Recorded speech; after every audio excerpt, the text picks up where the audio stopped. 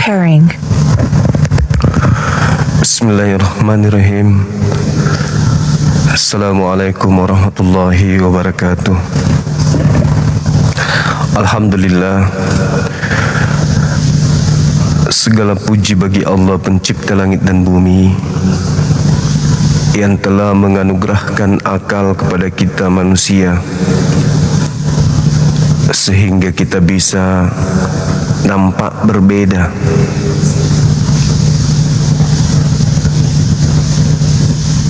dengan hewan, dengan binatang. Dengan akal, manusia bisa memiliki derajat tinggi di hadapan pencipta dan di hadapan sesama makhluk.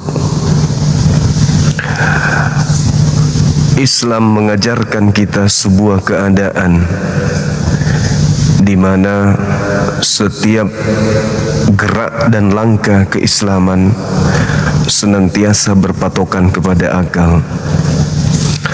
Allah Subhanahu wa ta'ala menjelaskan salah satu di dalam Al-Quranul Karim. Bismillahirrahmanirrahim. Inna fi khalqis samawati wal ard wa ikhtilafil lail wan nahar la ayatin li ulil albab. Allah menerangkan bahwasanya sesungguhnya pada penciptaan langit dan bumi dan bergantinya siang dan malam atau malam dan siang, sesungguhnya itu terdapat tanda-tanda kebesaran Allah bagi orang-orang yang berakal.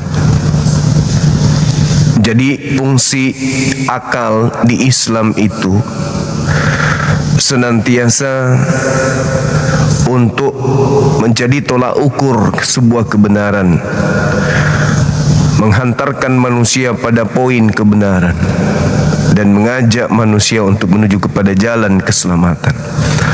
Maka senantiasa Al-Quran menyeru kepada bumi, afala ta'qilun, afala ta'qilun, afala ta'qilun.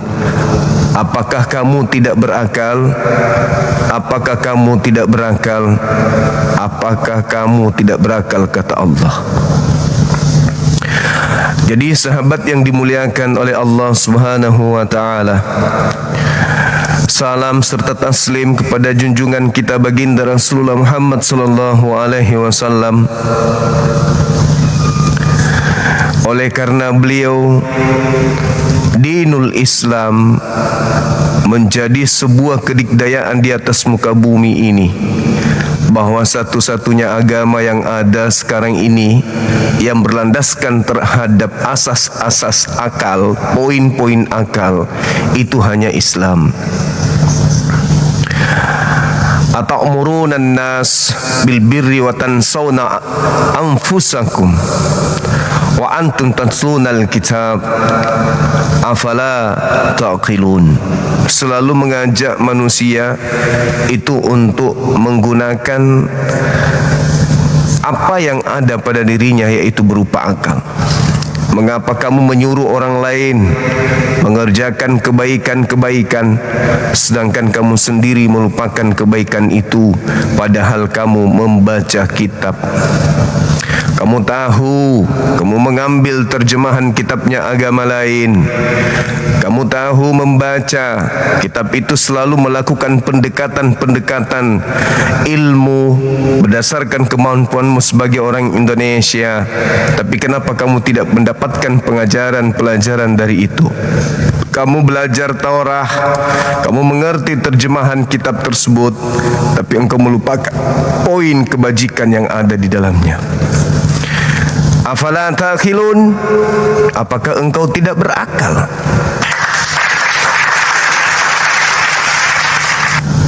Jawabannya, ya Om, agama kami memang tidak berlandaskan kepada akal, Om. Kalau agama kami landasannya akal, tutup rumah ibadah kami, Om. Karena nggak mungkin akal bisa menjelaskan bagaimana Tuhan pencipta langit dan bumi turun ke bumi memakai sempak. Akal tidak bisa menerima Tuhan turun ke bumi pakai sendal jepit, Om. Bahkan akal tidak akan mungkin bisa menerima pencipta langit dan bumi pernah ditampeleng sama tentara Romawi atau orang-orang Yahudi, Om. Maka agama kami, Om, adalah kumpulan pengetahuan-pengetahuan yang irasional, yang tidak berlandaskan terhadap pengetahuan itu sendiri, akan tetapi hanya berdiri di atas poin penyesatan yang kami anggap sebagai kebenaran yang dibalut dengan doktrin dan dogma, Om. Jadi agama kami memang gak rasional, Om. Karena tidak mungkin akal bisa menerima Tuhan langit dan bumi pernah merasakan lapar, Om. Jadi agama kami wajib hukumnya menghilangkan akal dulu, Om, baru bisa menjadi pengikut daripada apa yang kami idolakan, yaitu makhluk yang keluar dari kubur. Atamurun nas bil birri wa tansawna anfusakum wa antum tatlunal kitab afala ta'qilun. Padahal engkau telah mengambil terjemahan kitabnya Yahudi, engkau telah merevisi, merubah, mengedit untuk engkau mengerti. Tapi faktanya tetap saja nyata memang agamamu berdiri di atas poin-poin irasional yang hanya bisa diterima dan dipeluk oleh orang-orang yang lemah akal. Sahabat api dimanapun berada, siang hari ini kembali kita mencoba untuk mengajak saudara-saudara kita non-muslim, para penyembah Tuhan yang menggunakan celana dalam, untuk naik ke sini membahas tentang apa fungsi akal dalam beragama. Adakah fungsi akal itu dalam agama, saudara? Kalau ada fungsinya, coba bagaimana Anda bisa menelaah ada Tuhan yang pernah ditampeleng sama manusia? Silakan naik. Yang berilmu tapi jangan yang cuman bisa ngamuk-ngamuk, tapi harus yang berilmu. Silakan.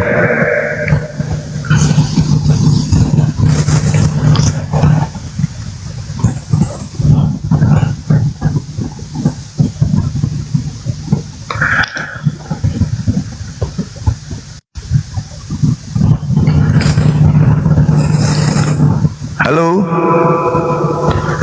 Halo. Halo.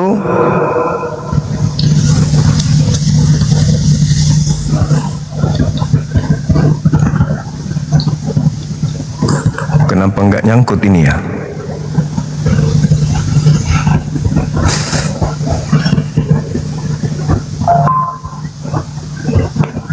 Halo, semangat siang. Apa kabar, Cak Ayu?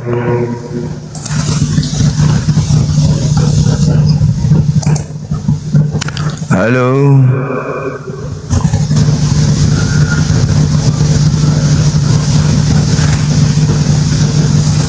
Gak nyangkut, teman-teman.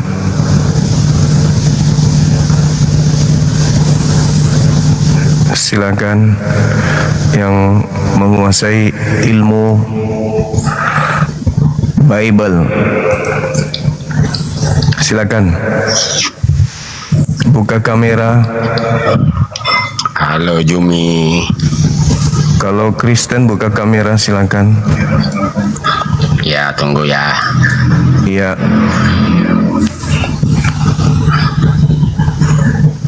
Ada nggak yang lebih hebat dari ini ya? Jumi. Yang di YouTube, teman-teman. Jumi. Bagus YouTube-nya kan, aman kan? Perancis sama Maroko ikut apa Jumi? Halo. Halo. Halo Jumi. Perancis sama Maroko ikut yang mana? Coba masuk ke tema. Apakah agamamu itu diyakini, dipercayai, Kan berlandaskan Maroko akal? Muslim. Maroko Muslim. Kenapa orang Muslim banyak yang ikut Perancis? Oh mama Kita mau diskusi serius ini Om, bukan mau bahas yang lain. Ayo dong, buka kameranya kalau mau diskusi. Ya, tunggu. Ya, tapi kalau tidak mau silakan dibawa. Kita tidak boleh saling hujat ya. Jangan mancing saya untuk menghujat, karena agama saya melarang itu.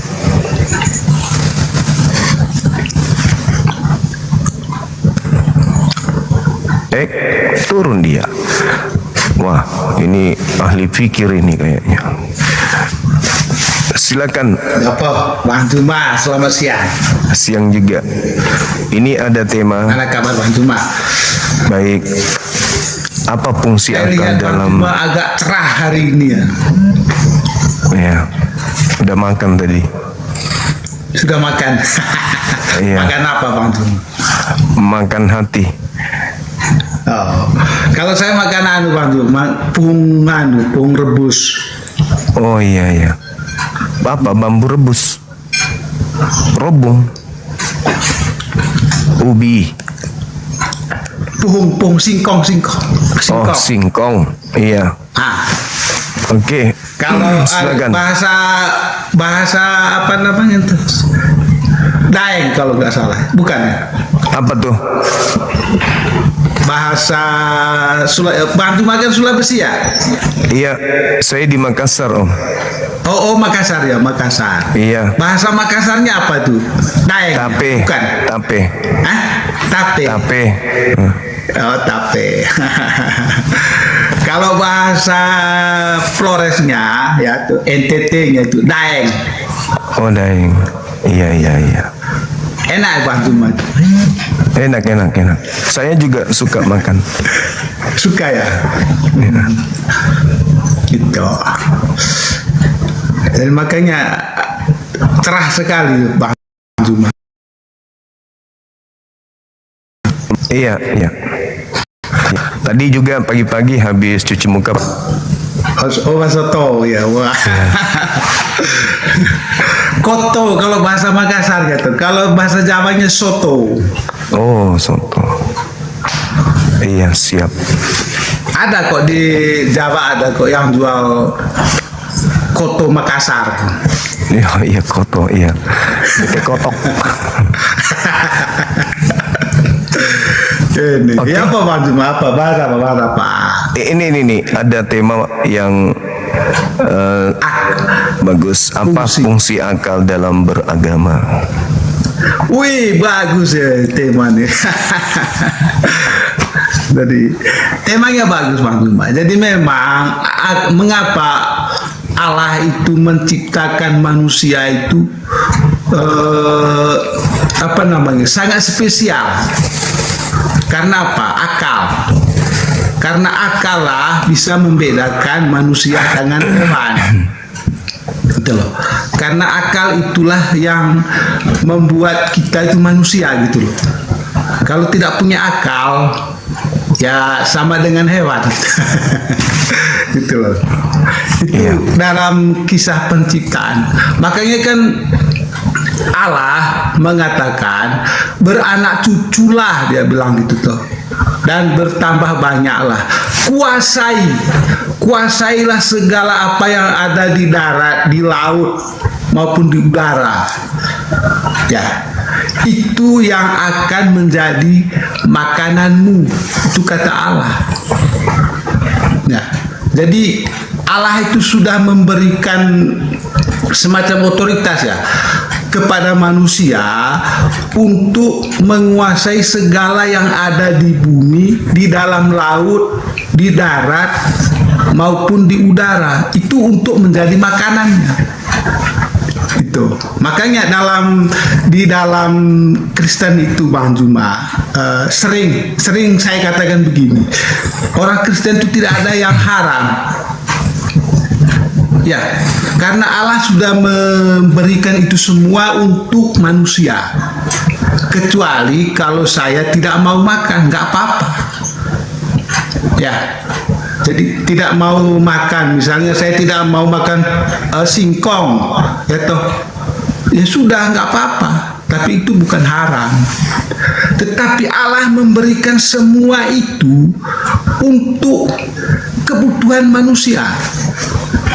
Ya, untuk kebutuhan manusia, sehingga bagi orang Kristen itu tidak ada yang haram, kecuali tubuhnya Bang Juma tidak menerima makanan yang ditelan. Nah, itu baru berarti tidak boleh dimakan. Itu Bang Juma ya. Oke, Itu baik. akal. Ya, silakan. Ada hal dalam Al-Quran itu seperti data dalil yang saya bacakan barusan ini, beberapa submateri terkait dengan akal. Seruan Al-Quran kepada Bani Israel diterangkan, Bismillahirrahmanirrahim, ata'murunan nas bil birri wa taqwa, ata'murunan nas bil birri wa tansuna anfusakum. Engkau tahu, kata Allah, engkau mengerti, engkau mengajarkan orang untuk mengerjakan kebajikan. Wa antum tatslunal kitab, tetapi engkau tidak melakukan sendiri.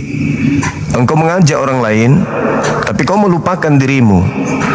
Engkau mengajak orang lain berbuat kebaikan, tapi engkau melupakan dirimu. Padahal engkau tahu, kau pernah membaca Torah, kau mengerti Torah, kau paham Torah, kau ngerti bahwa apa yang kau baca selama ini adalah firman Tuhan yang datang kepada Nabi Musa, kata Quran. Wa antum taslunal kitab, padahal engkau mengetahui, engkau membaca, engkau mengerti tentang Torah, tentang kitab-kitab yang datang sebelum engkau. Afala ta'qilun, tapi mengapa engkau tidak berakal? Nah, ini sama dengan yang Yesus sampaikan di Matius 23 nomor 1 nomor 2 kepada murid-muridnya. Yesus katakan begini, ahli Taurat dan orang Farisi telah menduduki kursi Musa. Dengarkanlah setiap perkataan yang mereka katakan, tapi jangan kau mengikuti pekerjaan mereka, sebab mereka mengatakan tentang sesuatu hal, yaitu Torah, tetapi mereka tidak mempraktekkan. Ini nasihat Yesus kepada murid-muridnya. Ahli Taurat, orang Farisi duduk di kursi Musa. Mereka menteorikan Torah, tapi mereka tidak mempraktekkan. Jangan kau ikuti itu. Hal ini pun dibaca oleh saudara Salesius. Bagaimana Yesus melarang murid-muridnya, jangan ikuti ahli Taurat. Mereka mengerti, mereka membaca, tapi mereka melanggar. Nah, sekarang mengatakan haram. Nah, ini yang kena. Sama seperti seakan-akan Yesus mengatakan, jangan kau ikuti Salesius. Salesius membaca bahwa jangan kau makan babi, itu haram bagimu, tapi dia baca tok, tapi dia tidak mempraktekkan. Kenapa bisa dia tidak mempraktikkan? Apalah ta'qilun? Apakah karena Salesius tidak berakal? Dia berakal, dia berotak, tetapi dia zalim. Dia mengakal-akali hukum Tuhan. Kenapa? Kenapa bisa demikian? Apa sebabnya? Karena agama Kristen menghantarkan Salesius untuk menjadi manusia yang tidak berakal dalam beragama. Karena Kristen adalah agama yang mematikan akal. Fungsi akal bagi Kristen itu tak ada. Sama sekali tak ada. Fungsi akal bagi Kristen itu nihil. Tidak ada fungsinya. Kristen hanya mengedepankan dogma dan doktrin dan mematikan akal manusia. Silakan. Oke, Bang Juma, makasih ya. Jadi apa yang disampaikan Bang Juma di dalam Taurat ya. Taurat, ingat Bang Juma, Taurat itu terdiri dari 5 ya, 5 kitab Musa ya. Ya, itu harus Bang Juma paham ya. Taurat itu adalah 5 kitab Musa. Apa saja kitabnya? Kejadian, Ulangan, Bilangan, Imamat, dan Jabur. Ya, ingat Bang Juma ya.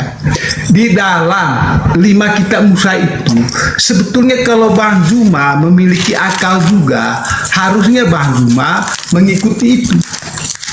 Ya, karena apa? Ayat yang sudah dibaca oleh Bang Juma tadi itu kan mau menguji akal Bang Juma juga.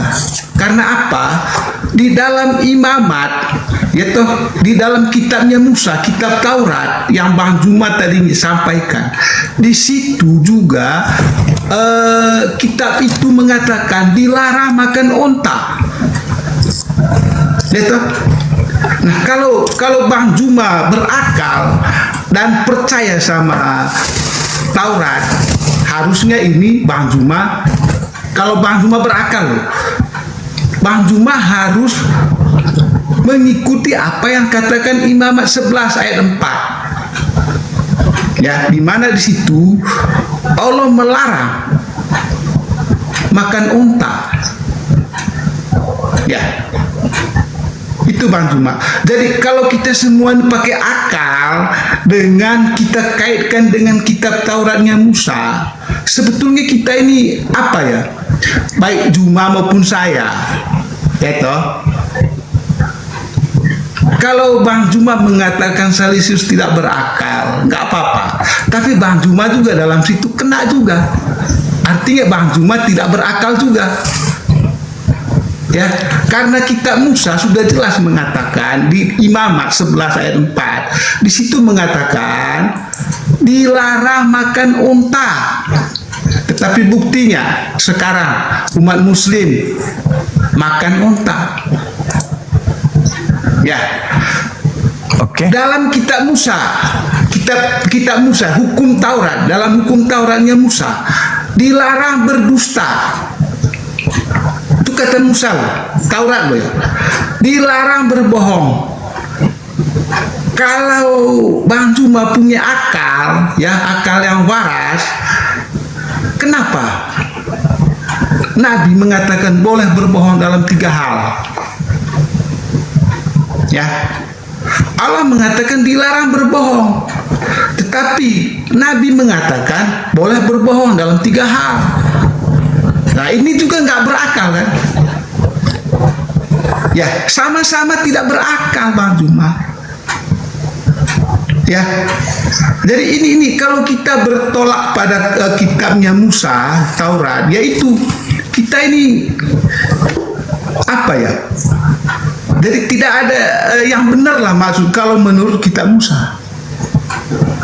Bang Juma mengatakan Salesius tidak berakal karena tidak patuh pada kitab Taurat. Ingat loh, kitab Taurat itu ingat ada Imamat di situ, ada Kejadian, ada Bilangan, ada Mazmur. Ya itu. Jadi itu Bang Juma. Kalau kami Bang Juma ya, apa yang dicatat dalam kitab Musa juga, kitab Kejadian, yang mana yang seperti awal saya mengatakan bahwa Allah menciptakan semua ini, baik binatang di dalam laut, di daratan, tumbuh-tumbuhan, burung-burung di udara. Itu dia sudah memberikan itu kepada manusia, kepada saya dan Bang Juma, untuk menjadi makananmu. Itu dasarnya. Itu dasarnya. Jadi semua apa yang diciptakan oleh Allah itu, baik binatang melata, yang apa segala macam, itu semua untuk kebutuhan manusia. Begitu. Begitu juga untuk hewan. Untuk hewan Allah menciptakan tumbuh-tumbuhan. Untuk menjadi apa? Supaya Nah, seperti itu Bang Juma. Lanjut. Oke, baik. Akal manusia akan menghantarkan pengetahuan mendasar kepada mereka apapun agamanya, bahwasanya aturan Tuhan itu berlaku kepada siapa aturan Tuhan itu datang. Contoh, ketika Adam alaihissalam dilarang makan buah pengetahuan, hal itu berlaku hanya untuk dia dan istrinya, bukan berlaku untuk keturunannya.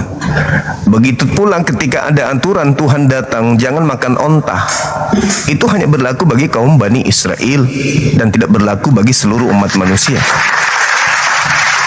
Makanya dalam Al-Quran surah Al-A'raf ayat 145, di situ diterangkan bahwa Tuhan pencipta langit dan bumi memerintahkan ultimatum keras kepada Nabi Musa agar berpegang teguh kepada hukum Torah, begitu juga mengajak kaumnya untuk berpegang teguh kepada Torah.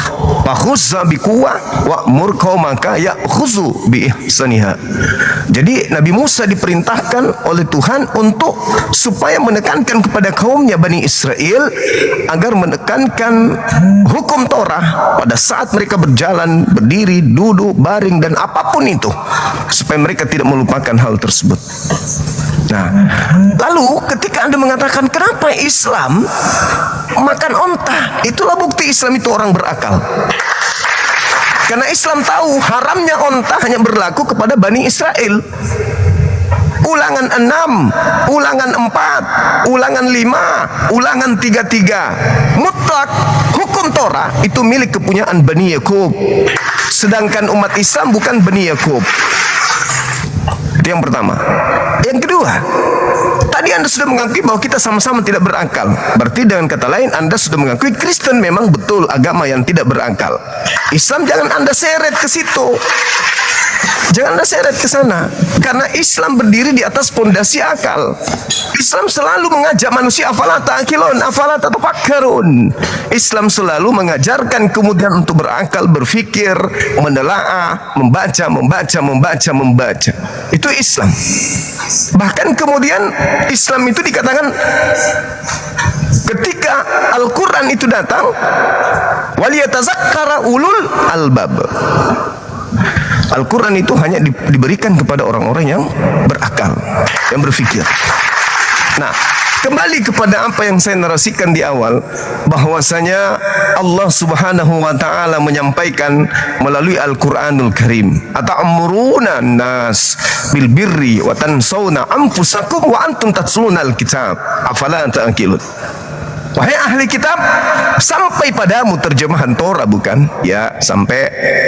Terus kenapa kamu tidak melakukannya? Kenapa kamu enggak memikirkan keselamatanmu? Engkau paham, engkau ngerti. Apakah engkau tidak berakal, kata Quran? Apakah engkau tidak memikirkan, kata Quran? Nah, Yesus pun mengatakan hal yang sama.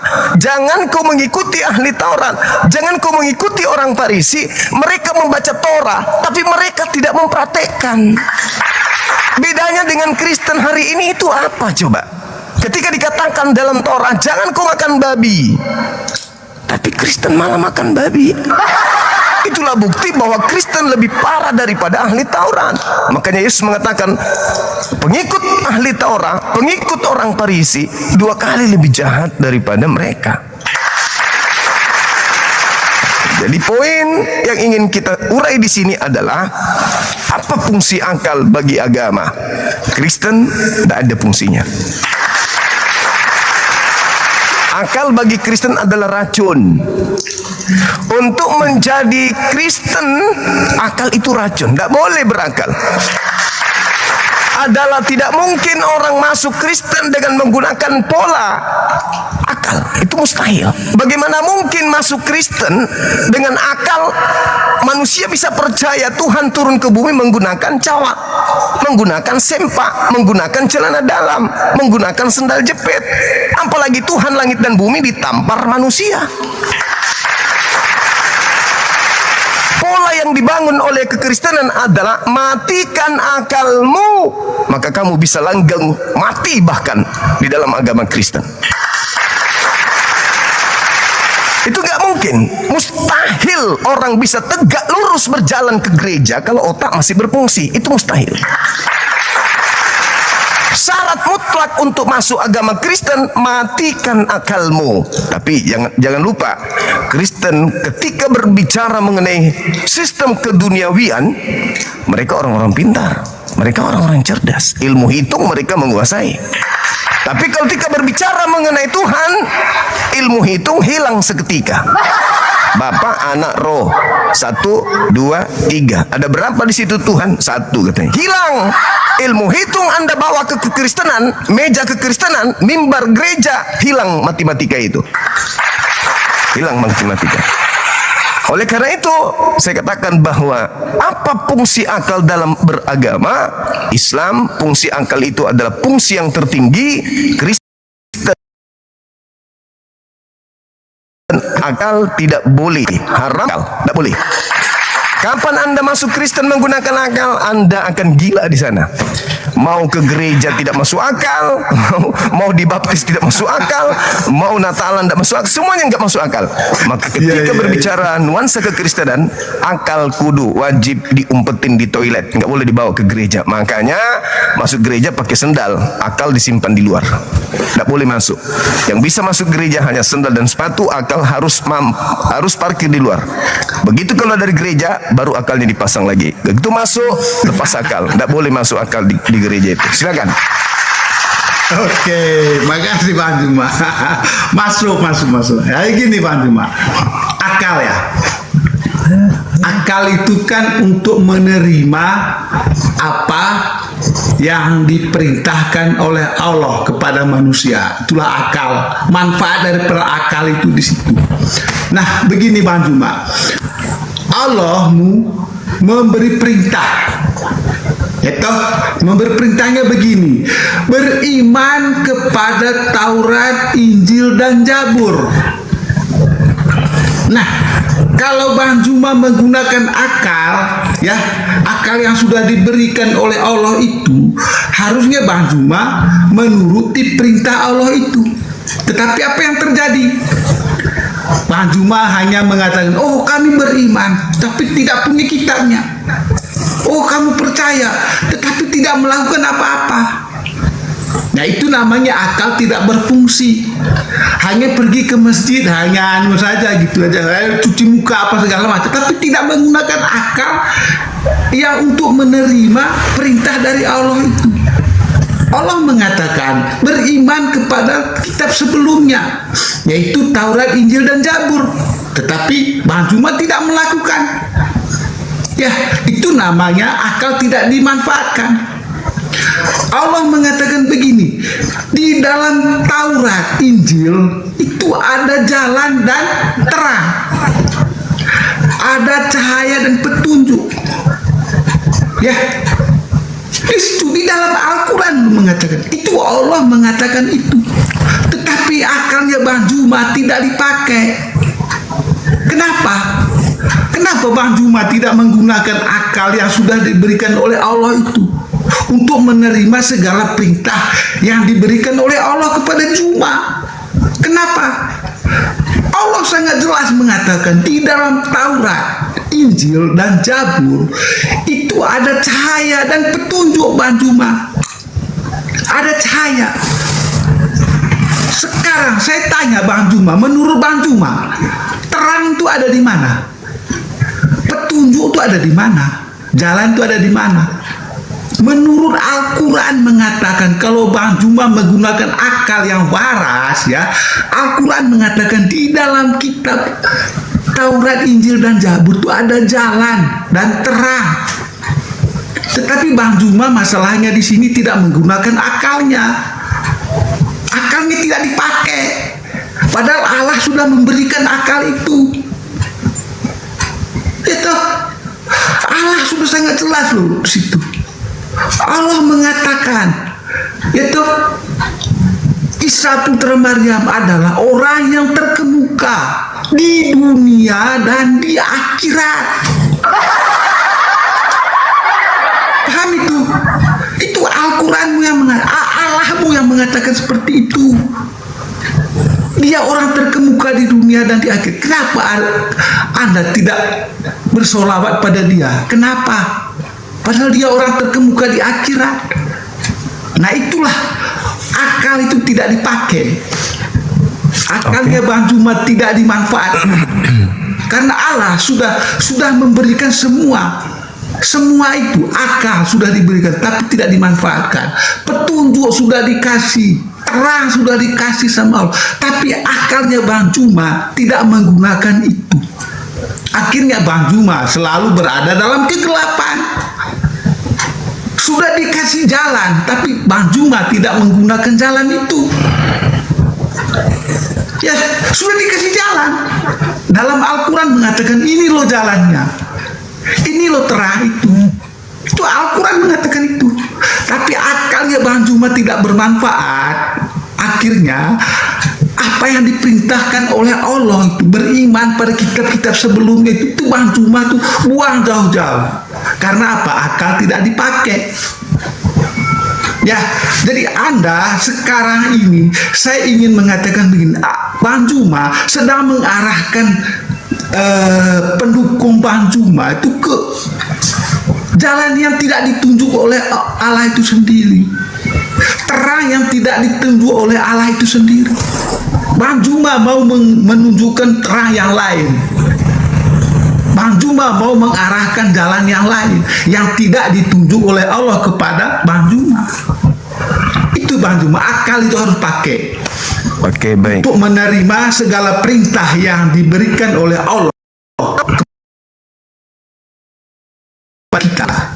Oke, Akal baik. pakai ya. Umat Islam itu setiap kali ibadah selalu memohon kepada pencipta langit dan bumi, ghairil maghdubi alaihim waladdallin. Amin. Bukan jalannya orang Yahudi dan bukan jalannya orang Kristen, orang yang dimurkai dan orang yang sesat.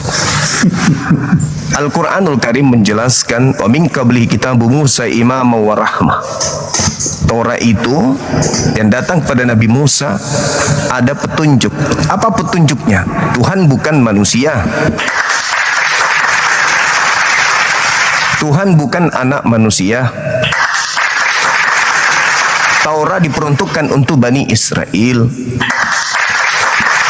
Kuduskanlah hari Sabat.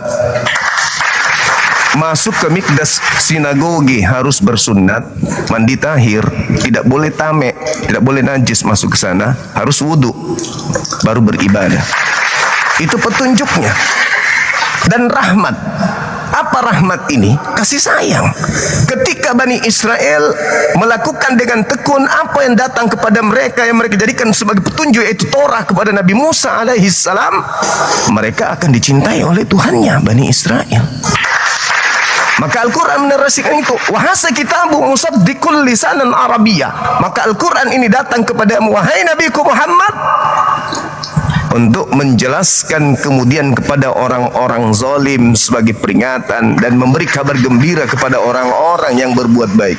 Al-Quran datang meneguhkan Torah dan Injil kepada Bani Israel, kepada orang-orang Yahudi dan Nasrani dan orang-orang yang zalim yang ada di antara keduanya, bahwa Al-Quran datang meneguhkan kemudian dalam bahasa Arab peringatan-peringatan Tuhan yang datang kepada Bani Israel melalui Torah. Lalu Allah Subhanahu wa taala menjelaskan kepada kami umat Islam, nazzala 'alaikal kitaba bil haqq musaddiqan lima baina yadayhi minat Torah wal Injil. Jelas sekali bahwa Al-Quran ketika datang menjelaskan kepada Nabi Muhammad mengandung kebenaran yang membenarkan kita Torah dan juga membenarkan ketetapan Injil. Justru kalau menjadikan Torah itu sebagai petunjuk, sebagai cahaya, maka orang itu kudu wajib beriman kepada Al-Quranul Karim. Itulah fungsinya akal. Itulah fungsinya akal. Saya ingin tahu dari saudara ini, deteksi awal, apakah saya berdiskusi dengan manusia atau jangan-jangan saya cuma berdiskusi dengan tampilan manusia doang. Coba, menurut saudara, hukum Taurat itu diperuntukkan untuk Bani Israel atau untuk seluruh umat manusia? Kasih dalil, silakan. Ya, oke, Bang Juma. Kalau Allah memberikan Taurat itu hanya khusus pada umat Israel, Pertanyaan saya untuk Bang Juma. Lu kenapa nggak Allah jawab? suruh? Dengar dulu. Mengapa? Apakah hukum Taurat itu? Mengapa Allah SBT disuruh beriman kepada kitab itu? Saya ulang lagi. Dengar dulu. Mengapa Allah SBT memberitahu bahwa di dalam kitab itu ada cahaya dan petunjuk? Kalau kitab itu khusus untuk umat Israel, kenapa dia menyuruh umat Islam untuk beriman pada kitab itu? Itu Wa akal. katabna lahu fil alwah Itu akal, Bang. Akal. min kulli syai mau'idati wa Kalau tafsila menggunakan akal, mau'idatan wa tafsila. Kenapa Allah Hukum Taurat memerintahkan itu? Hukum Taurat Kenapa? itu, dengar, jangan bertanya pura-pura untuk tidak menjawab. Bukan pura-pura, ini Al-Quranmu yang bertanya. Iya, Al-Quran saya Menyuruh Anda menerangkan untuk beriman pada kitab-kitab sebelumnya. beriman bahwa ada kitab yang dulu pernah diwahyukan untuk kaum Bani Israel. Itu kan Kami beriman ke situ. bahasa Saya sudah penipuanmu, jawab. Bang Juma. Sekarang Bahasa pertanyaan saya. penipuanmu. Sekarang Kalau pertanyaan Anda saya. mengatakan itu kitab itu untuk orang Israel, lalu kenapa Allah mengatakan pertanyaan saya. perintah kepada Anda untuk beriman pada kitab-kitab sebelumnya? Kenapa? Beriman itu percaya kepada Taurat, padahal kitab bahwa Taurat Taurat itu kan itu kata adalah Bang, itu ketetapan untuk umat Tuhan yang Israel. Tuhan berikan kepada Nabi Musa untuk Itu diberlakukan akal, kepada Bang. kaum Harus Bani pakai akal, Israel. Selesai. Nah, sekarang pertanyaan saya. Sejauh Anda belajar sebagai makhluk Kristen, saya nggak bisa mengatakan Anda manusia karena Anda belum memenuhi syarat menjadi manusia. Saya Sebagai tahu, makhluk Anda Kristen, memang dasarnya sabar dulu, itu, sabar. mau Sebagai menghujat makhluk, saya, nggak apa-apa. sebagai makhluk yang beragama Kristen, apakah pernah Anda baca di dalam terjemahan kitab yang Anda ambil dari agama Yahudi yang menerangkan bahwa Taurat itu diperuntukkan untuk seluruh umat manusia? Jawab.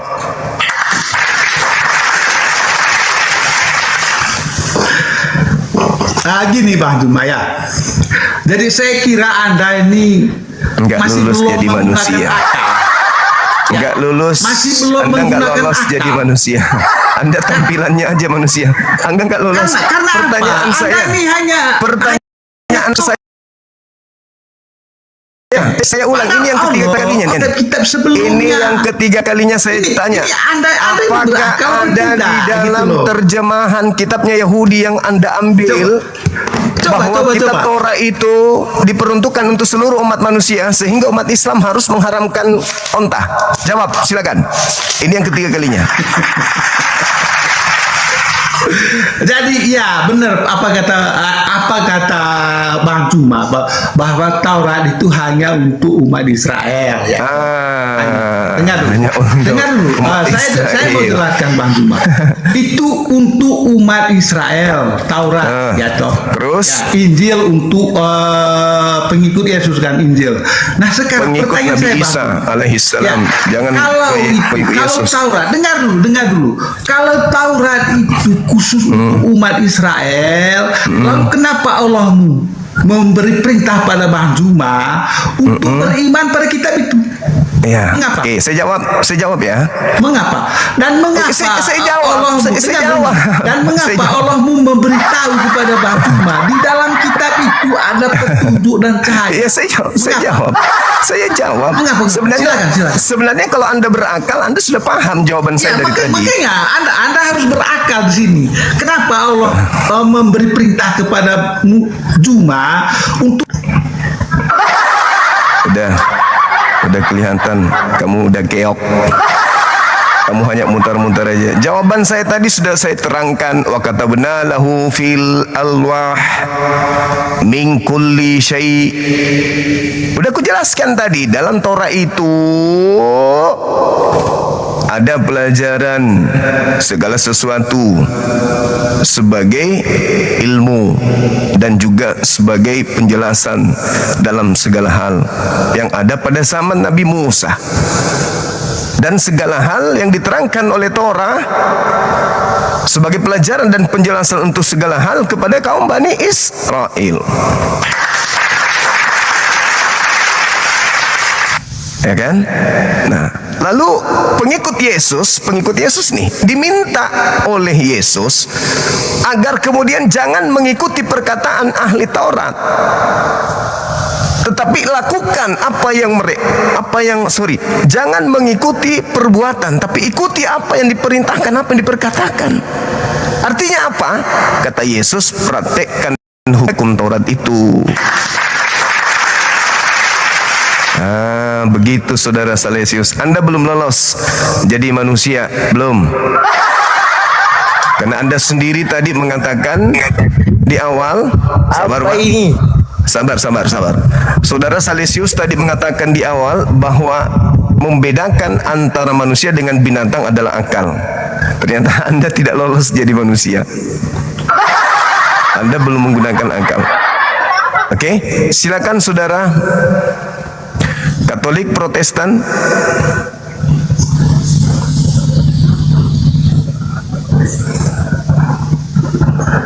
Ada yang mengatakan Salesius setara dengan kuda. Kurasa kuda pun tidak mau disetarakan dengan Salesius, karena saya belum pernah menemukan ada kuda botak. Kuda pakai kacamata iya, tapi kuda botak itu nggak pernah ku tengok.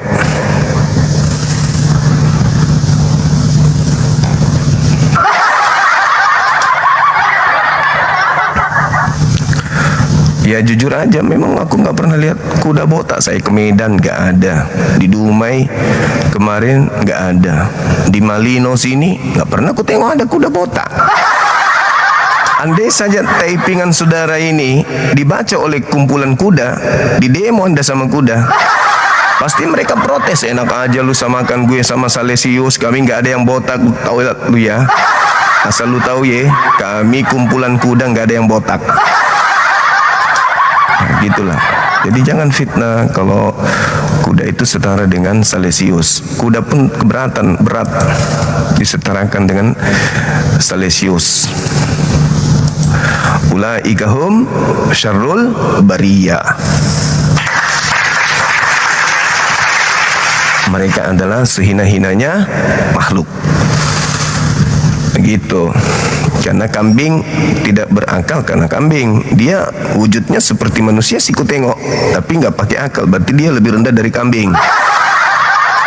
Ulaika hum syarrul bariyah. Bahkan Al-Quran menjelaskan itu. Ulaika kal an'am bal hum adallu. Bahkan lebih rendah dari hewan ternak. Ya, kalau ada yang pernah melihat kuda botak, tolong nanti kirimkan melalui DM. Di mana gambarnya atau videonya ke saya. Silakan saudara-saudara non-muslim ajukan permintaan. Tema kita masih belum ada dari pihak Kristen yang mampu untuk menjelaskan. Halo adik Cuma. Halo, silakan. Katolik, Protestan? 100% Protestan. Oke, silakan buka kameranya, Bos. Oh iya, kita tunjukkan bahwa kita ini manusia. Betul sekali, Masya Allah, luar biasa saudara Katolik ini masuk. Protestan. Oke, baik. Oke, dan juga ini kita ngobrol santai aja ya. Santai. Oke. Nah, kalau kita santai, bahwa saya ini benar-benar berbicara dengan manusia, tolong maskernya tolong dibuka. Manusia pakai masker itu karena akalnya. Ketika dia ingin menghindarkan diri dari ain, ingin menghindarkan diri dari fitnah dan seterusnya, orang kadang menggunakan masker untuk virus. Kalau kita apalagi kalau dia alergi dan seterusnya. Baik, untuk apa kita harus takut di dunia ini? Nggak perlu ke situ, Bang. Nggak perlu ke situ. Jangan akal-akalan. Sekarang tema kita adalah iya, tapi enggak memberikan nilai apapun. Anda buka tanpa masker, enggak ada poin apapun yang bisa Anda sampaikan. Ku baca temanya apa fungsi akal dalam agama. Iya. Ya. Silakan Anda jelaskan hubungan akal dengan agama Protestan. Silakan. Ya, sekarang saya tidak membahas di agama Protestan. Saya hanya mau bertanya. Di ajaran Muslim. Jadi Anda sesama manusia. Ini itu berdosa ini tidak? fungsi akal. Ini fungsi akal, Bang. Yang kita bahas tentang fungsi akal, hubungannya dengan agama. Yang namanya orang bertuhan dan beriman itu menghina sesama agama manusia ciptaan Tuhan itu dosa nggak? Tergantung konteks. Iya, Tergantung enggak. Aku kan konteks. sering melihat kamu live itu. Kamu kan sering. Kamu ini menghakimi manusia. Ini masuk ke melebihi tema, Tuhan. Bang. Masuk ke tema, Bang. Enggak, Masuk kita ke kan tema. harus, kalau memang manusia beriman dan bertuhan harus bisa menjawab. Oh, pasti Ya. bisa. Cuman kan temanya ini. Ya. Apa fungsi kamu agama? menghina orang Apa dan fungsi menghakimi akal? orang agama lain itu di ajaran agamamu itu dosa tidak itu? Tergantung konteks. Kan udah aku jawab tadi. Yesus mengatakan kalau kepada orang non-Yahudi sudah sebagai menghakimi anjing dan seseorang, babi. Iya, kalau orang sudah menghakimi Yesus seseorang, menyebut orang-orang di luar kelompoknya dengan sebutan babi dan anjing. Jadi tergantung konteks. Tergantung iya, saya konteks. kan bertanya Yesus tentang keimanan mengatakan itu. orang Kristen itu di luar Yahudi itu adalah anjing. Nah, Coba. sama juga halnya di Muslim. Gitu ya. Muslim kafir katanya kan. Ya udah, kalau begitu nggak usah bahas itu. Kita bahas hubungan akal dengan agama saja. Ya Gitu. disitulah kamu itu tidak mempunyai akal sehat dan Lah, hati kenapa nurani bisa? yang sehat. Apa bisa alasannya? Karena kamu Kenapa bisa masih alasannya begitu? mencaci maki sesama ciptaan Tuhan. Tergantung konteks. Yesus mengatakan kepada non-Yahudi dengan sebutan babi dan anjing. Aduh, adek. Aduh, gimana Zaman toh? sekarang ini Yesus menyebut kamu orang sebagai anjing. berlomba-lomba, ya mengejar kebaikan. Tergantung Tapi malah konteks. Mengejar adu domba. Oh, mama Udah, kalau nggak sanggup masuk tema, Anda boleh turun. Kalau bukan tidak sanggup, kamu yang tidak bisa. Ya udah, Mas, menjawab. mari kita diskusi Saya terkait dengan detail wajah apakah laki-laki. Kristen itu Kau tidak apakah bisa Kristen menunjukkan jati dirimu. apakah Nah, Kristen apakah itu saya sebutkan alamat lengkapku? apakah Kristen itu masuk akal? Nah, itu. Nah, disinilah kau itu tidak punya niat baik, makanya kau bersembunyi di maskermu itu. Bang, saya ini Tunjukkan kalau pensiun kamu dini dari mempunyai salah satu niat-niat posisi etika baik. area Bisa. manajer di sebuah Gitu.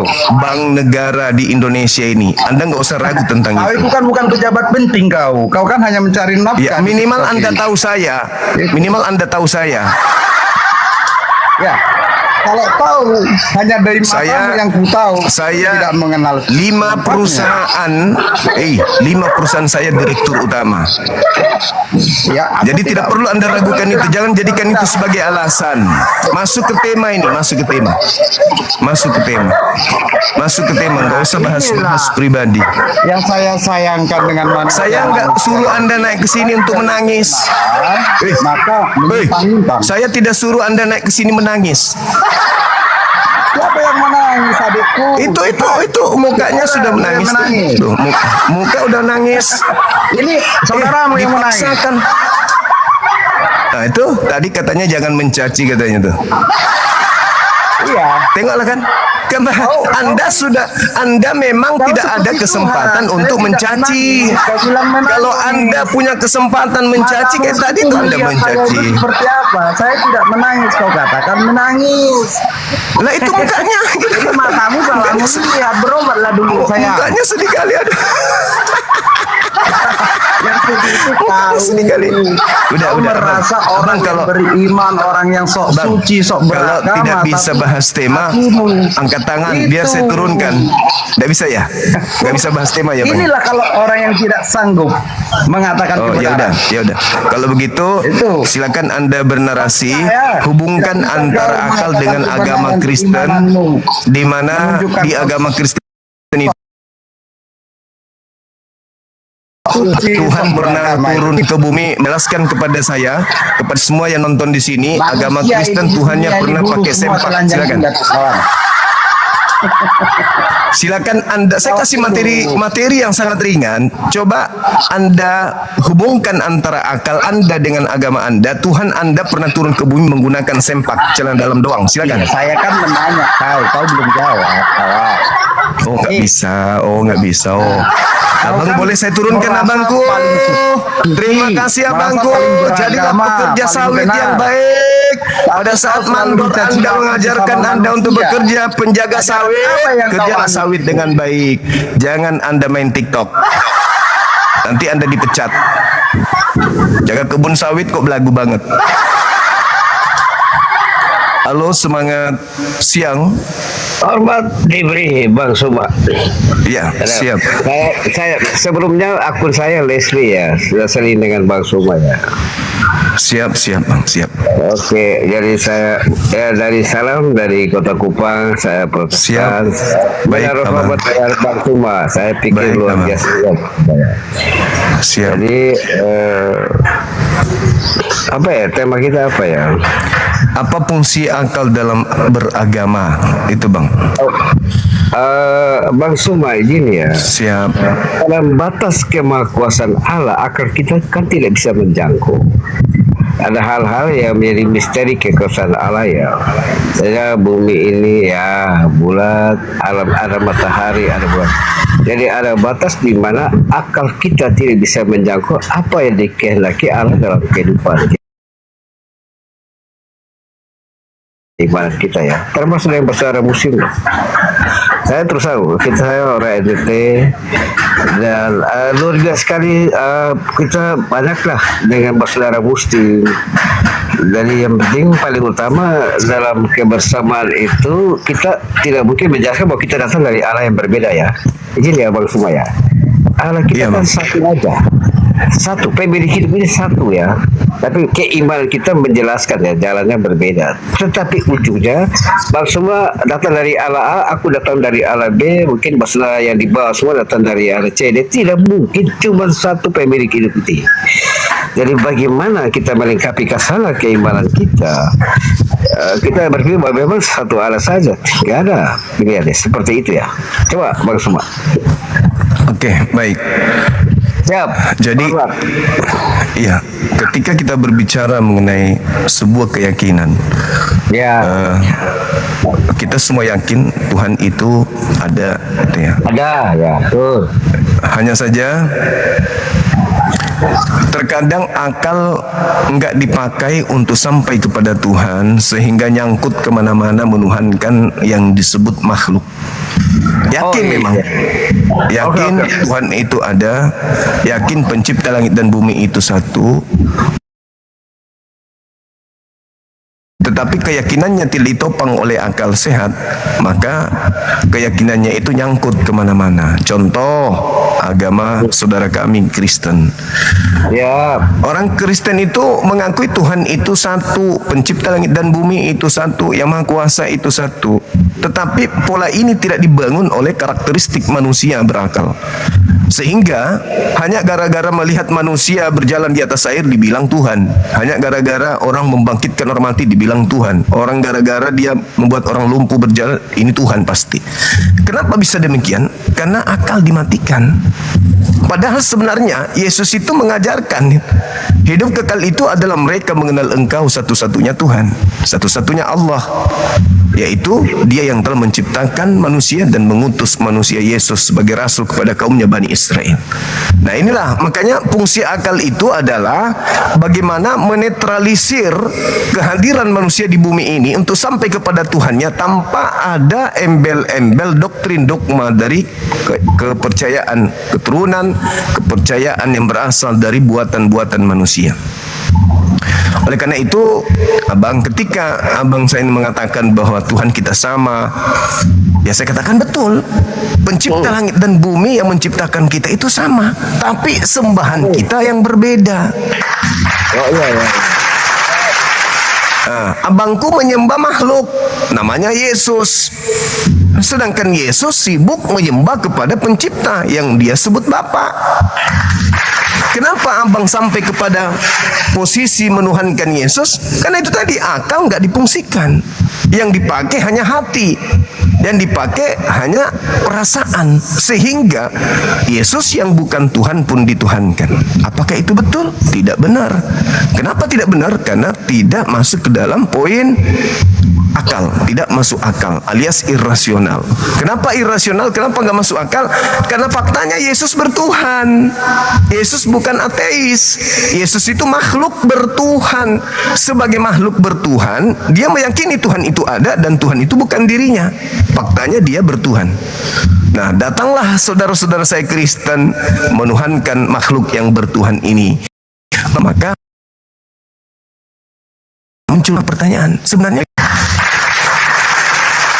begitu Abang, silakan. Oke, izin Bang Suma ya. Saya sudah beberapa kali ya. Saya sebelumnya akun saya Leslie ya. Masalah semua ya. Bang Suma sudah berapa kali diskusi ya. Tapi saya menaruh hormat kepada Bang Suma, banyak pemikiran yang kritis ya, dan itu luar biasa banget ya. Saya menaruh hormat ya. Tapi memang menempatkan Yesus, Bang Suma tahu ya, Bang Suma tahu bahwa orang Kristen menempatkan Yesus sebagai manusia dan dia adalah Allah itu sendiri ya. Berbagai mujizat Bang Suma sudah jelaskan tadi, saya pikir sudah jelas banget lah. Tetapi yang paling utama Bang Suma ya, dalam Yohanes 1 ayat 14 firman itu menjadi manusia. Kata Bang Suma punya Quran kan Yesus itu kan kalimat tulah, kalamnya Allah itu sendiri ya.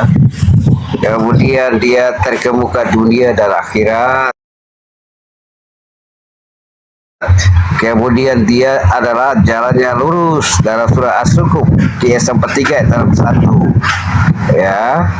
Kemudian apa lagi, banyak hal lah. Artinya ini satu nabi yang istimewa banget ya. Oke, sepakat utusan, oke, setuju banget. Utusan hamba Allah, oke, sepakat ya. Sepakat, tapi segala yang dia selama menjalani dalam perjalanan hidup di dunia kan selalu dia pertemukan Bapa yang menghendaki itu. Aku berkata demikian.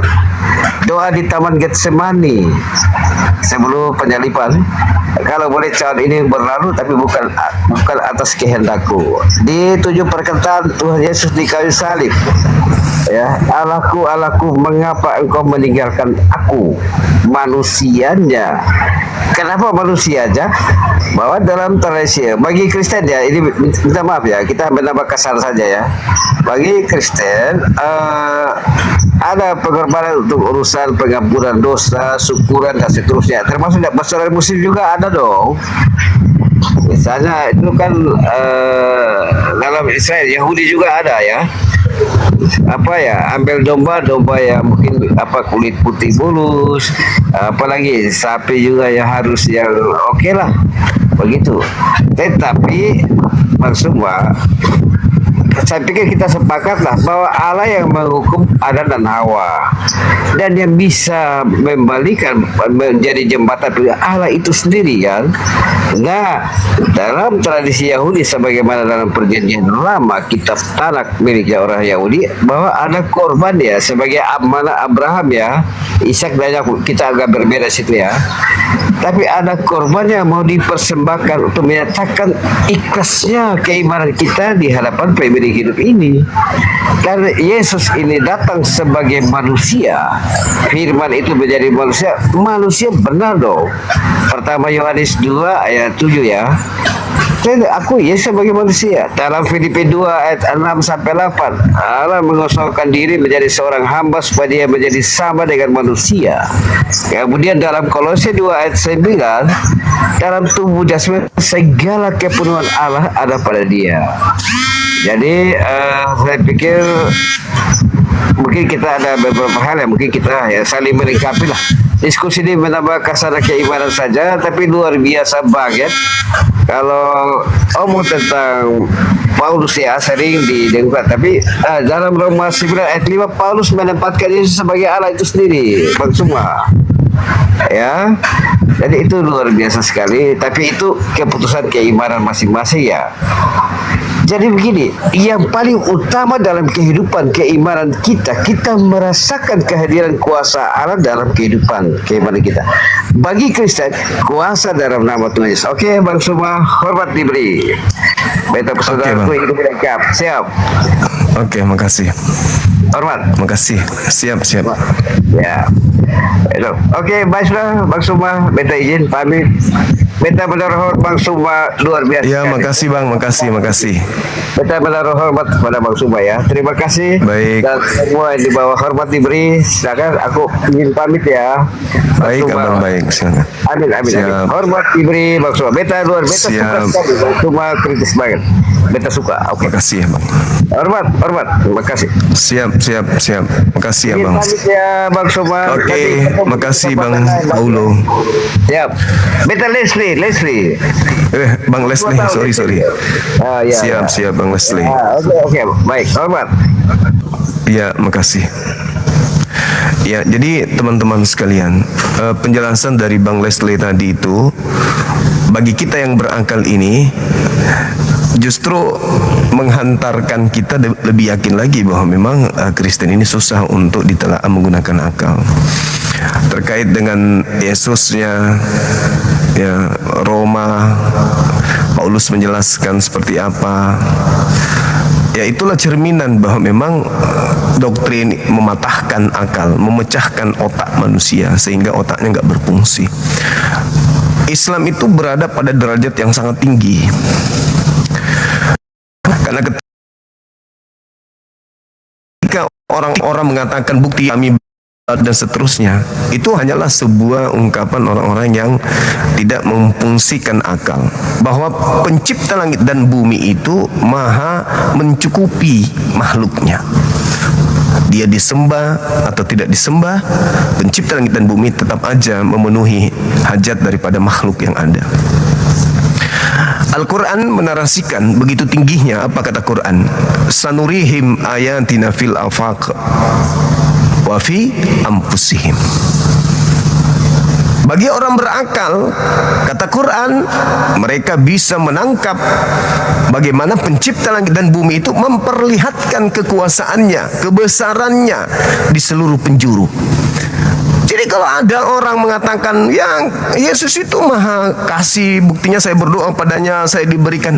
Orang Islam yang memiliki ilmu tinggi terhadap keadaan itu paham betul. Oh, Anda berdoa kepada Yesus, tapi yang mengabulkan doa Anda adalah Allah Subhanahu wa taala. Anda memuja Yesus, Anda memuji Yesus, Anda menyembah Yesus, Anda kemudian mengidolakan Yesus, menganggap dia Tuhan. Tapi ketika Anda berdoa, bukan Yesus yang mengabulkan doa Anda, tetapi dia Sang Maha Pencipta. Allahus Samad. Itu. Jadi Tuhan memperlihatkan keberadaannya, kebesarannya, tanda-tanda kekuasaannya di segenap penjuru. Di orang Kristen, ya, di orang Hindu, ya, di orang Buddha, ya, Tuhan memperlihatkan kebesarannya. Tetapi sembahan-sembahan yang mereka sembah itu bukanlah kemudian pencipta langit dan bumi. Ketika membawa narasi Quran, abang tadi, padahal dalam Quran itu sudah sangat jelas. Inna matala Isa indallahi kamathali Adam. Semisal penciptaan Nabi Isa alaihi salam sama persis seperti penciptaan Nabi Adam alaihi salam. Selesai kukur semuanya. Ketika Nabi Isa disebut kalimatullah, kalimatuhu, roh dari Allah, kalimat dari Allah, udah selesai. Dengan ungkapan satu ayat, inna mathala Isa indallah kamathali Adam.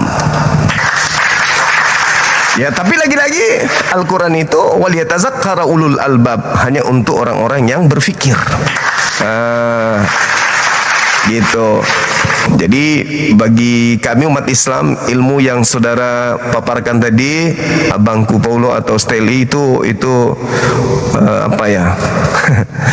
Bukan apa-apa sih, tapi cerminan yang Anda jelaskan membuktikan bahwa agama Anda memang ditelaah bukan dengan akal, tapi dengan perasaan, dogma. Begitu abang.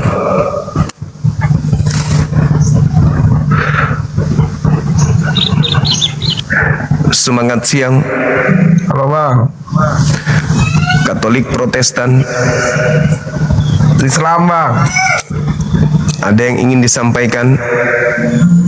Gak ada bang, mantap. Oh, Makasih bang, iya, mantap bang. iya. Ada lagi? Halo bang, Ya, halo, Katolik Protestan. Kristen bang. Silakan buka kameranya. Cuma mau bertanya beberapa pertanyaan bang, kan saya Iya. sudah ada apa ya? Kayak sudah ada hidayah lah selama ikutin vlog-vlog abang nih, debat-debatan abang. Cuma masih kayak ada keraguan bang. Keraguannya bukan di orang tua atau keluarga bang. Iya, adek ini boleh buka kamera nggak?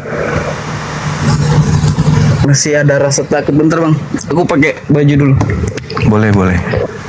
Ya nggak apa-apa, nggak apa-apa. Itu hampir seluruh saudara kami Kristen yang telah menggunakan akal mengalami kondisi yang sama.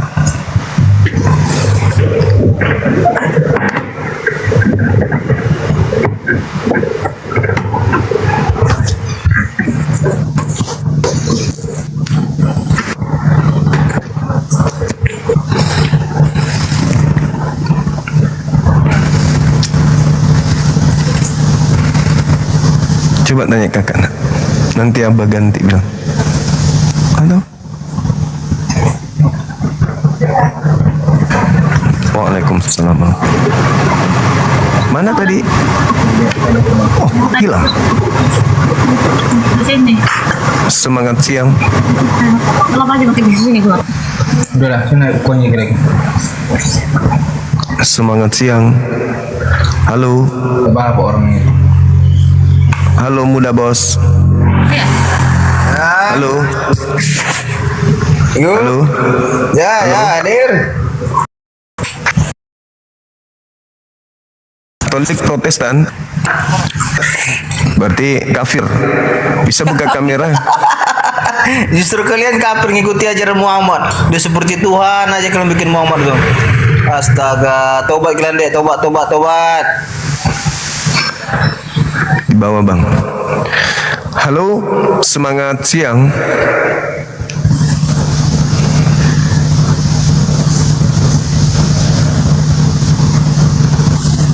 Silakan teman-teman non-muslim ajukan permintaan.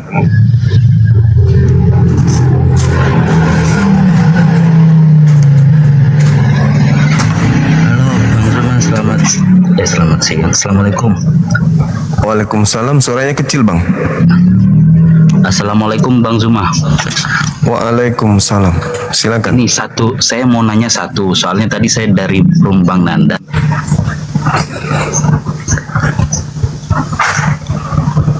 Semangat siang. Halo. Teman-teman non-muslim ajukan permintaan. Saudara muslim tahan dulu ya. Kita naikkan yang non-muslim dulu. Kita diskusi dengan non-muslim. Tema kita ini.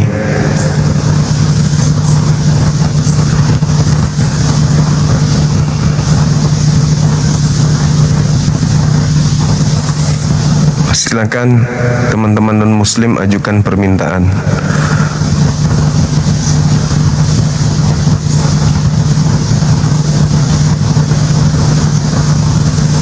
Yang muslim batalkan dulu permintaannya bang ya. Kita diskusinya dengan non muslim dulu. Iya silakan.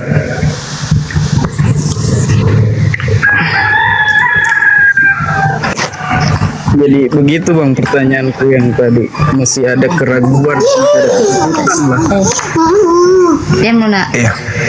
Halo, sabar dulu, kita sapa yang lain dulu. Halo saudara Mori.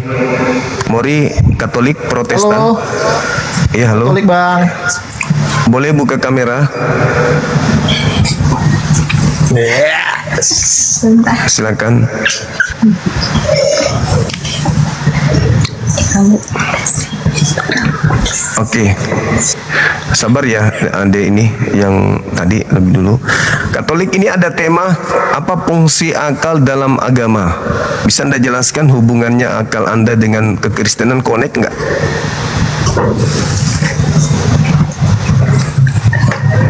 Waktu nih bang. Iya, connect nggak antara akal Anda dengan agama Anda? Ya sebagaimana manusia diciptakan kan bang, kan Siap. sebuah pikiran ya kan. Betul. Ya udah, jadi akal itu diciptakan biar kita berpikir. Ya. Siapa pencipta kan gitu ya kan. Connect nggak antara agama Anda yang Anda yakini dengan akal Anda sendiri itu? Atau tolak belakang? Sejauh ini connect bang. Kalau nggak kita ikuti agama itu kan gitu. Baik. Menurut saudara, Yesus itu pencipta langit dan bumi? Kalau dari konteks Yesus itu pencipta ya enggak lah bang. Oke. Yang ciptakan Berarti dia kan bukan yang maha tinggi. Bukan pencipta. Yang maha tinggi. Oke. Ya betul. Jadi Yesus bagi Anda hanya Putusan. Ya, Tuhan Allah. Karena kan kami konteksnya itu bang diberikan pikiran tuh Allah Tritunggal, Allah Bapa, Allah Putra dan Allah Roh Kudus gitu dia bang. ini Tritunggal ini apakah masuk akal menurut saudara? Tuhan membelah diri menjadi 3.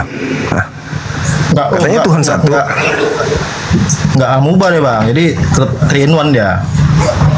Maksudnya? Disitulah kita harus berpikir kalau memang Tuhan itu cuma Tuhan itu harusnya satu, nggak boleh 3 kan? Betul.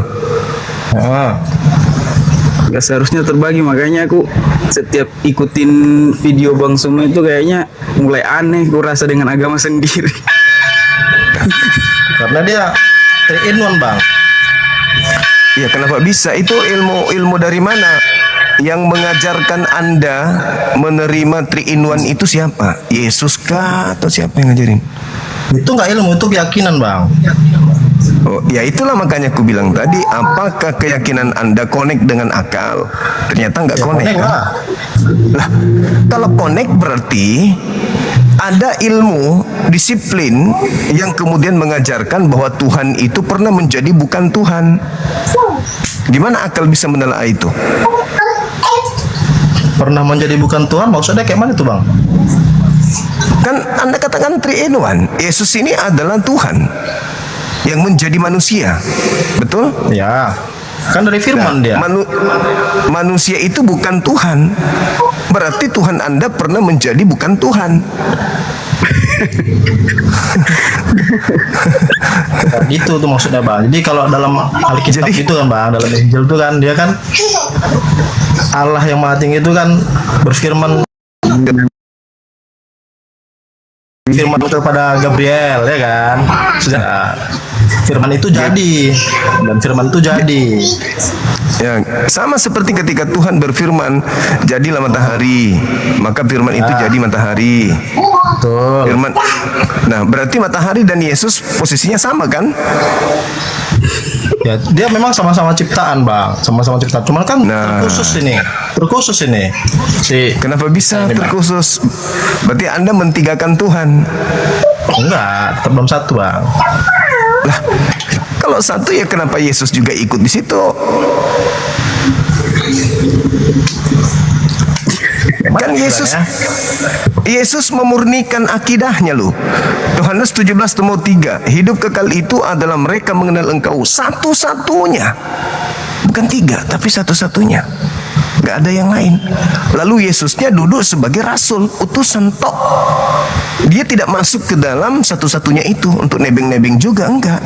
Tapi Yesus mendudukkan dirinya sebagai utusan dari pencipta satu-satunya tersebut. Yohanes 17:3. Itu baru masuk akal. Itu baru connect dengan akal. Tapi kalau Anda mengatakan Yesus ini bukan pencipta tapi ciptaan, tapi dia juga adalah bagian daripada pencipta, itu berarti tidak connect lagi dong dengan iman Anda, dengan akal Anda. Apa salahnya manusia ketika manusia mendudukkan Yesus sebagai rasul? Nggak ada salahnya kan? Tapi ketika Yesus didudukkan sebagai Tuhan, itu salah total.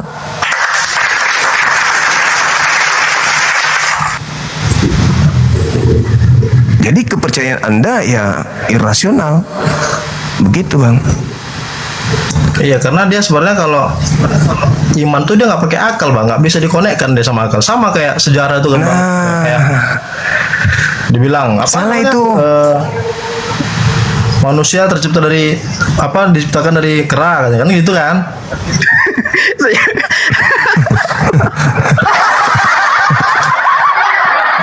Nah, itulah artinya bahwa Anda sudah mengakui iman kepercayaan Kristen itu tidak connect dengan akal, betul? Memang susah dikonekkan, Bang. Susah dikonekkan. Itu karena itulah dia iman. Berarti kita harus agama Anda berasal dari manusia, bukan dari yang Maha mengetahui. Ya, karena memang agama sejatinya kan, Bang, memang diciptakan sama manusia. Nah, udah selesai. Sedangkan agama itu harus berasal dari Sang Maha Mengetahui. Sehingga agama itu kudu harus connect dengan akal. Bila mana ada agama tidak connect dengan akal, berarti itu buatan manusia tuh, itu karangan. Itu aliran kepercayaan. Karena pencipta langit dan bumi Maha mengetahui. Agama itu kan diciptakan, Bang. Agama itu kan memang diciptakan. Agama, tidak, agama kacau. Jadi kan agama itu diciptakan agar tidak kacau. Nah, tetapi supaya manusia itu tidak kacau, maka pencipta yang menciptakan manusia mengetahui seluk-beluk manusia, sehingga dia yang menciptakan produk manusia kudu wajib kemudian memberikan pengetahuan melalui manual book untuk mengantarkan manusia ini sampai kepada Tuhannya. Artinya ketika agama itu berasal dari pencipta langit dan bumi, maka agama itu sandarannya pasti akal. Karena hanya akal lah yang bisa membedakan manusia dengan makhluk yang lain. Hanya akal lah yang bisa menjadi alat manusia sampai kepada Tuhannya. Ketika ada sebuah agama tidak masuk akal, berarti agama itu tidak berasal dari Tuhan.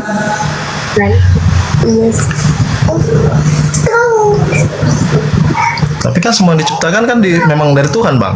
Semua yang diisi di dunia kan diciptakan Tuhan yang ciptakan. Gimana? Iya, betul. Tapi agama yang Anda anut ini adalah agama yang tidak dibuat oleh Tuhan, keyakinan yang dibuat oleh manusia, bukan Manusia dibuat oleh siapa? Tuhan. Udah, sejalan itu. Oh enggak dong. Sekarang saya tanya kepada saudara. Menurut saudara nih, kita buka-bukaan aja. Menurut saudara, Janganlah, apakah Buddha itu berasal dari ajaran Tuhan? Buddha itu ajaran Tuhan langit dan bumi? Menurut saudara sebagai seorang Kristen? Kalau dia baik, Bang, aku rasa itu ajaran dari Tuhan, Bang. Karena Tuhan ngajarkan yang baik. Wah, berarti Anda sudah mengakui juga Tuhannya Buddha? Nggak mengakui sih, gimana? Saya mengakui, Bang, karena ya di Indonesia aja diakui agama itu, tapi kan nggak diyakini, Bang. Iya, maksud saya Anda sudah mengakui. Kalau Anda mengakui kebenarannya, berarti Anda mengakui bahwa Tuhannya Buddha mengajarkan manusia untuk menjadi Buddha. Berarti Anda akui Buddha ini agama benar, berarti Tuhannya benar. Bertambah lagi Tuhan Anda jadi 4. Saya nggak yakin. Tapi kan nggak saya meyakini, Bang. Walaupun tapi Anda mengatakan benar, Anda mengatakan itu agama benar kan? Benar. Benar. Nah, berarti kebenaran itu mutlak dari Tuhan, bukan? Ya. Berarti Anda mengakui Tuhannya Buddha. Dah selesai. Bertambah lagi 4. Anda tuh akui benar, berarti udah 4. Ya, betul. Tapi kan nggak yakin aku, Bang. Aku yakin kan sama Tuhanku. Lah terus kenapa Anda mengatakan itu ajaran benar kalau Anda tidak yakini? Berarti Anda berbohong. Kalau dia selagi baik, Bang, yang namanya kebaikan itu pasti datangnya dari Tuhan. Kalau yang buruk itu datangnya dari Benar. Nah, itulah dia. Jangan salah. Segala sesuatu di atas muka bumi ini, mau kebenaran, mau kejahatan, semuanya dari Tuhan. Sumber segala-galanya itu Tuhan. Tidak ada yang lain. Kejahatan dari Tuhan, kebaikan dari Tuhan, keburukan dari Tuhan, segala penyakit dari Tuhan. Nah, kenapa coba Bang bisa kejahatan, kebaikan, keburukan datang? Kenapa Bang bisa bilang kayak gitu? Apakah Anda mau yakin bahwa Tuhan itu adalah Maha Pencipta? Ya. Berarti Tuhan menciptakan segala sesuatunya, Anda yakin? Menciptakan segala sesuatunya lah. Ya sudah, itu Anda sudah menjawabnya. Berarti segala sesuatunya berasal dari Tuhan. Tuhan yang menciptakan semua itu. Penyakit, bakteri, virus, setan, jin, malaikat, semua diciptakan oleh Tuhan. Makanya untuk supaya kita tidak guncang dalam hidup ini, Tuhan menciptakan akal supaya kita itu bisa berjalan seimbang dalam kehidupan kita di tengah-tengah makhluk yang lain. Akal lah yang menjadi fungsinya. Itu dia jawabannya bang. Thank you bang, udah bang jawab fungsi akal dalam agama. Nah, terus kenapa Anda tidak menggunakan akal dalam agama saudara? Dipakai bang. Ayo. Kalau enggak kan Nah, masih oke. udah bisa bertindak jahat kita. Oke, baik. Kita uji nih, kita uji. Apakah masuk akal Tuhan turun ke bumi menggunakan sempak? Ayo. Saat Tuhan turun ke bumi menggunakan sempak. Mana maksudnya tuh bang? Ya. Menjawab aja bingung Anda. Berarti agama Anda itu tidak masuk akal. Enggak. Maksud tujuan abang ngomong ini apa coba? Anda turun punya dengan- agama kan Mana itu? Tuhannya ada 3. Ada Yesus. Ya. Itu adalah sehakikat dengan Tuhan Anda, betul? Ya. Ya, Tuhan turun ke bumi menggunakan sempak. Itu masuk akal. Nggak turun ke bumi, dia nggak turun ke bumi dengan menggunakan sempak lah bang. Masa dengan sempak? Lah, Yesus Pasti pakai kalau sempak atau kalau- tidak? Saat itu kan dilucuti bang, dilucuti sama orang-orang Romawi. Bukan niatnya dia turun pakai sempak. Siapa coba niat turun pakai sempak? Abang coba keluar pakai sempak. Mau nggak bang? Wah, Anda setarakan saya dengan Tuhan Anda. Keren ini. Enggak kan aku nanya abang, mau nggak abang? Kalau lagi Iya, Tuhan, saya nggak mau. Cuma dilucuti. saya bertanya sama saudara, apakah connect di akal saudara Tuhan Anda pakai sempak? Iya saat itu dilucuti bang, dilucuti baju-bajunya. Ya, Dipakai masuk ini. di akal Anda nggak Tuhan langit bumi dilucuti pakaiannya? Ya, namanya dia udah disiksa seperti itu bang. Memang udah Nah, suratannya. masuk akal nggak Tuhan disiksa? Itu nggak masuk akal sih. Dalam kalau- dalam ajaran kami kan bang dia memang mengorbankan diri. Ya, itulah makanya aku katakan, apakah masuk di akal Anda? Masuk lah, orang memang udah mengorbankan diri. Tuhan disiksa sama ciptaan. Ben berkorban bang. Nggak masuk akal. Gimana ceritanya pencipta langit dan bumi yang maha kuasa disiksa sama makhluk? Ya karena kan tujuannya kan untuk menghapus dosa manusia bang. Ya itu iman, itu kepercayaan, itu bukan akal. Itu tidak masuk akal. Tuhan yang maha dahsyat, maha pencipta ditampar oleh ciptaan. Itu cuman iman, itu cuman akal-akalan Anda. Itu doktrin, itu dogma namanya. Itu nggak masuk akal. Ya, kan, itu kan biar menurut abang. Tapi itulah dia bang, sudah tertutup dia akal sama iman ya kan. Mana ada masuk akal itu? Itu nggak masuk akal, itu nggak masuk akal. Nggak masuk akal Tuhan langit bumi turun ke bumi disiksa sama ciptaan. Alamak. Jadi saya katakan kepada saudara, ya memang sulit mengkoneksikan antara akal dan agama Kristen itu sulit. Karena agama Kristen tidak masuk akal. Ya memang nggak bisa masuk akal ya bang. Itulah dia kemuliaan dan iman itu bang. Udah selesai. Udah selesai.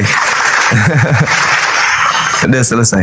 Tapi kalau kami di Islam, Tuhan mengutus manusia tanpa ayah, lahir sebagai nabi, disiksa oleh manusia, masuk akal karena dia juga manusia. Gitu. Ya. Karena dia manusia ciptaan. Bahkan dibunuh pun Nabi Zakaria dibunuh pun nabi-nabi itu. Gitu. Iya. Tapi kalau di agama saudara, ya Tuhan yang turun ke bumi dibunuh manusia, itu tidak masuk akal itu. Begitu bang. Oke. Bagus gak? Oke bang. Oke, makasih ya saudara ya. Saudara Mori sudah bergabung di kita, lain kali naik lagi di sini, kita istirahatkan dulu supaya Anda bisa berpikir di bawah. Masa ada Tuhan di Udah gila, orang gila itulah Tuhan ditampilin. Pak Prabowo aja diperlakukan begitu, Indonesia ngamuk. Apalah kata malaikat penjaga neraka ya, penjaga alam kubur, melihat Tuhan alam semesta ditampar oleh manusia. Gila. Maka enggak bergemuruh langit-langit, turun semua makhluknya ke bumi, memperandakan alam ini. Ketika Tuhan ditampiling, tapi menyebutnya aja enggak masuk akal, apalagi benar. Ya silakan Adinda dari Katolik ya tadinya ya. Kristen bang, Oh, Protestan. asal dari Toraja, mayoritas keluarga Kristen semua. Cuman selama aku ikut Solat Tahu kan tak abang diomai Toraja? ya. Toraja du kana akun ambok ambek. Menarang ku mau bahasa Toraja le. paham, cuman kasih keluarnya nggak terlalu bisa. Tapi bisa ya toh. Tak mau bisa ya. Tak mau bisa ya bisa sule banuan akan dibobok sulapekan le. Jadi posisi di mana sekarang nih? Kalimantan. Di Kalimantan bang, aku di Kalimantan di Tanjung Selor tepatnya bang. Siap. Biasalah. Ikut orang tua berarti ke sana. Enggak bang, merantau sendiri bang. Jadi selama iya Masih anak-anak merantau. selama di sini kan nonton video abang terus nih sama apa pastor loading tuh. Jadi Siap. Iya. kayak agama sendiri kayak nggak masuk akal sudah di aku bang. Tapi keluarga semua kan mayoritas itu, jadi bingung juga mau pindah, takut juga rasanya, kayak ada ketakutan tersendiri lah. Nah, sekarang permasalahannya muncul. Takut kepada penguasa alam kubur atau takut kepada keluarga? Sebenarnya takut ke penguasa sih bang, takut ke Tuhan lah bang. Cuman Nah, itu poin pertama. Yang kedua, ketika adik ini masuk Islam, minimal dalam rumah tangga, dalam keluarga kita sudah ada pembawa cahaya. Bisa jadi keluarga benci, marah dan seterusnya, tapi begitu adik ini masuk Islam, mereka berpikir apa sih Islam itu. Akhirnya mereka juga belajar sembunyi-sembunyi. Lama-lama ketemu di masjid sama-sama sholat. amin. Banyak yang begitu. Saya kisahkan dulu kisahku. Aku punya anak didik, sampai saya juga dimusuhin, pernah didatangkan aparat ke rumah. Saya pas mau ke kampus disergap sama aparat, suruhan daripada orang tua dari anak didik saya itu, anak bela diri karate. Singkat cerita, dia ke Jepang kerja, sukses. Begitu pulang ke Indonesia, saya diundang ke rumahnya, saya ketemu orang tuanya, saya sudah lupa. Begitu saya masuk, orang tuanya dua-duanya lari peluk saya, cium saya punya kaki. Ada apa ini? Ada apa semuanya ini? Akhirnya begitu berdiri, singkat ceritanya diakui, nak, saya minta maaf dulu, saya pernah mukul, saya pernah ini gara-gara adikmu masuk Islam. Sekarang saya juga sudah Islam, tantemu juga Islam, adik-adikmu semua udah Islam. Mudah-mudahan Padahal dulu anak didik saya itu kasihan sekali, sampai dia harus tinggal di kampus, makan tidak makan, tinggal di rumah saya waktu itu, namanya Uje. Iya, begitu. Akhirnya dia jadi cahaya di rumah tangga, keluarganya menjadi Islam semua. Gitu. Jadi nggak usah takut, sandarkan kepada Pencipta langit dan bumi. Ya Allah, aku menyandarkan segala sesuatunya kepadamu. Apapun yang terjadi, aku bersandar kepadamu, serahkan kepadamu. Hidup matiku untukmu. Udah, Bismillah. Udah selesai. Apalagi udah kerja di sana. udah kerja bang, aku kerja bengkel bang, kerja di bengkel. Alhamdulillah. Apalagi sudah bisa menafkahi diri sendiri. Bismillah. Tidak ada yang tahu ajal. Tidak ada yang tahu. Cobalah ya. Ini saya kasih analisa sendiri. Ada seorang murtadin, ketika di bumi dia koar-koar, dia menghujat kemudian Islam, memaki-maki dan seterusnya. Sekarang dia mati, beberapa hari yang lalu dia meninggal dunia. Kira-kira yang menjadi penolongnya di alam kubur itu siapa? Dalam perspektif agama Kristen, penolong manusia ketika masuk kubur itu siapa penolongnya?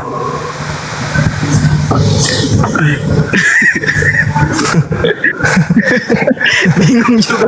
Iya. Siapa penolongnya? Aku mau bilang Tuhan Yesus juga nggak bisa kan, dia juga manusia, Bang. Dia juga tidak pernah mengajarkan kok tentang Kristen, tidak pernah. Nggak pernah Kata juga. Yesus, apa kata lo? Aku mau nolong lo, enak aja lo. Emang gue pernah ngajarin lu ke gereja? Emang gue pernah ngajarin lu nyembah gue gitu? Emang lu pernah gue ngajarin lu makan babi, ibadah minggu, merasulkan Paulus? Pernah gue ajarin lu untuk mengkira Yesus? Tapi kita kadang mikir, Bang, kalau memang Yesus itu Tuhan, kenapa dia harus turun menyerupai manusia kan? Kenapa nggak langsung ini aja? Kan dia Tuhan, dia maha kuasa, dia maha Iya, bisa kan? betul. Dan kalau Tuhan itu polanya begitu bisa jadi makhluk, kenapa nggak tinggal aja di bumi? Nah, Iya kan? mulai ada Benar kan? keraguan, Bang. Iya. Jadi sekali turun ke bumi untuk menyelamatkan manusia, ya selama-lamanya di bumi aja dong. Habis dari Amerika, membuat orang Amerika menuhankan dia, pindah lagi ke Malaysia. Seluruh orang Malaysia menuhankan dia, pindah lagi ke Indonesia. Seluruh orang Indonesia sudah menuhankan dia, pindah lagi ke negara yang lain. Itu baru konsep itu betul. Tapi kalau dia Tuhan turun jadi manusia, cuman di Yerusalem, tapi gagal menjadikan Yerusalem menyembah dirinya, ya Tuhannya gagal dong. Sejak kan nggak mungkin Tuhan gagal, Bang. Kan maha Ya kuasa. itu dia makanya. Yang masuk akal itu adalah Tuhan tidak nuzul menjadi makhluk, karena Tuhan itu kekal, maka dia tidak berubah menjadi makhluk, sebab makhluk itu tempatnya kelemahan. Yang benar adalah Tuhan mengutus para nabi, termasuk Nabi Yesus. Lalu manusia diberi pilihan, maukah kamu beriman kepada Yesus atau kau tidak mau beriman kepada Yesus? Yang mau beriman silakan, Yesus adalah nabiku, Yesus adalah rasulku. Imani dia sebagai nabiku, imani dia sebagai rasulku. Ada orang yang mengimani sebagai Tuhan. Kan koplak. Itu kan aku namanya sayang sama Tuhan sendiri, kan sayang sama Yesus itu kan. Setauku Yesus itu kan cuma utusan. Jadi kalau Iya. mau makin sayang, katanya banyak juga yang kudengar kalau makin sayang nih percaya dia sebagai nabi lah, apalah. Jadi selama aku ikut nonton abang, udah ketemu adalah ketemu jawabannya. Ya iya, alhamdulillah. Jadi kalau pola yang dibangun oleh Kristen, Tuhan turun ke bumi jadi manusia karena kasihnya, oke, kita coba ikuti irama irasional tersebut. Sekarang kalau Kristen melakukan dosa, bagaimana cara mereka menghapuskan dosanya? Yang kan Kalau sudah dulu kan tebus, ya ditebus. berarti bebas melakukan dosa sekarang. Hah? Masolang generasi. Bingung, jadinya bingung kan kalau kayak gitu. Aku juga kadang mikir kayak gitu, jadi bingung jadinya. Nah sekarang kalau dia mengatakan, saudara teman debat saya gini, oke, dosa-dosamu terdahulu ditebus Yesus, oke. Sekarang kalau lu bikin dosa lagi, kayak mana cara menghapuskan? Apa jawabannya? Bertobat. Ya, sama dengan Islam dong. Iya Bang. Ya berarti untuk apa dia turun? Itu apa dia menjelma jadi manusia kalau ujung-ujungnya bertobat? Ya cukup akui dosa, datang ke rumah ibadah, ya Rob, ya Tuhanku pencipta langit dan bumi, aku menyesali segala perbuatan-perbuatanku yang tidak baik, ampuni dosaku ya Tuhan. Udah selesai, diampuni. Kok Tuhan turun mati dipantek sama makhluknya? Alamak. Seharusnya Kalau pola itu benar, harusnya setiap tahun Tuhan turun lagi, sedikit-sedikit turun. Begitu ada yang ingkar kepadanya, turun lagi. Hei, aku Tuhanmu nih, lihat nih ke langit, lihat ke langit. Ada di atas dia jubah besar. Hai orang Indonesia, aku Tuhan. Jangan kau minum tuak ya. Kalau pola itu betul. apalagi kalau pulang Toraja itu, Bay. Di Toraja itu kan mayoritas di sana Kristen. Ya maksudnya pola itu tidaklah masuk akal gitu. Nah kalau pola itu juga dipaksa untuk benar, ya harusnya kan ada Tuhan dalam wujud perempuan juga. Iya kan?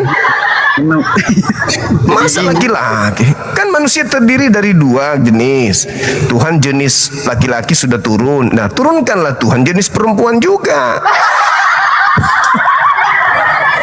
Nah, bilang mini kuda, Tuhan, kau kan maha adil Tuhan. Kenapa kau turun ke bumi hanya dalam rupa manusia? Ayo dong, turun juga dong dalam rupa kuda. Nah, kalangan binatang lain juga cemburu, iri. Terus pohon ketapang bilang begini, lu sudah pernah turun jadi manusia, jadi binatang, turun dong dalam rupa pohon bonsai. Oh, turun juga jadi pohon bonsai.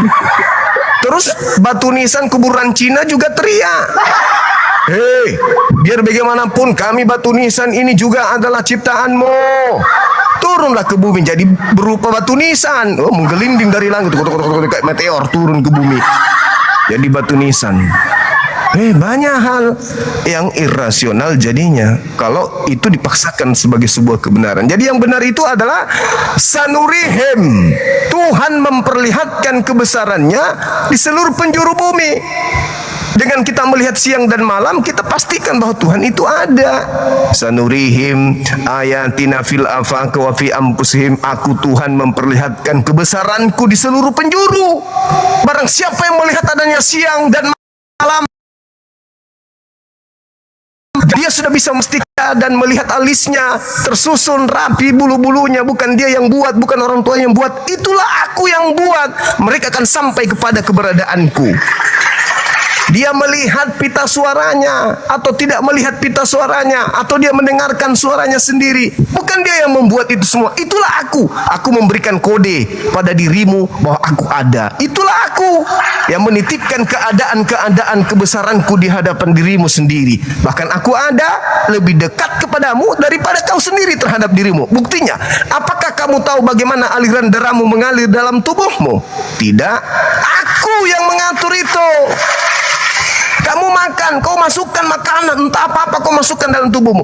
Apakah kau yang mengatur ritmenya? Ada yang ke jantung, ada yang ke limpa, ada yang ke otak. Apakah kamu yang mengaturnya? Bukan, aku yang mengaturnya. Wa nahnu akrabu ilaihi min hablil warid. Aku lebih dekat kepadamu daripada kamu kepada urat lehermu. Itu yang betul. Tuhan kok mana Tuhan kita? Tuh di pohon. Ngapain dia? Dia lagi cari jambu. Tuhan kita mana ya? Aku kok nggak lihat. Dia lagi ke belakang ngapain? Pipis. Wah, celakalah konsep seperti itu. Jadi yang benar adalah sanurihim ayatina fil afaq wa fi anfusihim. Bagi orang yang berakal, Tuhan itu bisa dilihat dengan melihat alam semesta ini. Siapa yang mengatur lajunya pertumbuhan kumis tidak laju seperti gigi? Nah, apakah kita? Kan bukan kita. Iya kan? Masuk makanan ke dalam tubuh, kunyah masuk, udah masuk kita tidur. Tuhan yang mengatur. Ini masuk ke gigi, ini masuk ke kumis. Zat-zat yang kau makan dari makananmu itu tidak boleh masuk ke gigi. Sebab kalau dia masuk ke zat jaringan gigi, maka gigimu akan bertumbuh seperti rambut. Zat-zat yang kau makan itu ada nutrisi yang masuk ke rambutmu. Supaya gitu masuk ke rambutmu, dia harus membuat rambutmu bertumbuh dan panjang dan seterusnya. Ketika orang itu sudah mendekati kematian, nah dengarkan, maka nutrisi yang masuk tidak lagi bekerja maksimal. Kenapa? Panggilan alam maut sudah mendekat. Rambut sudah mulai rontok sedikit demi sedikit. Gigi sudah mulai permisi satu persatu. Udah mulai muncul asam lambung, lambung asam, kemudian urat asam dan seterusnya. Itu fakta, itu real. Apa buktinya bahwa alam maut sudah mulai menari-nari memanggilmu? Rambutmu sudah mulai berubah warna. Kulitmu sudah sedikit demi sedikit berkerut. Nah, Bang, menanya kalau syarat-syarat masuk di Islam itu apa aja, Bang? yang pertama, akal.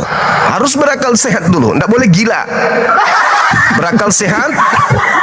Yang kedua, bersaksi tidak ada Tuhan selain Allah. Dan yang kedua adalah menyaksikan bahwa Nabi Muhammad adalah Rasul utusan Allah.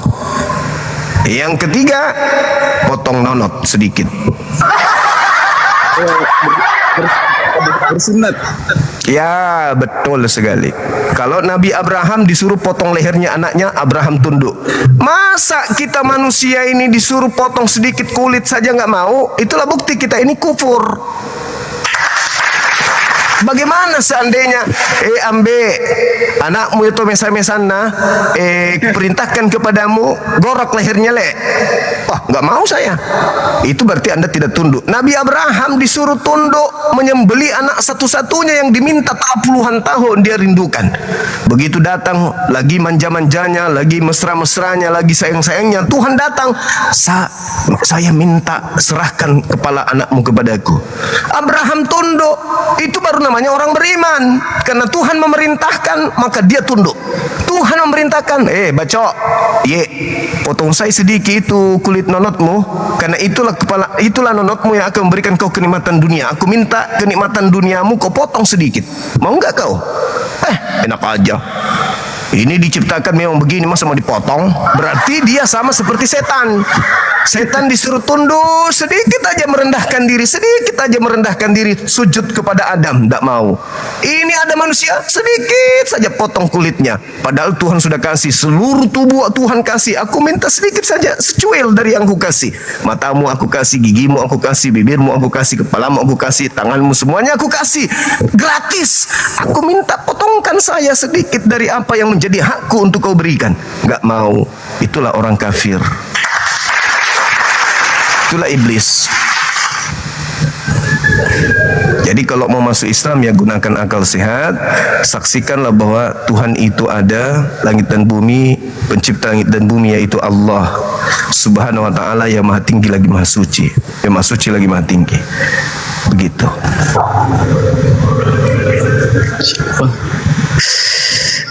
Kayak gemetar aku bang, rasanya kayak merinding. Ya memang begitu adik. Anda masuk Islam, Anda sudah Islam dari lahir. Begitu besar orang tua Anda yang meninggal, yang membuat Anda jauh dari Islam. Orang lahir itu dalam keadaan Islam, berserah diri. Anda saja dia pasrah, dia terserah.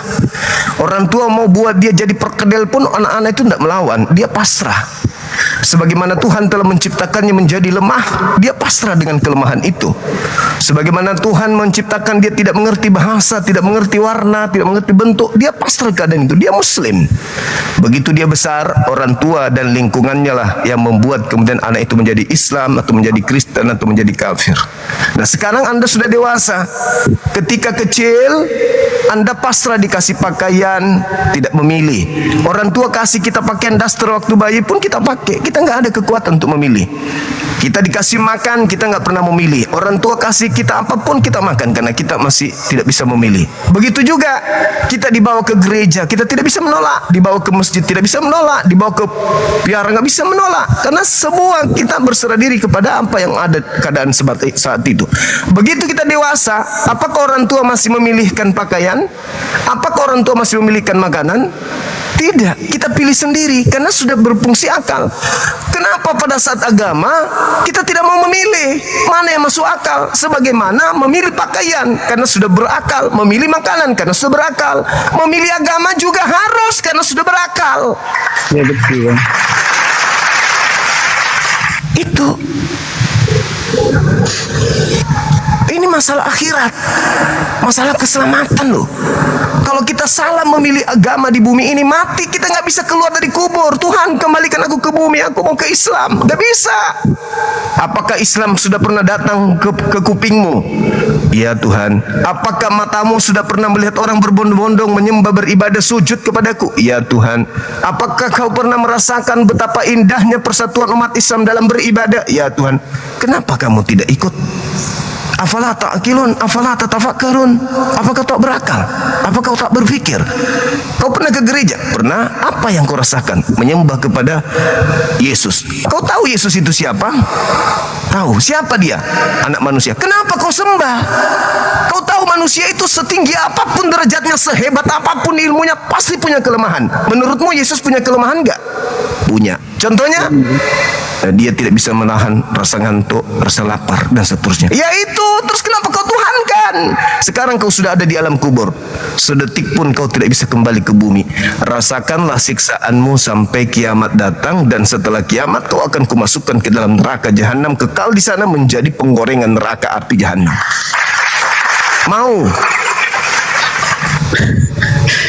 Jelas tidak mau, Bang. Ya, tidak mau. Kalau begitu kembali kepada fitrah akal manusia. Tuhan menciptakan akal. Ini analogi sederhana. Tuhan itu pemilik manusia. Tuhan menciptakan manusia dengan men-setting akalnya. Akal disetting oleh Tuhan penciptanya untuk sampai kepada poin kebenaran itu. Jadi Tuhan menciptakan akal berupa chip memori disimpan di kepala, lalu Tuhan menurunkan buku manual. Apa itu? Kitab suci. Kitab suci yang ada harus terkoneksi dengan akal manusia. Kenapa? Karena kitab suci dikatakan suci karena berasal dari Tuhan. Manusia sudah mutlak berasal dari Tuhan, tidak boleh diragukan. Yang diragukan di sini adalah kitab-kitab. Ada kitabnya Kristen, ada kitabnya Hindu, ada kitabnya Islam. Akal sudah otomatis, dia akal Islam, akal Kristen, akal Hindu, semua pasti berasal dari satu sumber, yaitu Tuhan pencipta. Yang kita ragukan ini kitabnya. Karena kitab bisa berasal dari mana saja. Cara untuk membedakan antara ini kitab dari Tuhan dan ini kitab dari manusia adalah ketika akal terkoneksi dengan kitab tersebut. Karena tidak mungkin Tuhan yang menciptakan akal menurunkan sebuah kitab yang tidak connect dengan akal yang diciptakannya. Gak mungkin.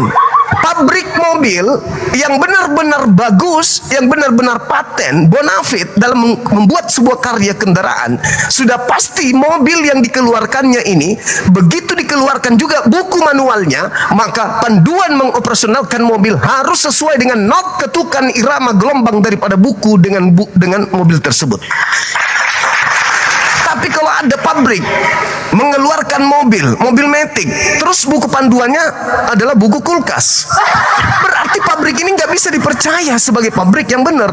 Tetapi apakah Tuhan punya kesalahan sedikit pun? Tidak mungkin. Maka akal akan sampai kepada sebuah buku, di mana buku ini dibawa oleh sang nabi, di mana nabi ini tidak mungkin memiliki kesalahan jika benar-benar dia dari Tuhan. Kenapa? Nabi tidak mungkin mengucapkan ucapan dari dirinya, melainkan ucapan dari Tuhan saja. Periksa sekarang ini, mana kitab yang selalu direvisi, diperbaiki, dikoreksi, diganti, dirubah, tambal sulam, dan mana kitab yang sejak diwahyukan tidak pernah berubah sedikit pun 1400 tahun silam lamanya. Itulah kitab yang masuk akal, yang nyambung ke akal, dan itulah kitab yang irasional yang tidak masuk akal. Saatnya kita memilih.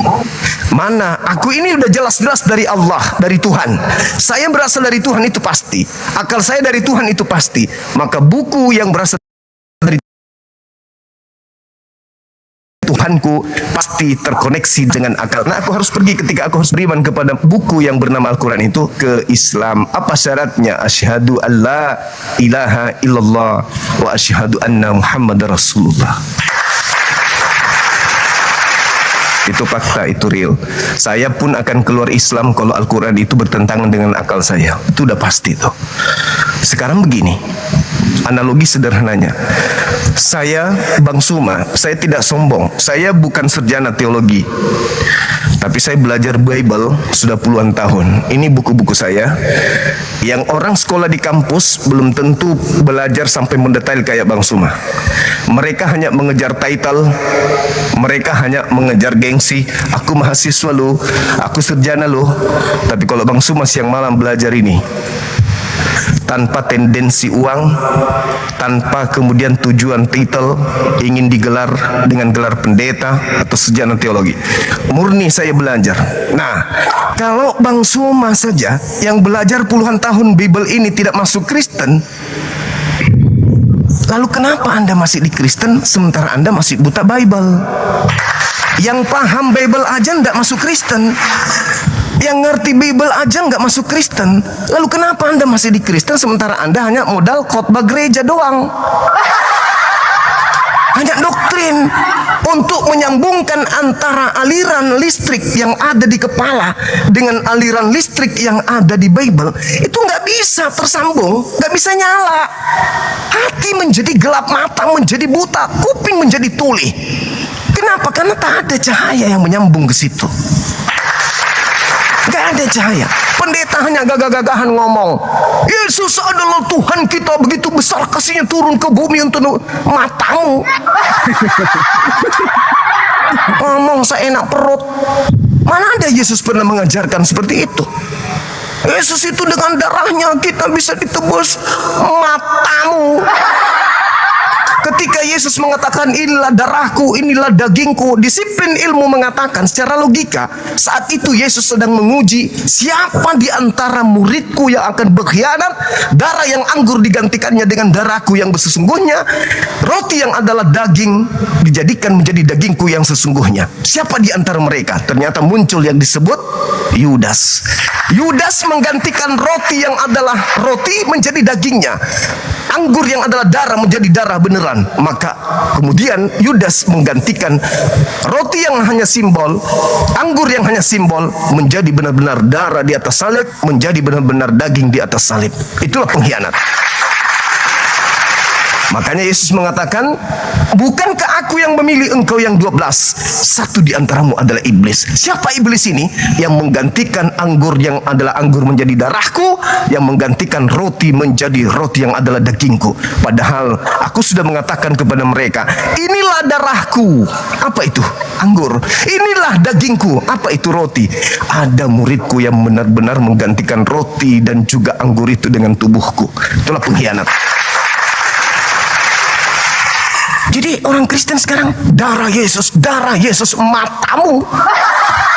Itu maksud Yesus menguji siapa di antara ke-12 murid ini yang akan berkhianat, benar-benar menumpahkan darahnya, benar-benar akan menumbalkan dagingnya. Dan ternyata Yesus mengatakan adalah sekiranya lebih baik ketika ia tidak diciptakan oleh ibunya, tidak dilahirkan oleh ibunya. Itu Yudas. Bukankah aku yang memilih engkau yang 12? Satu di antaramu iblis. Berarti yang berkhianat, yang melahirkan salib itu iblis. Celaka orang-orang yang percaya kepada ajaran iblis. Saya kira begitu, Adinda Andi yang ganteng, yang baik hati. Dari saya menjelaskan pendekatan akal, pendekatan wahyu. Silakan Anda manusia, Anda bukan hewan, Anda bukan binatang. Silakan Anda leluasa, ya bagaimana Anda kemudian mengoptimalkan akal, mengoptimalkan kepercayaan Anda terhadap apa yang saya sajikan. Kalau masuk akal, itulah manusia. Tapi kalau tidak masuk akal, itulah binatang. Kalau yang saya sampaikan ini masuk akal, berarti memanusiakan Anda. Tapi kalau yang saya khotbahkan ini tidak masuk ke akal Anda, berarti saya membinatangkan Anda. Nah, kalau yang abang bilang semuanya masuk akal sih buat saya. Memanusiakan adik ini berarti. Oke. Kita naikkan teman-teman kita dulu karena saya izin mau ibadah. Dinda Nora, Dinda Kores, silakan meluncur. Izinkan aku tunduk kepada Tuhannya Yesus dulu untuk sejenak. Silakan. Terima kasih sahabat Pizza, barakallah.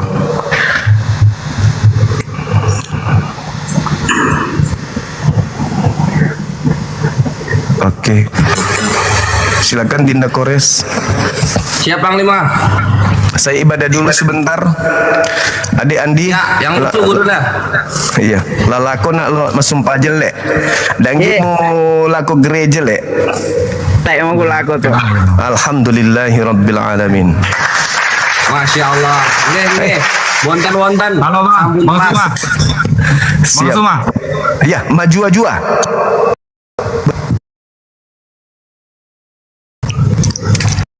Ya Bang, gue mana nih?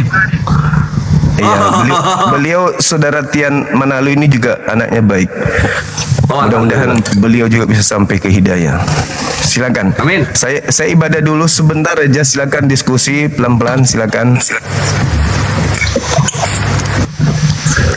Ayo Bang. Teman-teman jangan kemana-mana ya. Sini aja ya. Silakan.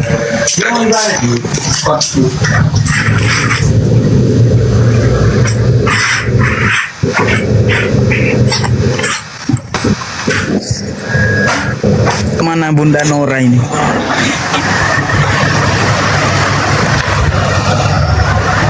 Bunda Nora.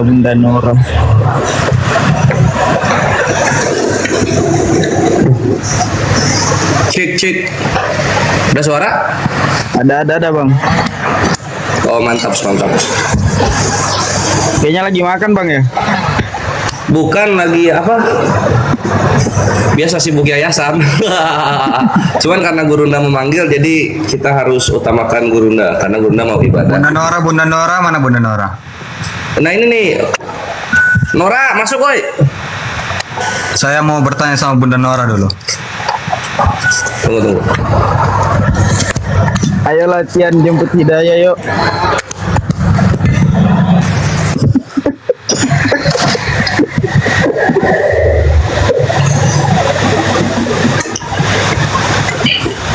Cek 1 2. Iya Tian, sambil nunggu Bunda Nora nanya aja, mau nanya apa?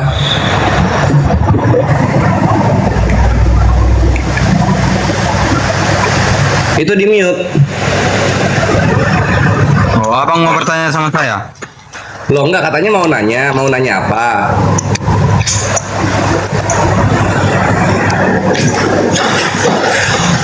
Apa lah ya? Tema kita hari ini apa nih? Temanya apa fungsi akal dalam agama? Tian ini Kristen kah? Saya Kristen bang. Ah iya, kalau di Kristen beragama pakai akal nggak? Pakai lah bang. Oke, coba diakalin. Gimana caranya bisa menyembah 3 pribadi itu? Menyembah 3 pribadi. Iya. Yang kami tidak menyembah 3 pribadi bang. Oh, berarti dari Allah Bapa, Yesus sama Roh Kudus yang disembah yang mana? Di gereja kami diajarkan berdoa kepada Allah Bapa melalui Yesus. Oh, berarti Yesus tidak dituhankan kalau gitu, cuma Allah Bapa aja. Yesus anak Allah bang. Nggak dituhankan. Dituhankan. Ya 2 dong. Roh Kudus dituhankan nggak? Ada di Yohanes. Nah, boleh. Firman Coba. yang telah menjadi manusia. Ya, nah itu disuruh.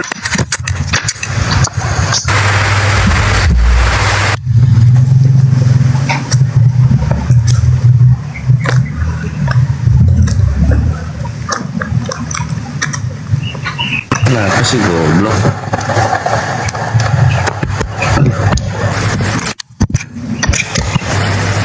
Coba bang jelasin bang. Nah gini, jadi kan kalau dalam Kristen itu, Tian Manalo, kalau lu mempelajari lebih jauh, diajarkan bahwa Tuhan itu satu hakikat 3 pribadi. Jadi Tuhan itu hakikatnya 1, tapi pribadinya ada 3. Ada Bapa, ada Putra, ada Roh Kudus. Ya. Nah, 3-tiganya ini disembah dalam kesatuan. Di mata orang yang normal seperti Islam, itu sama saja dengan kesyirikan, sama saja dengan pagan gitu, karena menyembah Tuhan yang banyak jatuhnya. Tadi Tian sempat bagus, hanya menyembah Allah Bapa saja melalui Yesus gitu. Dalam Islam bisa ditolerir, disebutnya wasilah. Makanya gue ingin pertegas, Tian Manalu ini menuhankan Yesusnya juga nggak? Keblinger lagi, dia bilang iya menyembah Yesusnya juga, jadi 2 dong yang disembah. Pagan lagi jatuhnya. Tadi udah bener padahal di awal-awal. Nah, terus Tian mau membuktikan bahwasanya di Yohanes ada Yesus itu dituhankan. Di mana ada murid-murid Yesus atau perjanjian baru menuhankan Yesus? Silahkan. Yohanes 1. Oke, Yohanes 1. Enarche en hologos, pada mulanya adalah firman, kai hologos prostonteon, dan firman bersama-sama dengan Allah, kai theos en hologos. Dalam terjemahannya, dan firman adalah Allah, gitu ya. Ya. Nah, di mana dituhankannya di Yohanes 1? Ya itu bang, yang ayat 1 bang. Iya, di mana dituhankan itu kan kayak begini nih. Misalnya Matius 11:25 gitu. Aku bersyukur kepadamu Bapa, Tuhan langit dan bumi. gitu. Nah, sekarang kalau di Yohanes 1 itu di mana kata-katanya seperti itu? Ada nggak? Yohanes 1. Ya firman itu bersama-sama dengan Allah. Ya kalau bersama-sama ngapain disembah? Yang nyuruh siapa? Enggak bang, bentar. Boleh. Nggak bisa on cam, Ikhwan.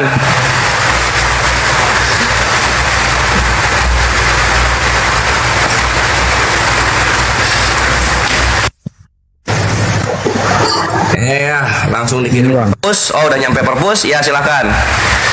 Pada mulanya adalah firman bersama-sama dengan Allah dan firman itu adalah Allah. Ya, ada nggak? Ya. Yang menyuruhnya Mbak Firman ya. Ada nggak? Bentar ya Bang. Nah, boleh. Oh, ini ada benar Rahma. Ada Jibril. Tunggu.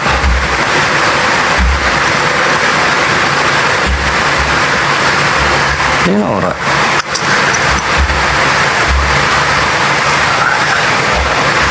Nggak ada Jibril, Bre. Bun, Assalamualaikum warahmatullah. Naik. Waalaikumsalam warahmatullahi wabarakatuh. Kenapa tuh mukamu, kawan? Dia mau ini apa? Anonimus. Ya, gimana Tian? Ada nemu menuhankan firman? Ya itulah Bang, di Yohanes itulah Bang. Ya, berarti nggak ada kan? Itu kesimpulan pribadi kan? Artinya apa? Tian Manalu maksa untuk menuhankan firman, padahal Tuhannya sendiri nggak pernah memerintahkan menuhankan firman-Nya. Gitu, Bre. Iya, boleh. Mau kemana?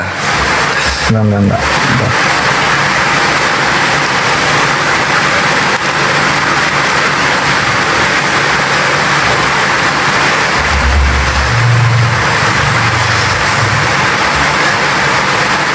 Ini lagi Bang, ada lagi Bang. Yohanes coba, 5 gimana? ayat 58. Yohanes 5:58. Oke, kita lihat ya. Yohanes Apakah 8. Yohanes 8 ayat 58. Oh, Yohanes 8 itu ini bukan si siapa namanya? Yohanes 8 ayat 58. Tunggu. Ya, kita ke Yohanes 8:58 ya. Kita baca lagi. Yesus berkata, sebelum Abraham ada, aku telah ada. Ya, kalau gitu Yesus seumuran dengan bapaknya Abraham, Terah. Itu maksudnya tuh Bang, sebelum dunia ini ada, Yesus sudah ada. Berarti Abraham seumuran dengan Adam kalau gitu. Baru ini lagi Bang, Yohanes 14 ayat 9. Yohanes berapa? Yohanes 14 ayat 9. Oke, 14:9 atau 14:6? 14 ayat 9. Oke, telah sekian lama aku bersama-sama kamu Filipus, namun engkau tidak mengenal aku. Barang siapa telah melihat aku, ia telah melihat Bapa. Oke, jadi berarti kalau melihat Yesus melihat Bapa ya? Ya ibaratnya kalau kita lihat itu kita melihat Tuhan Bang. Oke, siap. Nah, kalau gitu harus diterima juga di KPR 9. Di KPR 9 Yesus berkata seperti ini. Saulus, Saulus, mengapa engkau menganiaya aku? Saulus menjawab, siapa engkau? Akulah Yesus yang kau aniaya itu, gitu kan? Nah, di sini apakah kalau menganiaya muridnya Tuhan juga? Apa Bang? Di KPR 9 nomor 5 sampai 6 di sini berkata, akulah Yesus yang kau aniaya itu, gitu kan? Nah, ini kan Saulus menganiaya murid-muridnya Yesus. Apakah murid-murid Yesusnya Allah juga, Tuhan juga? Ya, Yesus kan murid-murid Yesus, berarti ya anak Allah lah berarti. Oh, berarti anak Allah, berarti Tuhan juga dong? Kan anak Allah. Tapi kemuliaan Yesus itu lebih tinggi Bang. Oh, kenapa bisa begitu? Karena dia adalah anak yang tunggal. Loh, kalau anak tunggal kenapa murid-murid Yesus disebut anak Allah juga? Gini loh Bang. Gimana? Beda. Itu murid bukan anak. Murid Tuhan anak Allah bukan? Murid Tuhan anak Allah bukan? Iya. Enggak lah. Murid Tuhan bukan anak Allah. Oke, sekarang Yohanes 10 nih ya. Lu suka Yohanes, gua kasih Yohanes. Yohanes 10 33. Bentar.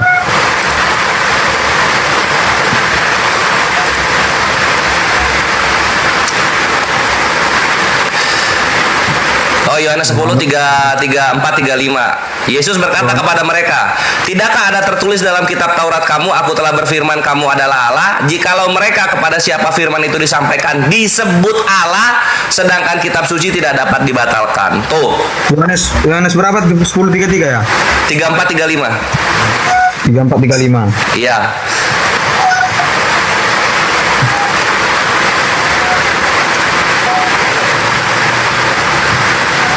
Aku telah berfirman kamu adalah Allah. Jikalau mereka kepada firman itu disampaikan disebut Allah, sedangkan kita sisi dibatalkan. Selamat datang di kebenaran. Allahnya banyak. Kesimpulannya apa? Kesimpulannya, kalau soal perkara Allah, banyak itu Allah-Allah di perjanjian baru itu. Tapi yang dituhankan cuma satu. Yohanes 17:3. Engkaulah satu-satunya. Satu-satunya. Jadi nggak ada dua, nggak ada tiga. Yohanes 17:3. Matius 11:25. Tuhan langit dan bumi. Tuhan langit dan bumi cuma satu. Jadi nggak ada pribadi kedua, nggak ada pribadi ketiga. Murid-muridnya Yesus sama Yesus sendiri mengajarkan seperti itu, Tian, gitu kan. Ini Andri udah selamat, dipakai akalnya. Sekarang tinggal Tian. Dia mau mualaf, Andri. Iya. Alasannya apa? Andi. Karena saya menggunakan akal. Menggunakan akalmu. Kalau memang Yesus itu Tuhan, coba pikir pakai logika lah. Kalau memang dia Tuhan, ngapain harus repot-repot turun ke bumi jadi manusia? Karena Bang, dari awal itu manusia sudah berdosa. Jadi kita butuh darah Yesus untuk pengorbanan. Masa Tuhan mau Tuhan yang harus dijadikan korban? Aduh, enggak. Dulu kalau Bang, aku sih enggak. Siapa dulu mengkorbankan ya? Oke, sekarang ya korban dulu pakai kambing, pakai hewan itu kan. Sekarang kalau manusia Bang, anak dulu. Woi, kenapa dikit itu?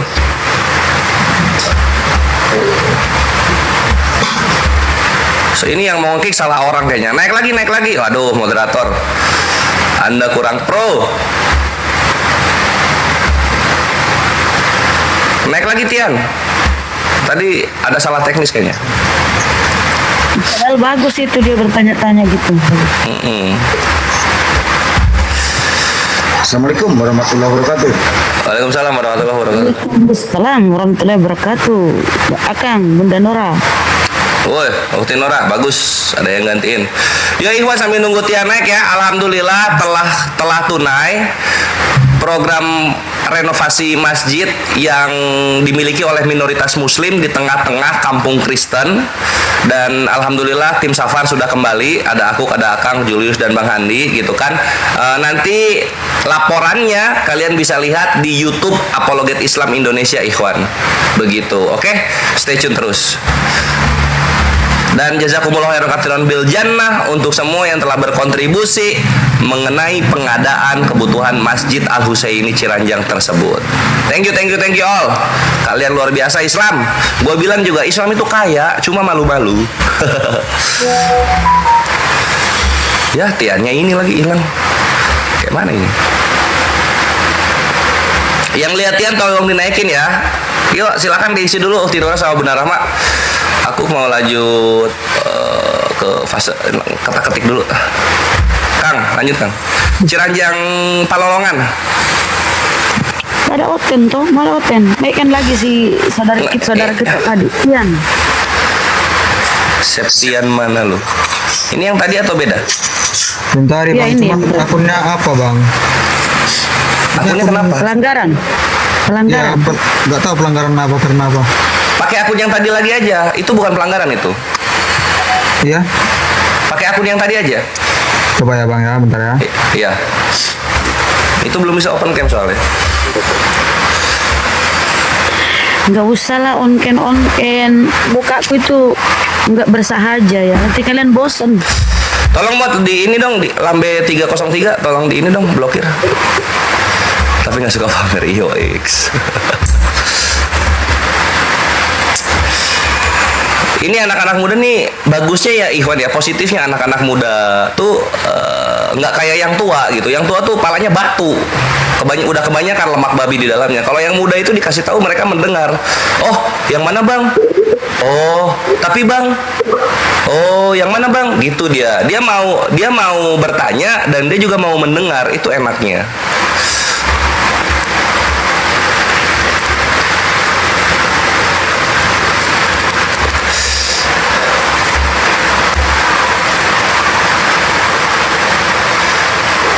Andri Kojo umur berapa Andri Kojo? 26 bang. Oh, Masya Allah. Udah tua ternyata. Udah tua bang.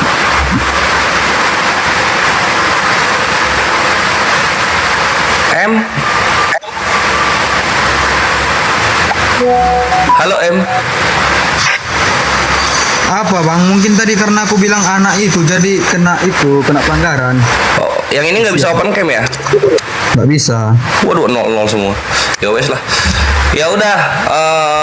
Tadi sampai mana kita? Sampai yang Yesus yang pengorbanan. Nah, iya pengorbanan kan. Pengorbanan dulu kan katanya bukan pakai binatang. Pakai apa pengorbanan dulu? Dulu pakai manusia bang. Siapa manusianya? Bentar ya bang ya.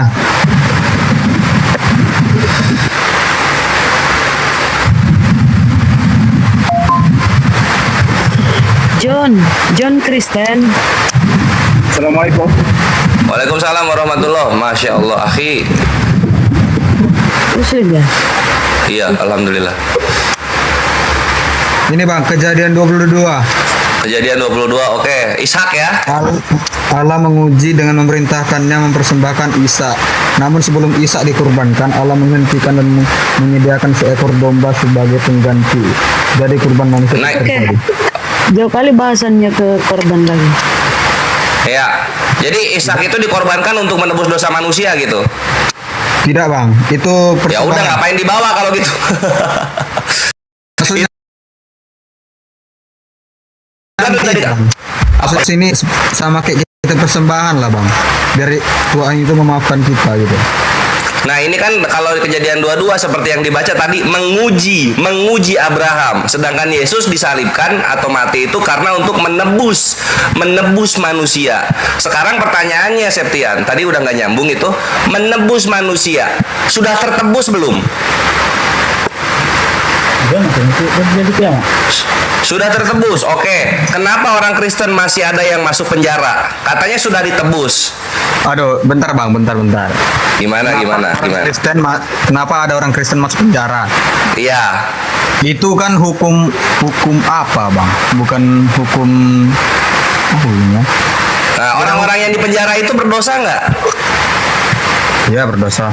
Nah, katanya Yesus sudah menebus. Kenapa masih ada orang Kristen masuk penjara? Itu kan tergantung orang lagi bang. Loh gimana? Kalau sudah ditebus, nggak ada syarat, nggak ada syarat, nggak ada, ya? Dia belum mengikuti Yesus berarti. Loh gimana? Jadi Yesus ini penebusannya harus diterima dulu vouchernya gitu? Tidak. Ya udah kalau gitu kan, artinya apa? Yang salah bukan Tuhannya, tapi yang salah adalah konsepnya. Tuhan nggak pernah berkata, coba diperhatikan, Roh Kudus, Bapak Yesus nggak pernah berkata kematian Dia akan menebus dosa manusia, nggak akan ada itu. Tapi kalian Kristen mengonsepkannya seperti itu. Untuk apa? Untuk tidak menjalani hukum Taurat yang terlalu keras bagi kalian. Gitu Tian. Coba perhatikan ini ya, perhatikan 2 Tawarik 7:14 kata Tuhan ya, kata Tuhan nih, 2 Tawarik 7:14. Umatku Tunggu. Ini 2 Tawarik 7:14 dulu. Umatku yang atas namanya disebut merendahkan diri, berdoa dan mencari wajahku lalu berbalik dari jalan-jalan yang jahat, maka aku akan mendengar dari sorga dan mengampuni dosa mereka serta memulihkan negeri mereka. Pakai mati-matiin Tuhan nggak? Apa? Pakai mati-matiin Tuhan nggak 2 Tawarik 7:14? Gimana ya bang ya? Selamat datang di kebenaran. Karena Nora sudah open cam, gas. Bukti Nor. Coba abang bantai nih, abang bantai nih. Gampang. Mana sini gua bantah? Apa? Ada nubuatan di Perjanjian Lama. Yang mana? Yesaya 7 ayat 14. Oke, Yesaya 7:14 ya. Siap-siap, jangan terguncang. Sesungguhnya seorang perempuan muda atau perawan akan mengandung dan melahirkan seorang anak laki-laki. Dan ia akan menamakan dia Immanuel dalam Matius 11 ayat 22 23. Kejauhan. Matius kejauhan. 700 tahun itu. Kejauhan itu. Septian buka Yesaya 8, nomor 8. Yesaya 8 nomor 8. Iya. Ini kitab Yesaya ini kisahnya Nabi Yesaya ya. Jadi Tuhan berfirman kepada Nabi Yesaya ya. Dibaca dulu Yesaya 8 nomor 1-nya. Yesaya 8 ayat 1-nya, Bang. Ya, baca dulu Yesaya 8 1-nya. Bentar ya. Kalau ke Yesus kejauhan Matius gitu. Nabi Yesayanya udah dikubur. Berfirmanlah Tuhan kepadaku. Stop. Tuhan berfirman kepada Nabi Yesaya. Betul ya? Enggak tuh. Ya, lanjut. Nah, sekarang langsung baca ke 8-nya. Yesaya 8 nomor 8. Baca di situ. Serta menerobos ke dalam Yehuda, meluap dan melimpah sampai ke leher. Dan bentangan sayapnya akan memenuhi seluruh negerimu, ya Immanuel. Dar, selamat datang di kebenaran. Yesaya yang dipanggil Immanuel. Yesus kejauhan. Ini cuma selembar dibalik langsung ketemu tuh.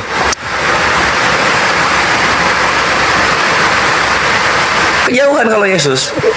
Ini Wah, Bang, masuk. Bang. Gimana? Ini. Yesaya Oke, itu aja dulu ya. Dari Kores itu aja. Ini Ukti Nora biar masuk, oke? Ukti Nora, gas Ukti Nora, silakan. Yesaya 9. Ya, udah sama Ukti Nora, lanjut. Sip. Yuk, gas masuk. Gini, Septian, kita tidak usah bahas tentang Yesaya, tentang perjanjian lama, kitab tanah ya. Kitab tanah itu kepunyaan Yahudi, fix. Tidak akan bisa kalian masukkan kepada Kristen. Kalau kalian masukkan kepada Yesus, kalian harus camkan. Yesus itu ditolak oleh orang-orang Yahudi. Ya, yang ingin membunuh Yesus itu orang-orang Yahudi. Yesus itu ditolak. Iya Pak, iya Bu, ya. Ibaratnya Bu, izinkan saya bicara ya Bu. Ya. Tentara Israel ini ibaratnya iblis lah Bu. Tentara Israel, loh, bukan tentara Israel, tentara Romawi. Iya, tentara Romawi ini apa Bu? Iblis.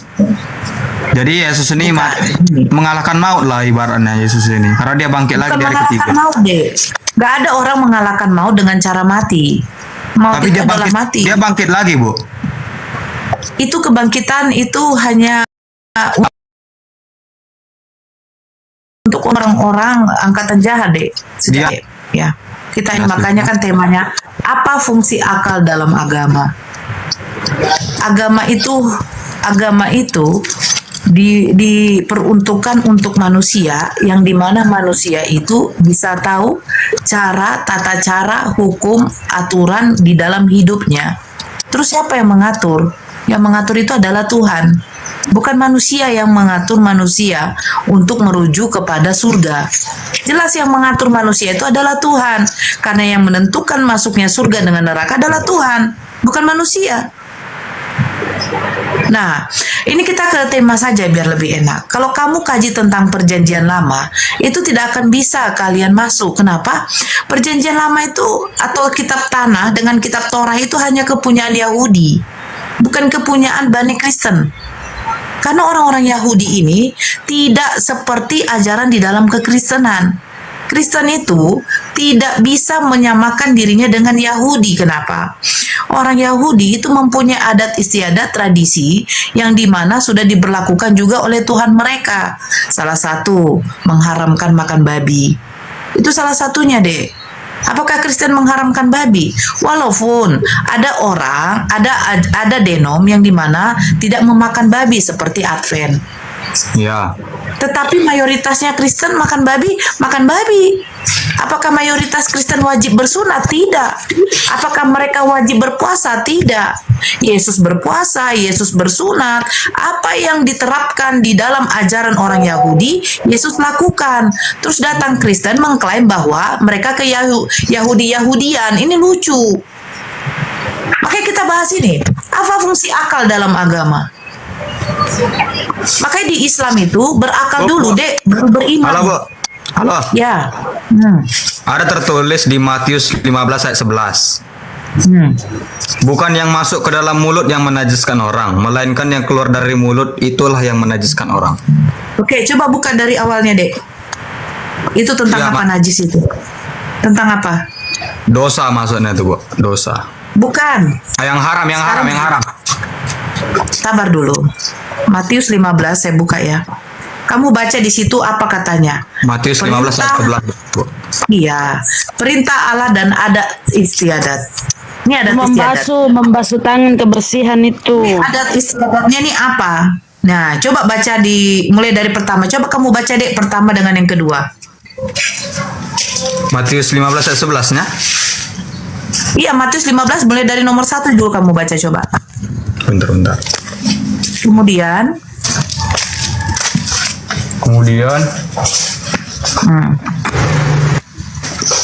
dari ayat 1 saya baca, Bu. Ya. Ayat 1, orang Farisi bertanya mengapa bukan ringkas. Kemudian datanglah Matius 15. Kamu tadi yang buka data. Kemudian datanglah beberapa orang Farisi dan ahli Taurat dari Yerusalem kepada Yesus dan berkata, "Mengapa murid-muridmu melanggar adat istiadat nenek moyang kita? Mereka tidak membasuh tangan sebelum makan." Nah, itu maksudnya apa? Makanya kamu baca di 11 ini apa katanya di 11? Dengar dan camkanlah, bukan yang masuk ke dalam mulut yang menajiskan orang, melainkan yang keluar dari mulut itulah yang menajiskan. Itu maksudnya apa? Kenapa orang Farisi itu mengatakan gini? Mereka tidak membasuh tangan sebelum makan. Karena adat istiadat orang Yahudi, kalau tidak membasuh tangannya sebelum makan, makanan itu dikatakan najis, Dek. Dengar ya, Bu. Ayat ini memaknakan kalau apa yang kita masuk ke dalam mulut itu tidak haram, kecuali kita berkata kotor itu haram. Loh, kalau begitu tai haram nggak? Tidak haram, Bu, tidak haram. Tapi kalau kita berakal, kita tidak makan tai. Oke, sekarang begini. Yang mengatakan apa yang masuk ke dalam mulutmu itu tidak haram, itu siapa yang mengatakan? Yang mengatakan siapa? Yang mengatakan semua makanan itu halal siapa?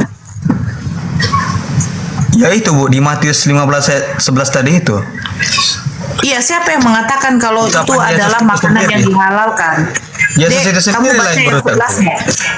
Dengar dan camkan, bukan yang masuk ke dalam mulut yang menajiskan.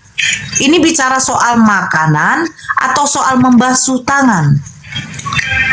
Ibaratnya ya, kalau ini kan dia nggak basuh tangan kan kotor tangannya kan, Bu. Ya udah, berarti makanan yang dipegang itu najis apa enggak? Yang kotor berarti makanannya. Yang kotor masuk Ibu, Bu. Ini pelan-pelan ya. Pelan-pelan. Adat istiadat orang Yahudi dengan Farisi sama seperti Islam. Yaitu apa? Segala sesuatu ada yang menajiskan. Contoh ya. Kalau di dalam Islam yang menajiskan itu seperti air terus kencing, air seni. Mungkin begini ya, kita buat satu contoh. Kita punya anak bayi, ya, balita, yang dimana air kencingnya itu najis. Pada waktu kita ganti popoknya atau ganti celananya, kita tidak sadar sudah terkena air kencing tangan kita. Terus kita makan, tidak membasuh. Makanan itu najis, Dek. Nah, itu maksudnya adat istiadat. Makanya baca perikopnya, perintah Allah dan adat istiadat. Yang dimana adat istiadat kebiasaan orang Yahudi itu apa? Kalau mereka makan wajib membasuh tangannya. Makanya saya bilang Kristen ini tidak ada hukum najis, tidak ada hukum haram. Kalau kamu mengatakan katanya semua makanan itu halal bagi kamu, terus perintah Tuhan di dalam Imamat 11 nomor 6 sama 7, kenapa diharamkan? Itu perjanjian lama ya, Bu. Kita pakai sekarang perjanjian baru. Orang Farisi dengan adat istiadat orang Yahudi bukan perjanjian lama, Dek. Merebut senjatanya dan menjatuhkannya. Setelah itu, kita pakai sekarang. Siapa yang merubah hukum? Saya tanya sama kamu, siapa yang merubah hukum? Tuhan atau manusia? Terry diam-diam sudah kembali ke kantor. Hukum apa nih? Hukum Taurat atau hukum? Iya, siapa itu? Jangan memakan babi itu kan salah satunya adalah hukum Taurat. Bukan semua bukti. Di mana? Karena ada di kitabnya Musa. Nomor berapa itu hukum Taurat? Imamat 11 nomor 6 sampai 7. Itu hukum Taurat. Polisi korup itu terkepung dari segala. Iya. Emang Yesus bukan orang Yahudi? Hukum Taurat, saya bacakan Taurat. Aduh. Oh, Ibu saya bacakan. Imamat 11 nomor 6 sampai 7 deh. Ya Allah ya Robi. Itu bukan hukum Taurat, Ibu. Itu adalah Injil. Sejak kapan imamat adalah Injil? Tidak, mau saya bacakan hukum 10 hukum Taurat. Dek, imamat itu kitab Torah atau bukan? Enggak, tadi Ibu bilang imamat itu hukum Taurat. Allahu Akbar. Dek, 610 hukum Taurat nih, hukum misfotnya orang Yahudi 610 dek, bukan 10, 610. 610. Imamat itu adalah salah satu kitab Torahnya Musa. Kejadian, Keluaran, Imamat, Bilangan, Ulangan, kitab Torah. Lebih dari itu namanya kitab tanah, kitab para nabi-nabi. Makanya saya bilang, ayo Kristen, gak usah kau kaji tentang perjanjian lama. Itu saja kalian tidak paham. Kenapa membahas Bible? Sementara ini apa fungsi akal gak bisa kalian bahas. Santai ya, Bu, santai. Santai. Kamu kalau mau belajar, setidaknya kalau mau bantah saya pakai data deh. Kalau di sini kita nggak mati. Tapi apakah ini yang 99? Lanjut, Bu. Sejak kapan hukum Taurat cuma 10? 10 hukum Taurat, Bu, yang diturunkan Allah kepada 610 misfot deh. 610 misfot deh. Makanya deh, nggak usah kaji perjanjian lama yang dimana kitab-kitab itu ada tafsirannya. Kalian itu hanya terjemahan. Kalian itu hanya terjemahan, deh. Ibu kan mantan Kristen nih. 610 misfot deh. Paham nggak? Aduh, Jadi yang belajarlah 10 kau deh. hukum Taurat itu apa, Bu? Itu 10 hukum Taurat intinya, Dek. Ya kan itu yang dipergunakan, Bu. Sekarang baca dulu Imamat 11. Silakan dibaca. Imamat 11, sebentar. Kawin sama Mia, Kufra kawin sama Ismaya. Mimpi sudah 50 tahun korodol bisa jadi. Imamat 11 nomor 6 sampai 7. Siapa yang mengharamkan makan babi? Untuk mengeluarkan monster dari pria itu oleh Pak. Ya, Mas. Ayat 6 ya, Bu. Saya baca ya, Bu. Juga kelinci hutan karena memang memamah biak tetapi tidak berkuku belah, haram itu bagimu. Terus? Demikian juga babi karena memang berkuku belah, yaitu kukunya bersela panjang tetapi tidak memamah biak, haram itu bagimu. Ya udah, itu siapa yang ngomong kayak gitu haram? Ya, Bu. Siapa yang ngomong kayak begitu haram? Yang berkata ya, Bu. Itu yang berkata Allah. Kepada Musa. Itu diturunkan kepada Musa dari Allah. Nah, diturunkan kepada Musa dari Elohim kan? Ya. Nah, sekarang saya tanya sama kamu, Yesus makan babi nggak? Yesus tidak makan babi, Bu. Nah, terus kenapa Kristen makan babi? Karena kami mempercaya itulah, Bu, yang saya bilang tadi itu, Bu. Nggak, sekarang kamu tahu nggak bedanya haram dengan najis? Perbedaan haram dengan najis, kalau najis bisa dibersihkan, kalau haram tidak. Ya udah, sekarang saya tanya sama kamu lagi, kalau semuanya kata kamu itu halal, kotoran juga halal, kencing juga halal. Oh ya, maaf nih, kalau kita menggunakan akal kita, pasti kita tidak makan tai. Loh, kalau kamu menggunakan akal kamu, itu diharamkan makan babi, kenapa kalian makan? Kenapa kita makan babi? Karena itu makanan yang enak dan lezat. Diharamkan nggak sama Tuhan? Ya itu, Bu, kami tidak mengambil itu, Bu. Kami nggak mengambil perjanjian lama karena udah ada Yesus. Emang Yesus makan babi? Yesus tidak makan babi memang. Terus kenapa kalian makan babi? Nah, ya. Ya itu Bu, kami ngambil perjanjian baru loh Ibu. Loh, perjanjian baru ada tertulis Yesus langsung menghalalkan makan babi. Ya itu Bu, yang haram tuh yang masuk bukan yang keluar. Yang haram tuh yang keluar bukan yang masuk. Di mana di situ Yesus mengatakan menghalalkan semua makanan? Itu kan ibaratnya apa Bu? Pelatih Mesir Apa ya? Samson Dia lagi mengibarkan bendera ini. Usai Mesir kalah dramatis. Ya. Ibaratnya lah, ibarat kata. Silakan bengkokkan yang sudah diluruskan.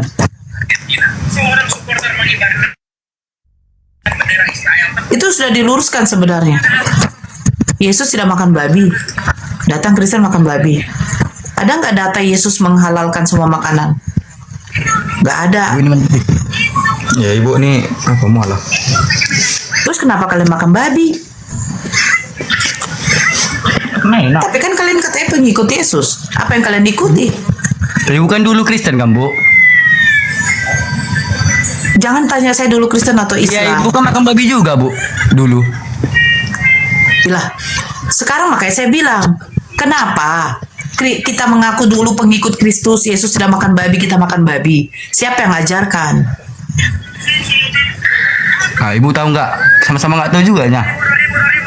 Loh, Kan bilang gitu. makanya dibilang katanya apa fungsi akal? Ya di situlah kamu berakal loh, Dek. Mungkin kita. Ya Disitulah udahlah, harus yang memang gini ya Bu. Kalau saya tidak bisa menjelaskan, pokoknya yang di perjanjian baru itulah Bu kami ikuti Bu.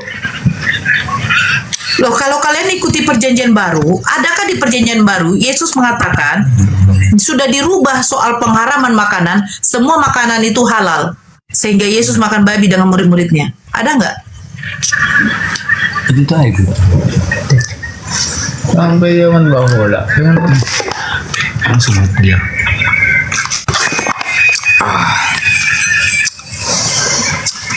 Ada nggak?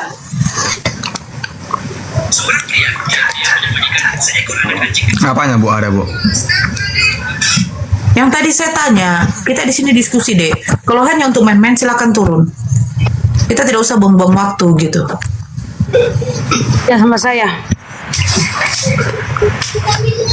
Bang. Kenapa kau bahas hukum-hukum Torah? Kan sudah dihapus tuh. Di Efesus tuh Paulus sudah menghapus. Dihapus. Jadi kalau kita baca Efesus tuh dengan matinya Kristus maka dia membatalkan hukum Torah dengan segala perintah dan ketentuannya. Udah nggak berlaku. Jadi ngapain kau bahas-bahas itu, Bang? Kemudian kalau kita baca Galatia 3:13, nah Paulus menjadikan Yesus sebagai korban penebus hukum Torah. Walaupun di situ ya harus diterima, terkutuk gitu loh. Ya kan? Jadi berkutat di situ tentang hukum-hukum Torah apa? Kemudian kalau kita baca di Roma, tidak seorang pun dibenarkan karena melakukan hukum Torah. Tidak seorang pun, Bang. Jadi kau harus percaya diri, kau sebagai seorang Kristen, pengikut Paulus, ya kau terimalah itu surah-surah Paulus. Hukum Torah nggak berlaku lagi. Karena ya Galatia 3:13 Yesus sebagai korban di situ supaya kalian terbebas dari hukum-hukum Tuhan. Itulah kehebatan Paulus, menghapus hukum Tuhan di Efesus, kemudian mencatut nama Yesus. Kristus telah menebus kita dari kutuk hukum Torah. Yesus sudah terangkat tuh. Jadi mending diskusinya maju. Kalau berkutat di situ, ya apa? Malu, Anda malu karena tertulis di situ babi haram di Imamat 11. Tapi Anda makan, Anda mau berkelit ke sana ke sini tentang hukum Torah, padahal sudah tidak berlaku pun. Tidak seorang pun dibenarkan karena melakukan hukum Torah, Bang. Itu, Bang. Ini juga jawabannya. Kalau kita melihat ajaran Paulus ya, kalian itu Kristen karena Paulus. Coba baca Roma 14:9. Untuk itulah Yesus mati dan hidup kembali supaya jadi Tuhan. Nah, pemrakarsa ajaran Kristen ini Paulus mencatut nama Yesus, kemudian menggandeng perjanjian. Kalian diskusi nyambung kalau kalian Kristen kawan, nggak nyambung. Kalau Kristen sejati ya, kau ikuti Paulus, karena Paulus lah yang mengajarkan segala sesuatu tentang kekristenan. Kalau Yesus enggak, kalau kau ikuti Yesus, sabda Yesus di Bible, mustahil kau Kristen bang, mustahil. Jadi diskusilah, majulah diskusinya. Kok di situ terus dibahas, apa hubungannya? Maju bang, lanjut. Ya, disapa dulu. White, halo, Harry. Ya, halo. Ya, agama apa bang? Kristen bang. Kristen. Ya, silakan open kamera kita bang. Di sini wajib. Tadi Septian sudah open kamera, cuman akun dia yang bisa buka kamera tuh kena PL, makanya dia buat akun baru. Halo Bang Heri. Bang Heri ini Kristen apa Islam? Halo, Islam. Ya, Akang, dinaikkan lagi Akang. Ya, open kamera Bang White. Biar enak kita diskusi. Yang Kristen di sini cuma dua. Oke, enggak apa-apa. Sebab saya pun orang Malaysia. Sebab saya pun dilarang untuk berdiskusi. Cuma saya mau tanya saja. Saya dari Malaysia kak? Ya, selesai bertanya abang turun ya. Mau bertanya apa bang? Islam boleh makan babi atau tidak? Diharamkan bang. Kalau kepepet? Di mana kepepet bang? Sejak kapan ada kepepet boleh makan babi? Oh ya? Iya. Kenapa Siapa yang bilang kepepet? Abdul Somad yang bilang. Di mana dikatakan di situ? Makan babi. Jangan pilih mati. Makan babi campur kicap kata dia. Abdul Somad yang cakap tuh. Saya tidak mau bernarasi, tidak usah bernarasi, itu dari orang, oknum lain. Ya, abang bilang kepepet itu di mana? Siapa yang bilang? Diharamkan ya diharamkan, bang. Sejak kapan kepepet boleh? Oh, terus tidak boleh lah kalau kepepet tak boleh makan babi. Tidak ada kepepet boleh makan babi, bang. Oh, jadi matilah. Pilih mati atau makan babi? Loh, sejak kapan kepepet itu bisa mati, bang? Iya, misalnya lah kepepet. Tidak ada orang kepepet sekarang ini bisa baru diperbolehkan makan babi. Nggak ada, bang. Di mana? Di mana ada orang kepepet? Sebab Abdul Somad cakap begitu, kalau kepepet boleh makan babi. Saya tidak tahu narasi Ustadz Abdul Somad. Tidak usah bawa ke sini. Tidak perlu sama saya itu narasi. Kalau kamu yang ngomong ya. Jadi Ustadz Abdul Somad tuh sesat. Bukan soal sesat, saya tidak perlu narasi dari kamu. Kamu kan pemakan babi. Ngapain saya bisa percaya sama kamu? Kamu aja mengingkari Tuhan kamu kok. Gimana sih? Lucu. Lucu Kristen ini. Membawa narasi dari orang lain. Dijadikan itu sumber. Kamu hanya mengambil poin saja. Kalau kepepet boleh makan babi. Kalau kepepet. Sejak kapan kepepet boleh diperbolehkan makan babi? Tunjukkan datanya sama saya. Halo Ibu, halo Ibu. Halo? Ya, kenapa? Coba Ibu jelaskan Ibu. Bagaimana kalau dia mencuri? Wa in zana, wa in saraq, walaupun dia berzina, walaupun dia mencuri, dia tetap masuk surga. Oh, enak sekali orang Islam itu. Berzina, mencuri sawit, mencuri berondol, tipu timbangan, masuk surga juga. Tetap masuk surga, tapi transit di neraka. Nah, itu artinya apa? Saya mau bertanya ini Bu. Kan Abdul Somad berkata, Ustadz Abdul Somad, Wa in zana wa in sarab. Yang berzina, yang mencuri tidak masuk surga, kata Abdul Somad. Artinya itu berarti boleh ya, Bu, kita sebagai orang Islam. Makanya tadi jangan dipotong. Mereka transit dulu di neraka katanya kan? Ya. Kenapa dipotong? Artinya apa? Videonya sudah habis, Bu. Loh, kan katanya makanya jangan dipotong. Ya. Oh, enak kali jadi Islam. Iya, tapi mereka transit dulu di apa? Di neraka. Kan katanya. Oh, berarti boleh ya, Bu? Berarti tetap masuk surga kan, Bu? Tapi dicuci dulu di neraka ya?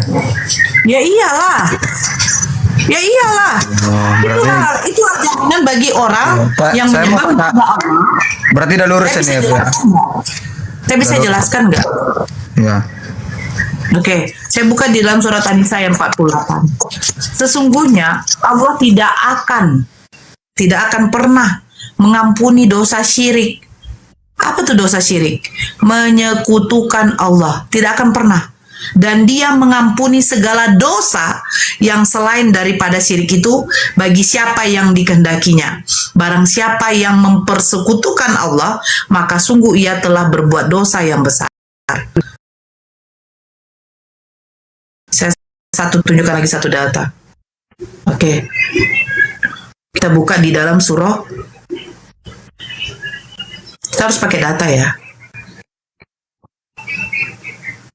Di dalam surah At-Taubah ayat 68, Allah menjanjikan orang-orang munafik laki-laki dan perempuan dan orang-orang kafir dengan neraka jahanam. Mereka kekal di dalamnya. Cukuplah neraka itu bagi mereka. Allah melaknat mereka dan mereka mendapatkan azab yang kekal. Apakah umat muslim ketika dia berzina, ketika dia mencuri, ketika seperti yang dikatakan Ustadz Abdul Somad, memberondol sawit, mencuri sawit orang, dia membunuh, apakah ketika dia nanti di penghakiman, dia dicuci dulu, di laundry dulu di neraka, terus kekal? Tidak. Terus yang kekal di neraka siapa? Satu, orang-orang yang menyekutukan Allah, yaitu orang kafir. Dua, orang-orang munafik. Kekal. Tidak akan pernah diangkat. Itu tempat baik sebaiknya untuk mereka. Sudah. Enak Islam, enak. Walaupun kau di laundry. Contoh seperti ini, Septian. Kamu punya pakaian bersih di dalam lemarimu. Apakah mungkin pakaian kotormu kamu lipat, baru kamu masukkan ke dalam lemari? Tidak. Pasti kamu cuci. Kamu cuci bersih, kamu setrika, kamu kasih wangi-wangian, baru kamu masukkan ke dalam lemari. Seperti itu juga Islam. Makanya Islam itu artinya selamat. Sebanyak apapun dosa yang kamu buat, selagi kamu tidak menyekutukan Allah, kamu bertobat, Allah akan mengampuni. Makanya dibilang yang dikehendakinya. Ada yang dimasukkan ke dalam neraka, tetapi nerakanya bukan neraka tingkatan paling bawah. Dia dicuci, dibersihkan dulu dong dari dosa-dosanya. Apa yang kamu buat harus kamu pertanggungjawabkan di dunia. Justru disitulah keadilan Allah ya. Kalau semasa hidupnya dia berdosa, Bang, terus dia tidak bertobat, dia harus mendapat hukuman gitu loh. Dia harus mempertanggungjawabkan dulu perbuatannya. Nah, datanya di situ di surah Maryam itu, baca di atasnya. Semua manusia dan orang-orang kafir dimasukkan ke neraka dengan cara berlutut. Tidak ada lagi pengadilan di situ, masuk langsung.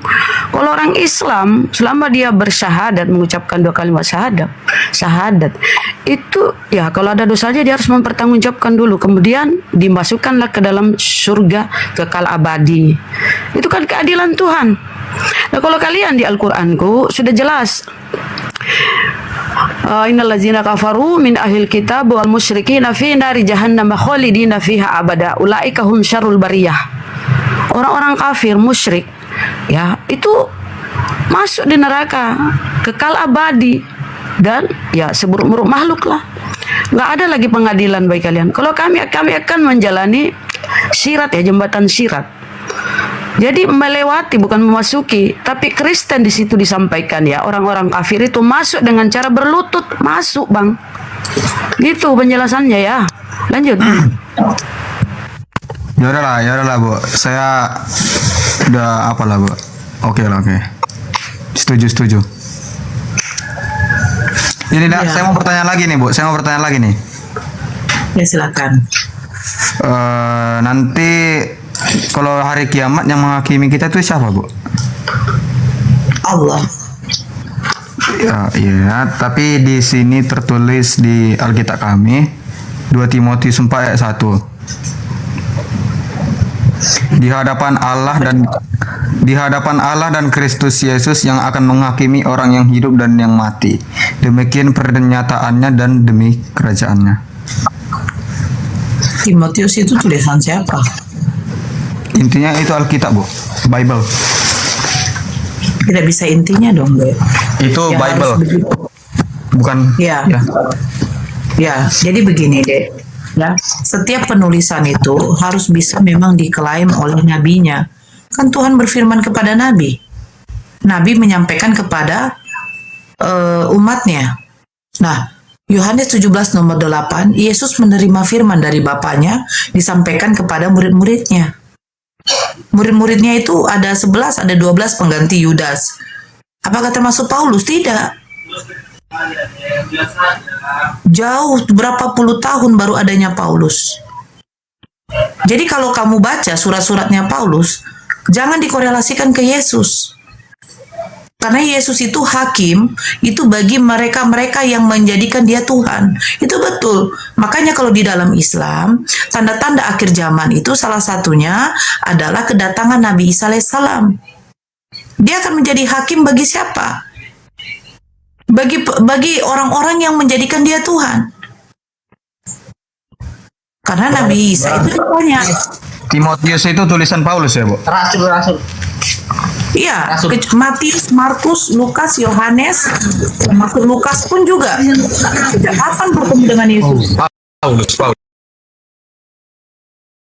Kan, Bu. Berarti itu tulisan Paulus. Itu untuk coba buka Timotius. Coba buka. Iya, saya sudah tahu, Bu. Itu tulisan Paulus. Oh ya. Ya udah. Jadi ngapain itu dijadikan firman Tuhan? Tapi dia sudah bertobat sih Bu. Dia kan dulu penjahat Mas. Aku mau hidup. Ya. Assalamualaikum. Halo, Bang Zuma.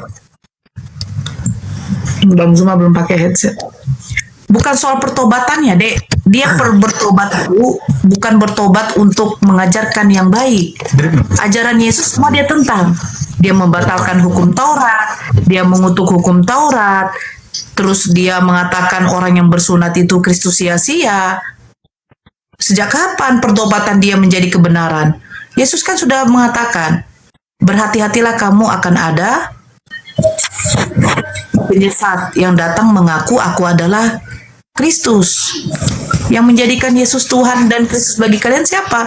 Ya Paulus. Oke, izin, Gurunda sudah stay.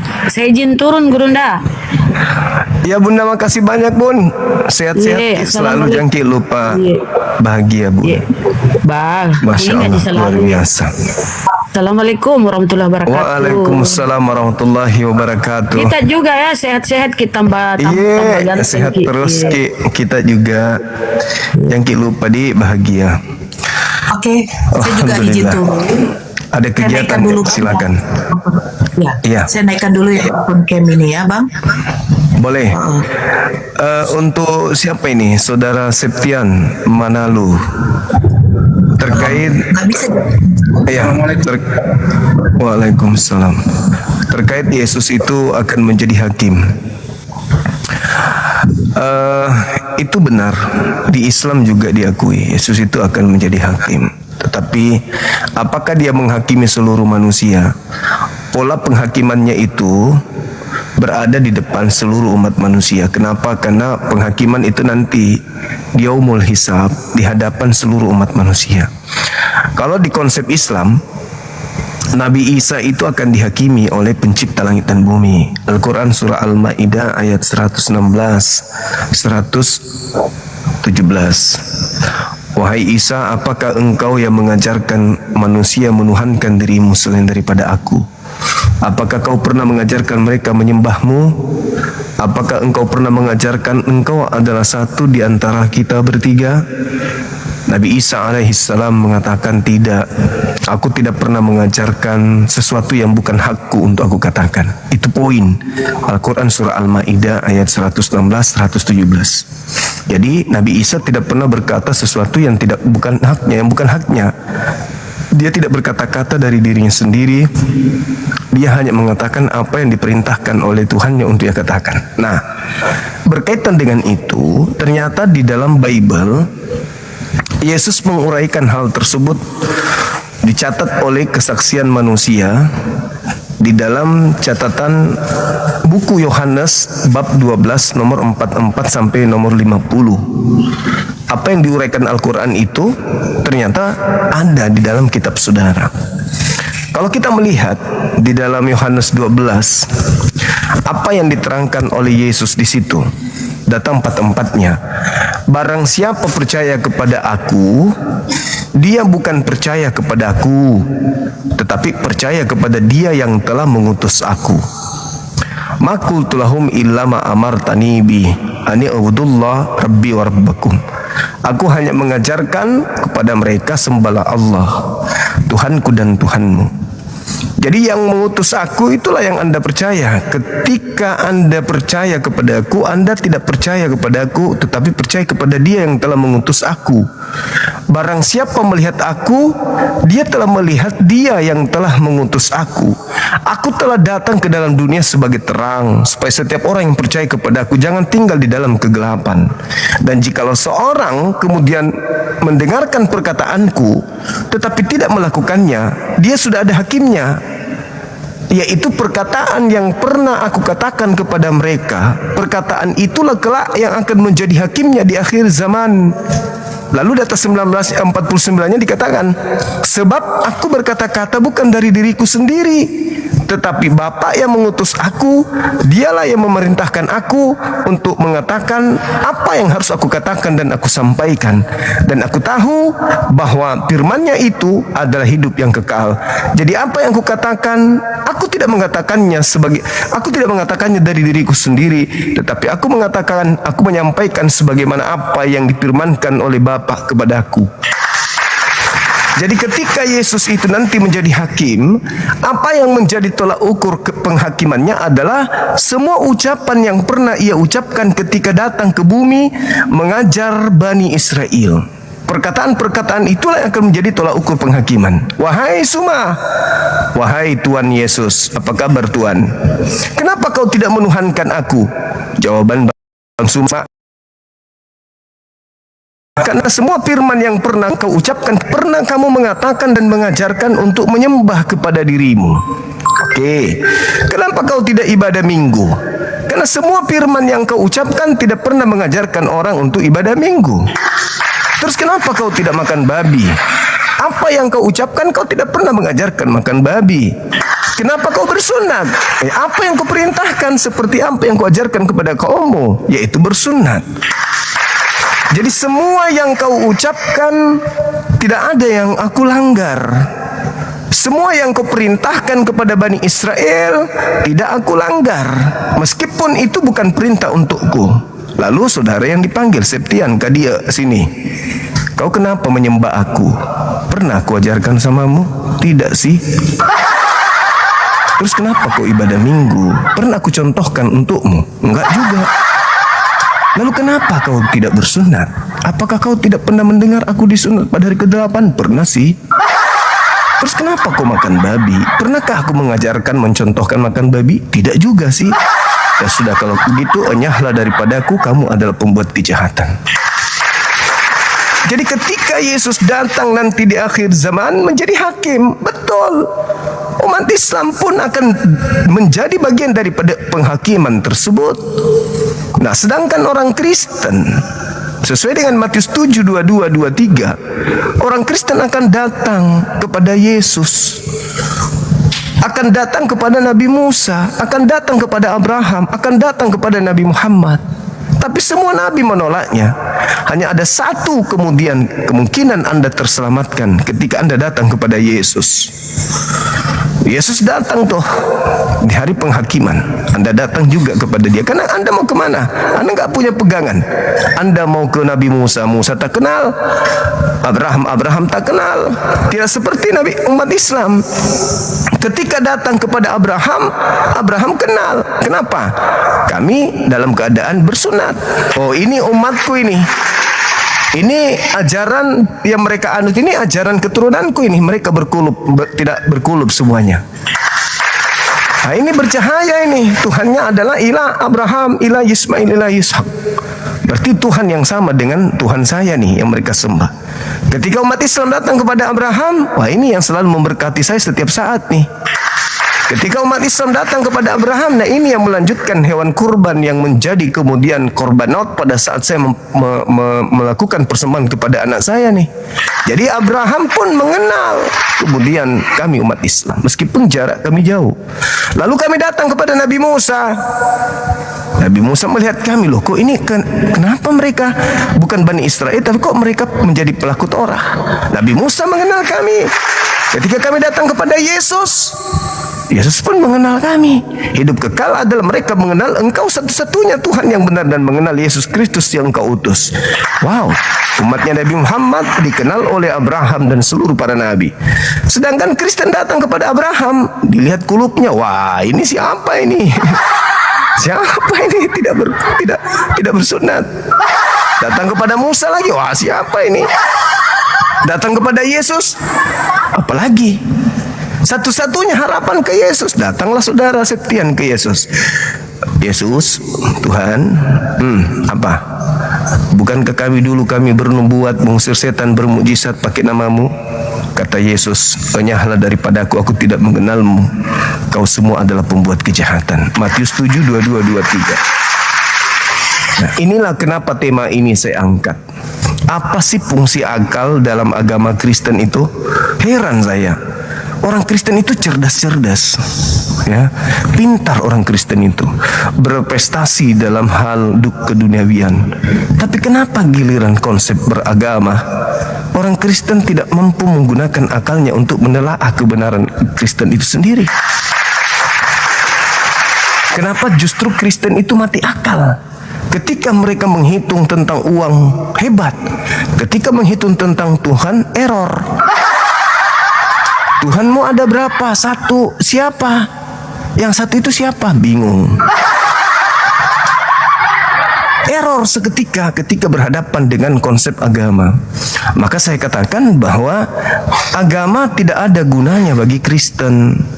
Karena untuk menjadi Kristen akal kudu wajib mati. Gak boleh berakal kalau menjadi Kristen. Itulah fakta, itu real. Kalau mau jadi Kristen tinggalkan akal dulu, baru masuk menjadi penganutnya. Karena konsep Tuhannya tidak masuk akal, kitab sucinya nggak masuk akal, agamanya dan seterusnya, semua sendi-sendi keagamaan yang mereka miliki tidak ada yang masuk akal. Semuanya rasional, irrasional maksudnya. Saya kira begitu. Silakan teman-teman non Muslim yang mau naik, silakan ajukan permintaan. Yang memahami Bible tapinya ya, jangan yang naik ngamuk-ngamuk di atas. Yang paham Bible supaya diskusi kita bisa. Halo, assalamualaikum Bang Juma. Waalaikum Abang. Katolik, Protestan, Islam ya? Nggak tahu aku. Ya? Aku nggak tahu. Apakah Anda Iya, Islam. Terus Abang ada yang ingin disampaikan? Tidak ada, cuma mau nyimak saya ini. Oh iya, baik. Saudara Muslim mohon untuk tahan diri ya. Halo saudara Islam Kristen. Halo Bang.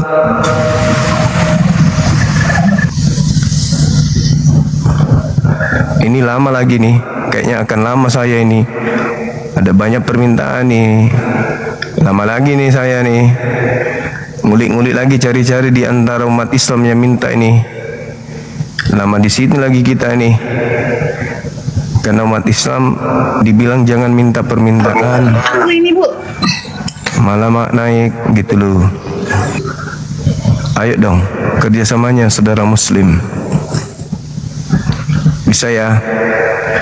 Saudaraku yang Islam, bisa tahan diri untuk tidak naik dulu. Halo. Yang non muslim aja yang naik. Yang Islam tahan diri dulu. Jangan dulu. Halo, semangat sore. Halo. Halo. Idun. Idun, Katolik Protestan.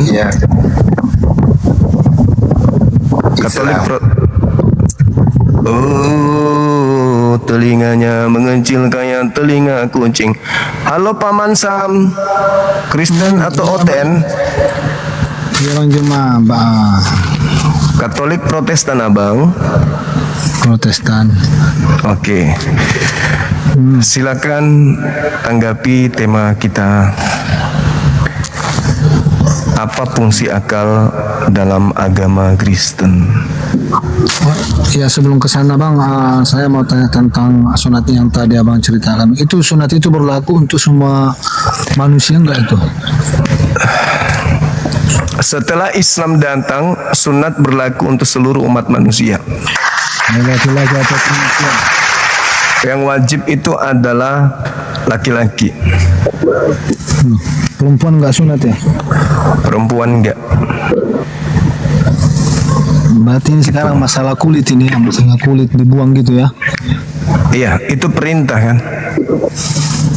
Kalau Abraham diperintahkan bunuh anaknya, potong anaknya untuk menguji keimanannya. Ini Kristen disuruh potong nenotnya aja sedikit, malas, tidak mau taat pada Tuhan. Iya. Jadi ini itu terkait sama tema Abang ini. Iya. Oke. Ya, menurut Abang fungsi akal dalam agama itu kayak mana coba? Fungsi akal itu untuk agama adalah menjadi filter. Akal menjadi filter dari setiap keyakinan yang muncul di bumi. Mana keyakinan yang benar-benar masuk akal, itulah yang bersumber dari pencipta langit dan bumi. Kalau ada keyakinan yang tidak masuk akal, itu karangan manusia doang. Sahabat Andi tidak sedang minta permintaan, tidak ada multi atas nama Andi. Gimana? Kalau namanya akal itu bisa dikaitkan dengan logika enggak itu? Yes, itu udah pasti. Akal logika itu sejalan dan seia sekata, nggak bisa terpisahkan. Jadi namanya akal itu pasti dikaitkan dengan logika. Jadi dalam tentang pengajaran agama harus kita pakai logika, nggak betul nggak itu ya? Betul. Nah, jadi gini Bang, apa fungsi akal dalam agama? Jadi kalau namanya kalau saya seorang umat Kristen, saya pakai akal dan akal saya itu logika. Saya menyembah orang yang pernah datang dari surga, sebab siapa yang pernah datang dari surga pasti beliau yang tahu jalan menuju ke surga. Itu akal logika saya Bang. Coba dibantah Bang. Iya. Yang mana yang harus kita sembah? Tuhan atau orang? Logika. Kalau kita ngambil logikanya ke sana, dua-duanya bisa Bang. Manusia, apakah ada pertanyaan? Dari mana? Gini Bang, dia menjadi manusia kan ada jalannya, bukan langsung. Maksud saya bukan gimana? Manusia bukan manusia kayak Anda, bukan begitu temanya. Jangan bicara sendiri, Bung. Anda nggak mau dibilang orang gila kan? Orang bicara sendiri itu orang gila itu ya. Tema ini adalah apa fungsi akal dalam agama. Fungsi akal itu mengarahkan manusia untuk mengetahui agama itu betul dari Tuhan atau agama itu hanya buatan manusia. Itu fungsi akal. Gini Bang, dalam agama. makanya saya kaitkan akal itu bisa nggak dikaitkan dengan logika, iya kan? Iya. Boleh kan?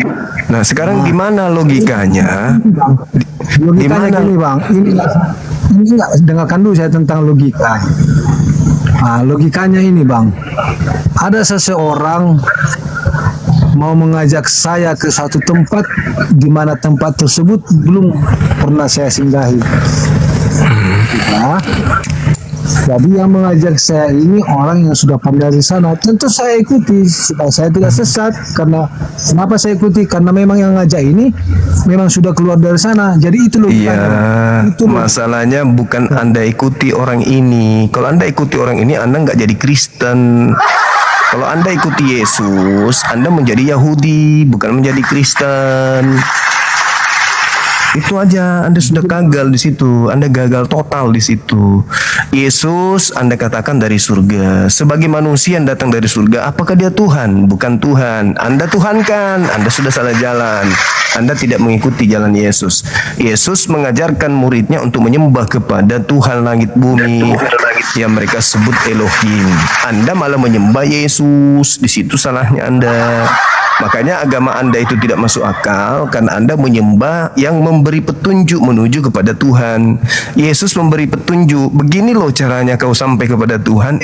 Malah Anda menyembah Yesus yang adalah petunjuk menuju Tuhan. Yesus itu juru. Juru itu adalah guru. Guru itu adalah pemimpin. Pemimpin itu adalah yang membimbing. Membimbing kemana? Membimbing kepada tujuan. Yesus membimbing pengikutnya menuju kepada tujuan. Bukan Yesus itu tujuan.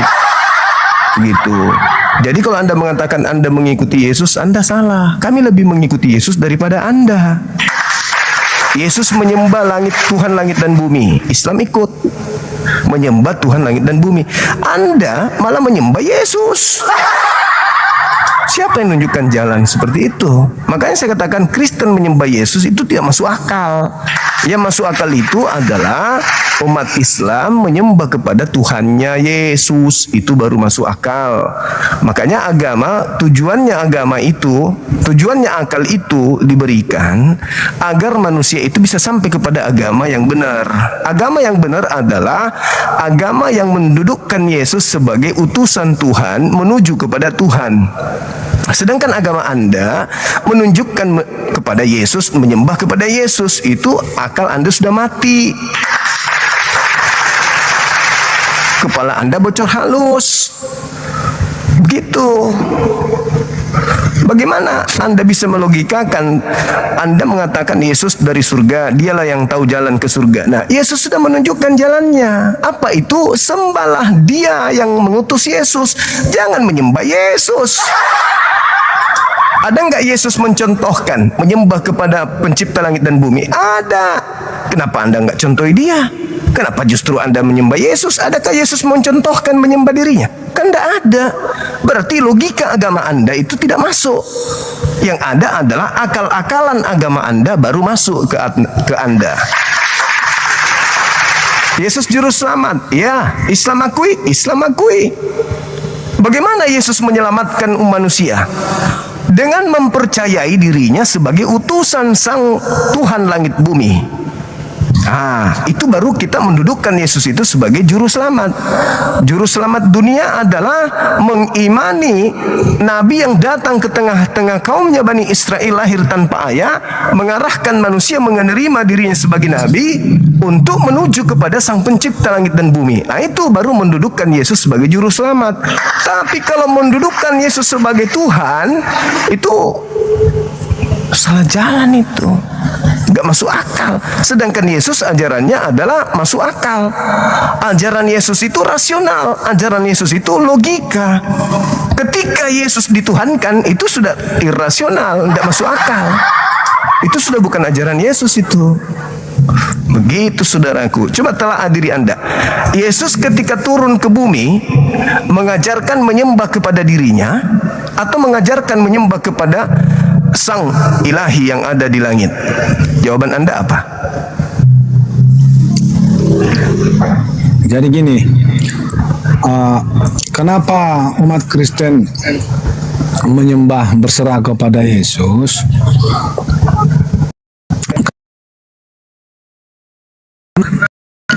Yesus itu Yesus ajarkan nggak nyembah dirinya?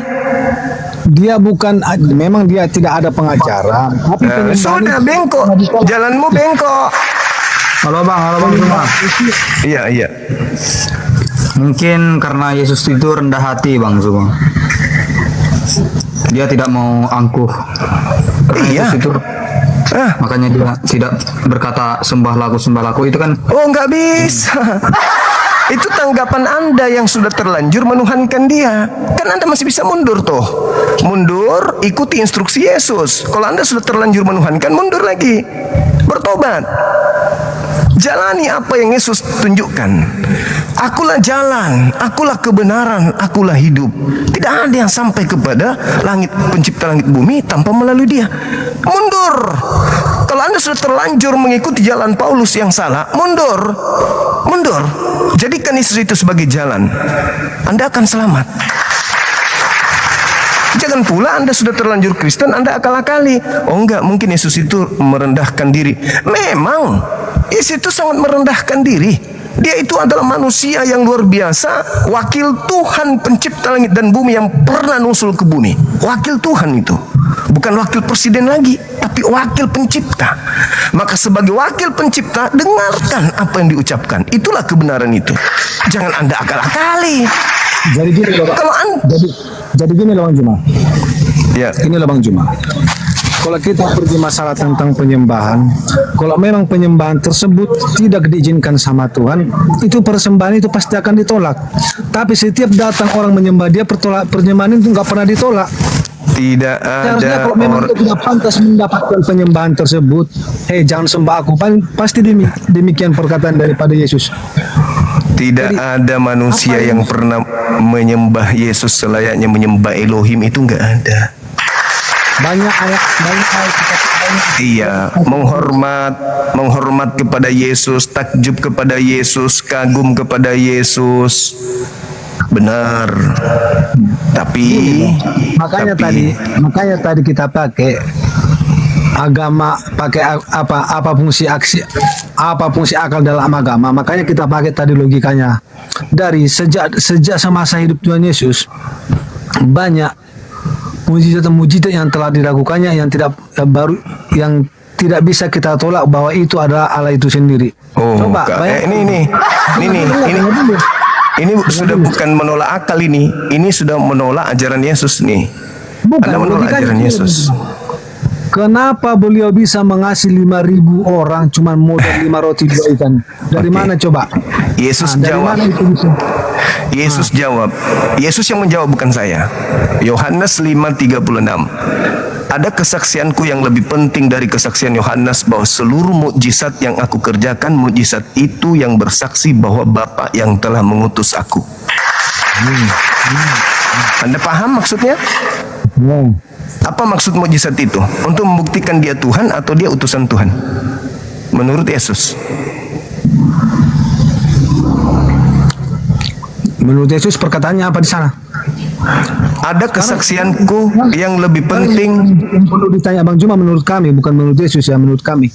Ada kesaksian Yesus yang lebih penting dari kesaksian Yohanes Pembaptis bahwa seluruh mukjizat yang dia kerjakan, mukjizat itu bersaksi kalau dia adalah utusan Bapa. Terus kenapa Anda menjadikan dia Tuhan dengan mukjizat itu? Itulah artinya bahwa agama Anda tidak sampai ke kebenaran akal. Karena Yesus mengatakan menghidupkan orang mati, memberi banyak orang makan dengan 1-2 buah roti, itu mukjizat yang diberikan Tuhan kepadanya sebagai bukti kalau dia itu adalah rasul, utusan Tuhan. Tetapi Kristen menyerongkan kondisi kesaksian itu, menjadikan Yesus itu sebagai Tuhan oleh karena dia mampu membuat makan banyak orang dengan 1 roti. Artinya, untuk menjadi Kristen, akal harus mati dulu. Karena kalau akal yang Anda gunakan menelaah pernyataan Yesus, kesaksian Yesus, maka Anda akan mendudukkan Yesus sama seperti umat Islam mendudukkan Yesus sebagai Rasul Tuhan. Mujizat yang aku lakukan, mujizat itu yang aku kerjakan sekarang, dan mujizat itu yang bersaksi bahwa aku adalah Rasul, utusan Bapa. Nah, itu dalil wahyu dan itu dalil akal. Saudara Kristen melihat Yesus, wow, ini Tuhan ini. Faktanya dia bisa membuat roti banyak orang yang makan, pada roti cuma satu. 5.000 orang makan dari roti yang satu di tangannya. Kenyang semuanya. Wah, ini bukti dia Tuhan. Berarti Anda penganut agama pagan. Yesus itu backingannya Tuhan langit bumi, bukan presiden. Dia backingannya itu raja di atas raja. Jadi segala sesuatu mujizat yang dahsyat, super dahsyat, Yesus bisa lakukan sebagai wakil Tuhan. Yesus bisa menjadikan bumi ini menjadi bubur. Yesus bisa menjadikan matahari menjadi telur dadar. Bisa begitu, ya, karena Yesus ini adalah yang maha dahsyat. Berarti kita benar, bukan Bang. itu. Berarti kita benar, Bang, mengikuti Yesus. Loh, kalau Anda mengikuti Yesus, Anda menjadi Yahudi, ku bilang. Kok jadi Kristen Anda? Di mana Yesus pernah menunjukkan jalan Kristen? Gak ada. Dari A sampai Z ajaran Yesus itu tidak akan pernah mengarahkan kaki ini melangkah ke gereja. Catat itu. Tidak ada unsur menjadi pengikut Yesus mendengar khotbah pendeta. Tidak ada unsur, sabar, tidak ada unsur dalam penginjilan Yesus mengantarkan manusia mendengarkan khotbah gereja. Nggak ada. Bahkan sekedar ke gereja saja tak ada dalam ajaran Yesus itu. Nggak ada. Kalau Anda menjadi pengikutnya, Anda akan rajin mendengarkan ceramah khotbah daripada rabi-rabi Yahudi pengajar Torah. Anda akan ke sinagoge beribadah. Anda di sana tempat ibadahnya kalau Anda mendengarkan Yesus. Bang Juma, bantuin kita ngomong dari Juma. Itu masalah-masalah kebaktian itu nanti itu ayat ada semua ayatnya. Jadi kalau silakan Anda tunjukkan. Kalau kasih saya ayat Bang Juma satu ayat Alkitab Lukas 19:10, bagaimana tanggapan Bang Juma tentang di sana? Ini tentang Apa Yesus, Lukas 19:10. Apa yang dikatakan di sana ketika dia menguraikan ajaran itu kepada kaumnya? Apakah itu mengikat kita sebagai orang di luar? Maksud saya masalah mengikuti tentang Yesus Kristus. Ya, bacakan Bang, dibacakan ayatnya Bang. Sebab anak manusia datang untuk mencari dan menyelamatkan yang hilang. Berarti dia bisa menyelamatkan. Nih, tak ajarin ya. Yesus mengatakan dalam Matius 15 nomor 24, aku diutus kepada domba-domba yang sesat. Sesat itu artinya hilang, kehilangan arah. Aku diutus hanya kepada domba-domba yang kehilangan arah dari umat Israel. Baca Yehezkiel 5. Yehezkiel 5 nomor 12, nomor 13. Di situ Tuhan marah kepada Bani Israel. Maka dikatakan sepertiga dari kaummu aku bunuh dalam perjalanan, sepertiga lagi dibunuh oleh orang-orang di sana, sepertiga lagi aku hembuskan ke seluruh penjuru mata angin. Bani Israel yang sepertiga inilah yang terhempas ke seluruh penjuru bumi. Itulah Yesus katakan dalam Yohanes 10, masih ada lagi domba-dombaku yang harus kutuntun di luar daripada Yerusalem, di luar daripada kandang ini. Siapa mereka? Keturunan Yakub yang sudah Tuhan hembuskan ke seluruh penjuru bumi. Itulah Yesus mengatakan, pergilah ke seluruh dunia, jadikanlah seluruh bangsa. Maksudnya seluruh bangsa di sini adalah bangsa Bani Israel. Jadikanlah mereka kemudian menjadi muridku. Maksudnya keturunan Yakub yang sudah berpencar ke seluruh dunia, ajak mereka menjadi muridku, sebab aku datang diutus untuk mereka. Itu bukan untuk kita, Yesus itu untuk kaumnya Bani Israel saja. Jadi bangsa yang hilang atau umat yang hilang atau domba yang hilang adalah Bani Yakub yang sudah keluar dari tengah-tengah kaumnya Bani Israel, Yerusalem. Itulah yang dimaksud orang yang hilang. Kalau Anda menggunakan akal, Matius 15:24, aku Yesus diutus hanya kepada domba yang sesat dari Bani Israel. Anda Bani Israel? Memang itu benar, tapi makanya ada rasul-rasul berikutnya datang untuk menyebarluaskan berita tentang Yesus. Anda Bani Israel, rasul-rasul. Itulah tadi di sana kegunaan daripada Paulus. Di sana tadi. Yesus berpesan di dalam Matius 10 nomor 5 nomor 6. Yesus berpesan kepada ke-12 muridnya agar jangan ke bangsa lain, tapi pergilah kepada domba-domba yang sesat dari bangsa Israel. Itu fakta, itu real. Kenapa kami? Ya, gimana? Anda mengklaim kalau Anda pengikut Yesus, padahal Anda benci Yesus, bahkan Anda hina-hina. Jadi gimana logikanya ini? Anda salah. Padahal umat Islam itu sangat banyak kali membenci Yesus. Tidak ada secuil pun. Di sisi lain kalian mengakui kalian pengikut Yesus. Jadi dengar, buat sebuah narasi itu yang logika lah. Dengar, Al-Quran menarasikan Nabi Isa alaihissalam ingin dibunuh, ingin disalib, tetapi kemudian Tuhan langit dan bumi menyelamatkan Nabi Isa. Namun ada yang disalib. Yang disalib ini kemudian yang Anda sembah.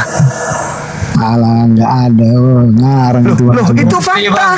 Kalau Bang Suma. Itu real. Dari dulu itu memang umat Muslim selalu mengatakan bahwa yang disalib itu telah diganti.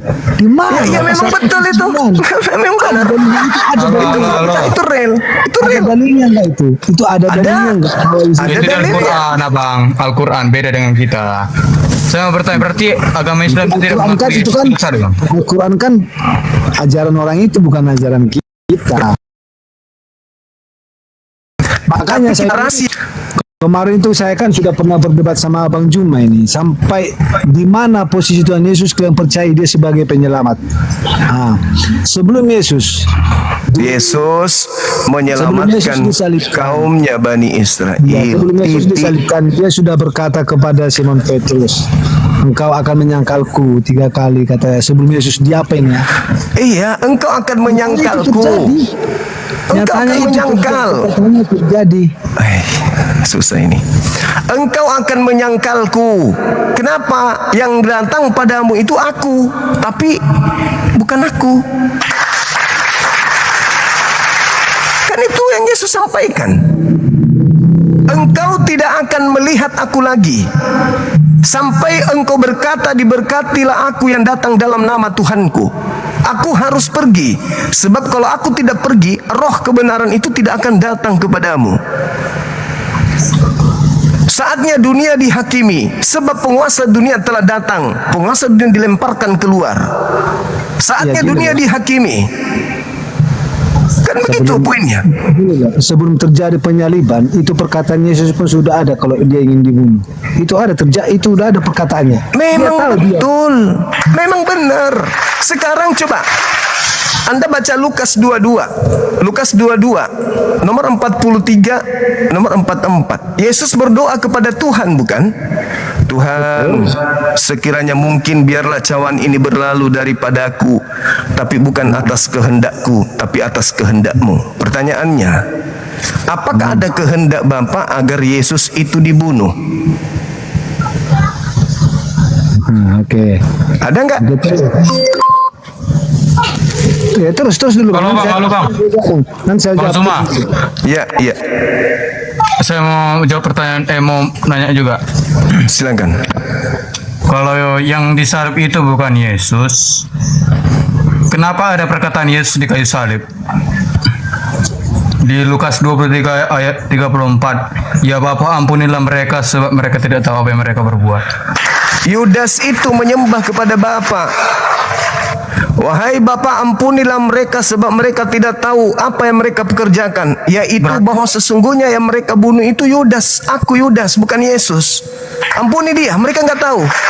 Mereka pikir aku ini Yesus. Mereka nggak tahu, ampuni mereka. Itu maksudnya tuh. Apa buktinya bahwa dia itu Yudas? Anda baca Lukas 22 nomor 69. Oke.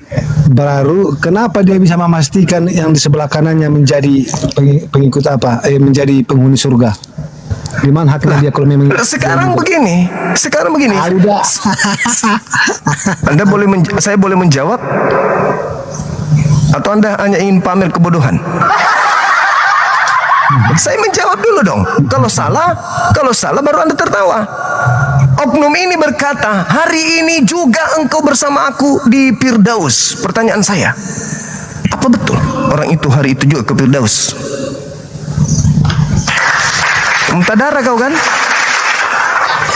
Muntabir kau kan?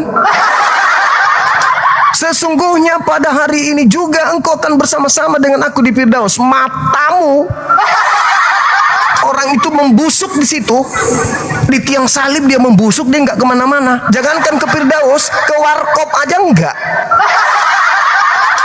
Ini makanya, apakah agama Anda itu bisa diterima dengan akal?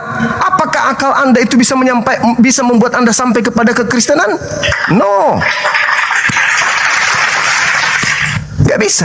Akal tidak bisa menolong Anda untuk menelaah kekristenan. Logika rusak, akal-akalanlah yang bisa membuat Anda tetap bertahan di Kristen. Saya sadar, saudara-saudara kami ke Kristen, ketika mereka masuk gereja, menemukan diri mereka menyembah kepada manusia Yesus, saya tahu kalian tersakiti dengan keadaan itu. Kenapa Anda sakit? Karena akal Anda bertolak belakang dengan apa yang Anda yakini. Pada hari ini juga engkau akan bersama aku dengan Firdaus. Matamu membusuk, orang itu nggak kemana-mana. Lantas Anda mengatakan, wah ini adalah Tuhan karena dia menjanjikan. Faktanya janjinya terbukti enggak?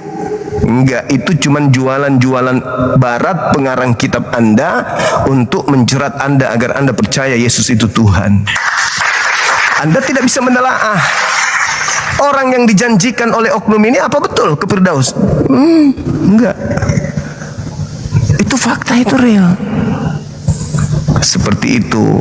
Jadi kalau agama Anda bisa ditelaah dengan akal, berarti agama Anda ajaran Yesus. Karena Yesus mengatakan, kasihilah Tuhan Elohim dengan akal sehatmu. Dengan akal, bukan akal-akalan. Nah sekarang ketika Yesus mengatakan kasihilah Tuhanmu dengan akal budi, masuk di akal enggak Bapak Elohim langit bumi turun ke bumi menjadi bayi imut?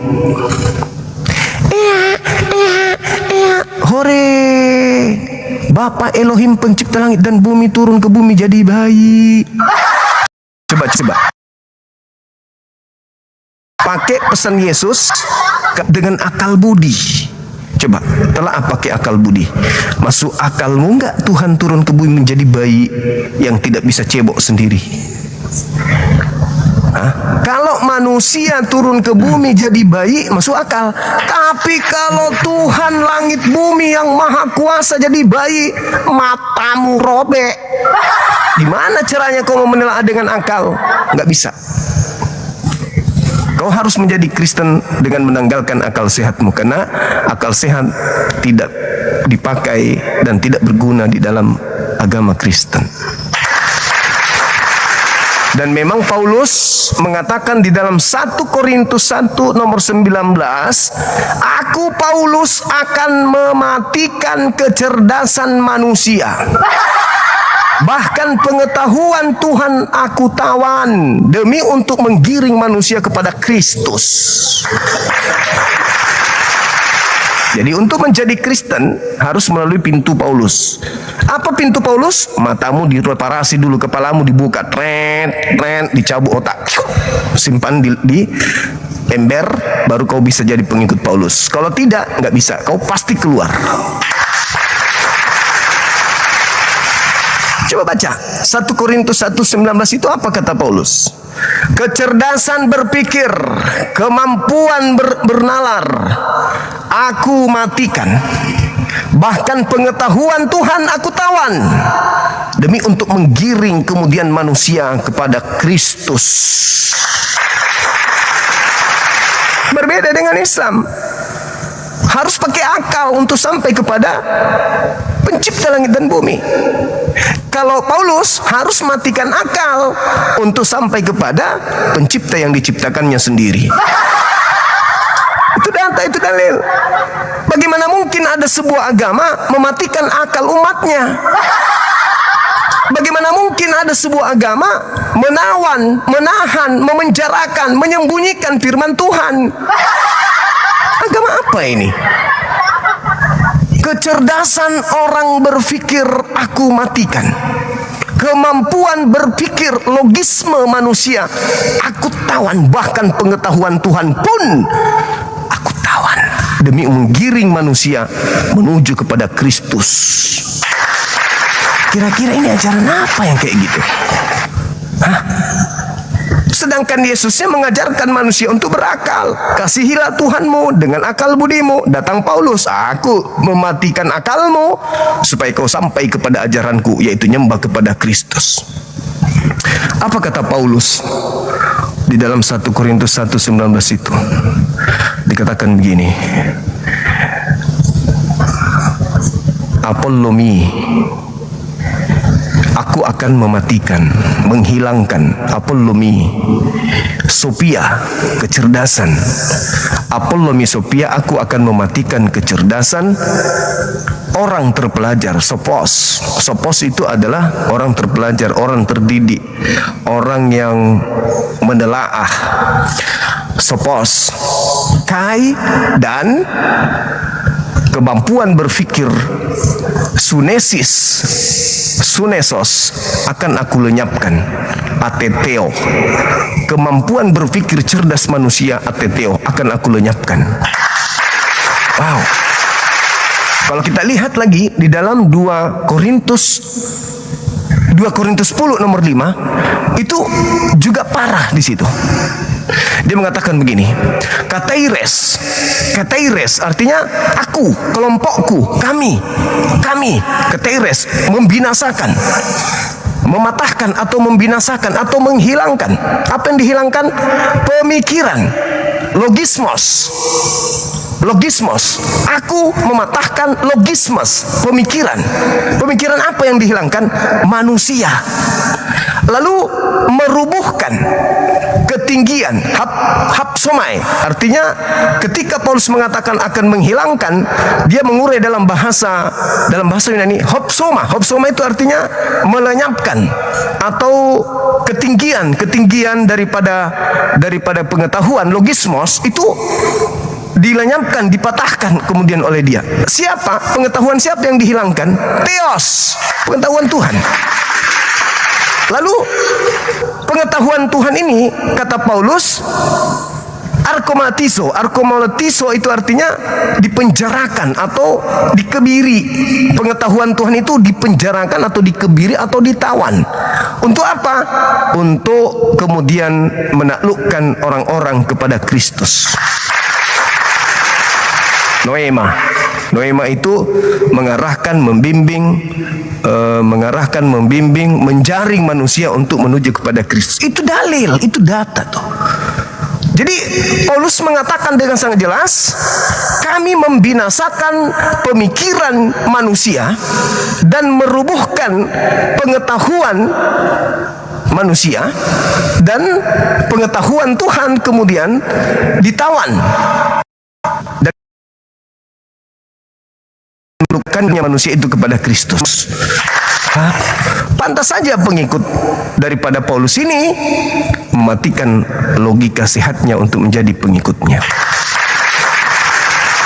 Sekali lagi, tolong lakukan pendekatan original teks di dalam menelaah 2 Korintus 10 nomor 5, 1 Korintus 1:19. Masuk ke dalam original teksnya, Anda akan sampai kepada doktrin dogma bagaimana Paulus itu mematikan akal pengikutnya supaya pengikutnya bisa terjerat masuk ke dalam konsep menuhankan yang disebut Kristus itu. Itu dalil. Itu fakta, itu real. Gak bisa Anda pungkiri. Jadi, apa fungsi akal dalam agama? Kalau di Kristen gak ada fungsinya.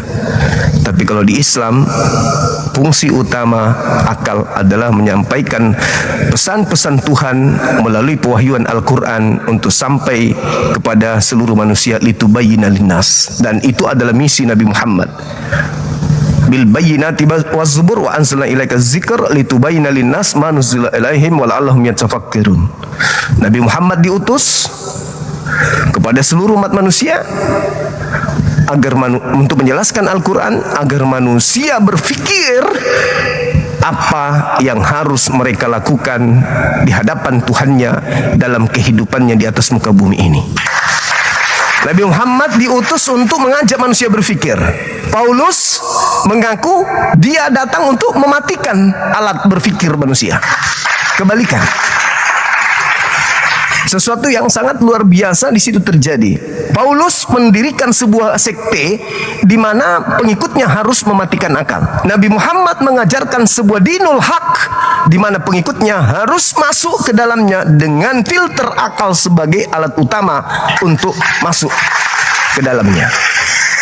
Jadi Islam sama dengan akal, Kristen sama dengan non akal alias tidak berakal. Ada dalil penguat?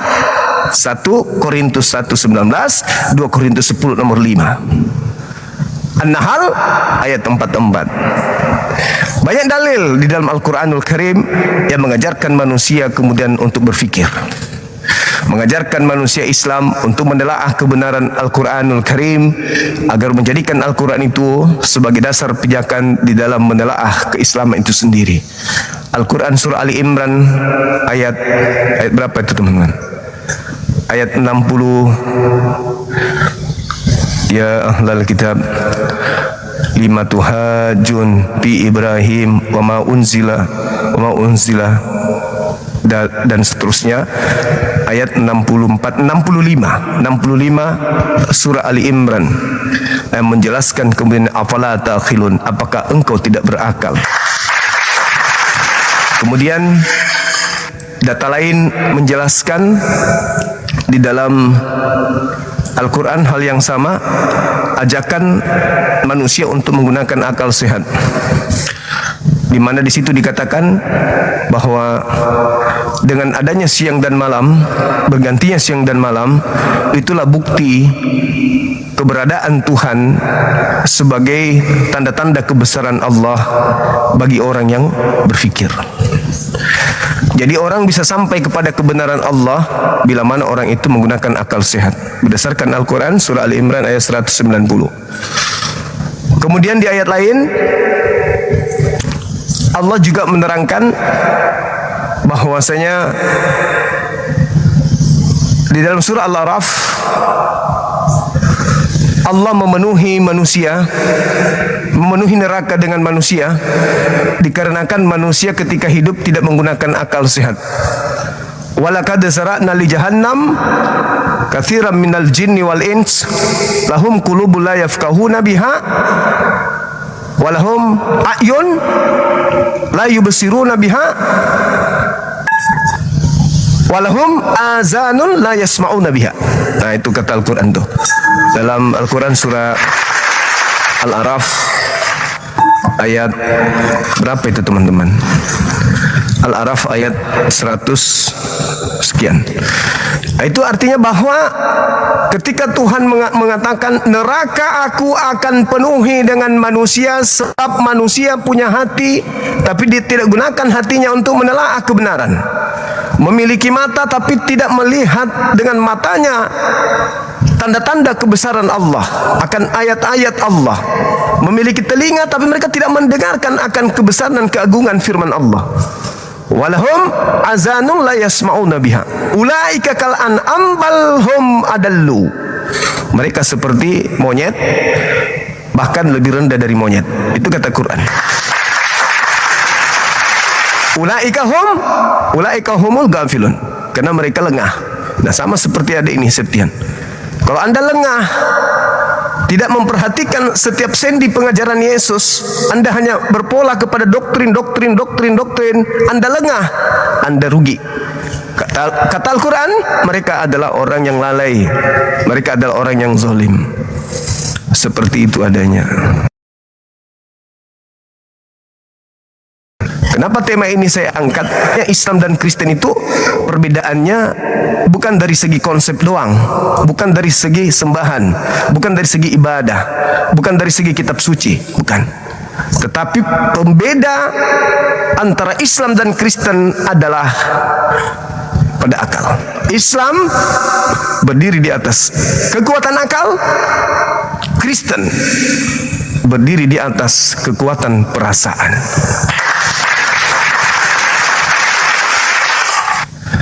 Seperti itu saudaraku. Silakan kalau ada yang ingin dipertanyakan atau ada ingin disampaikan.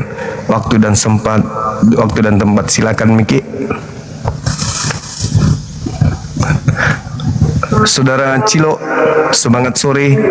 Andre, semangat sore. Aku just sebab budak. Kenapa pada turun? Silakan saudara-saudara muslim ajukan permintaan untuk naik. Materi ini sederhana tapi mampu mengguncang kemudian mimbar gereja. Kenapa? Karena gereja tak sanggup menyampaikan kekristenan dengan pola akal.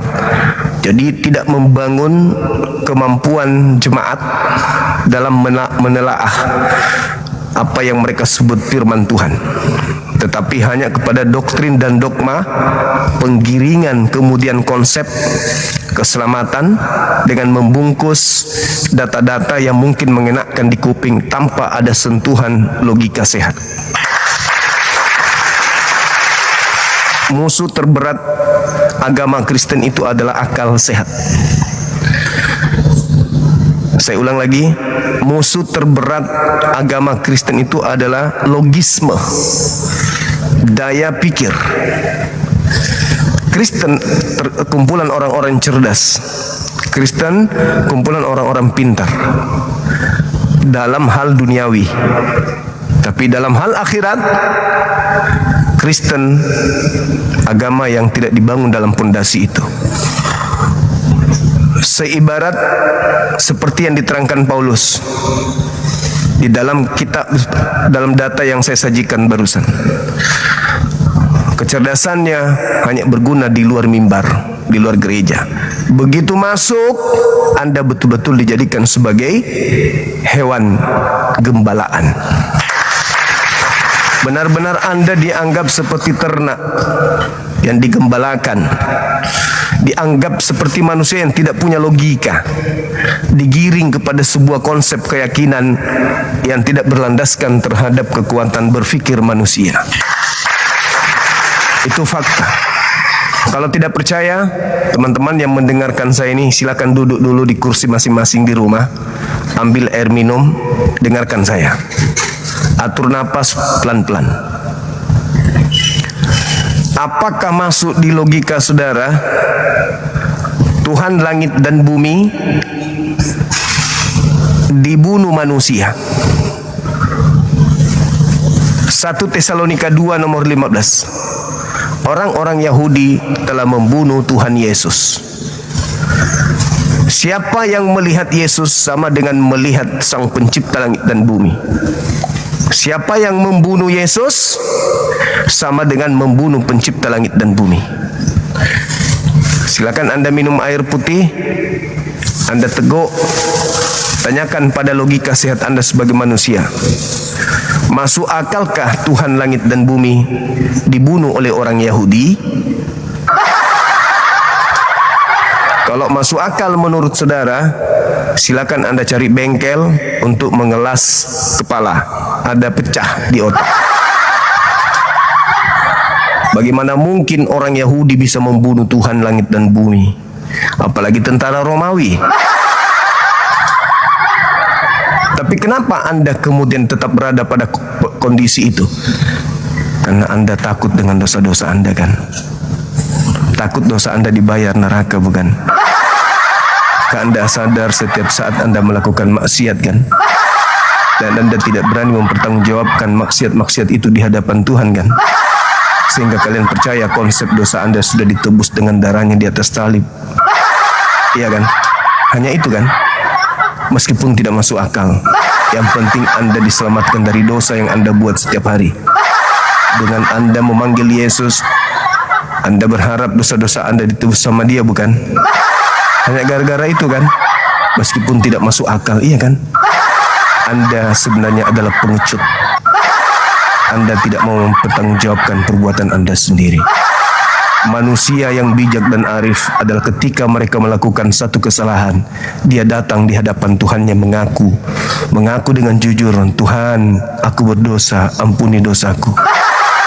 Jangan kau katakan Tuhan, turunlah ke bumi, biar kau ditampar lagi oleh orang Yahudi demi untuk dosa-dosaku.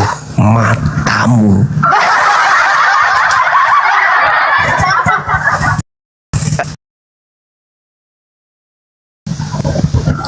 Itu, saudara.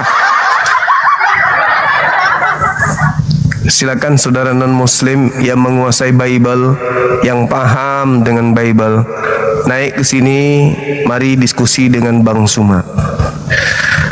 Ustaz, tolong matikan lampu. Padamkan maksudnya. Biar terang.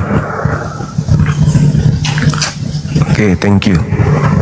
Yang di depan itu nggak usah di ini, masih terang. Halo saudara, apakah saudara Al-Hamba ini termasuk manusia-manusia penyiksa Tuhan?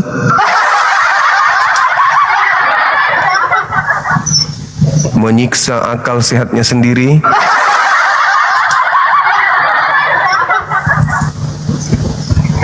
Silakan saudara-saudara non-muslim naik, hadapi saya dengan ilmu. Silakan. Sorry bang. Masya Allah, subhanallah. Halo, assalamualaikum, Zul, barakallahu fik. Gol, ya. Waalaikumsalam warahmatullahi wabarakatuh. Jika muslim. Warahmatullahi wabarakatuh. Waalaikumsalam. Muslim nih bang, muslim bang. Iya, gimana bang? Kalau muslim, apa yang mesti kita perbincangkan kalau kita sesama muslim? Ini dialog lintas agama. Saudara 100, ini apa ini bahasa tulisannya? Ente leheng eleheng ente, semangat sore. Halo. Ada yang bernama serimbing atau belimbing dibawa naik.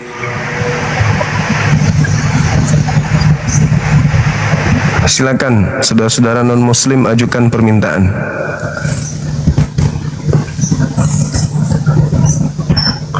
Tadi saudara Andi berakhir dengan apa tadi? Ada yang ingat nggak? Yang orang Toraja? Maaf bang Arif, nggak sengaja. Silakan. Oh turun sendiri, ya, nggak apa-apa. Semangat sore Bunda Rahma.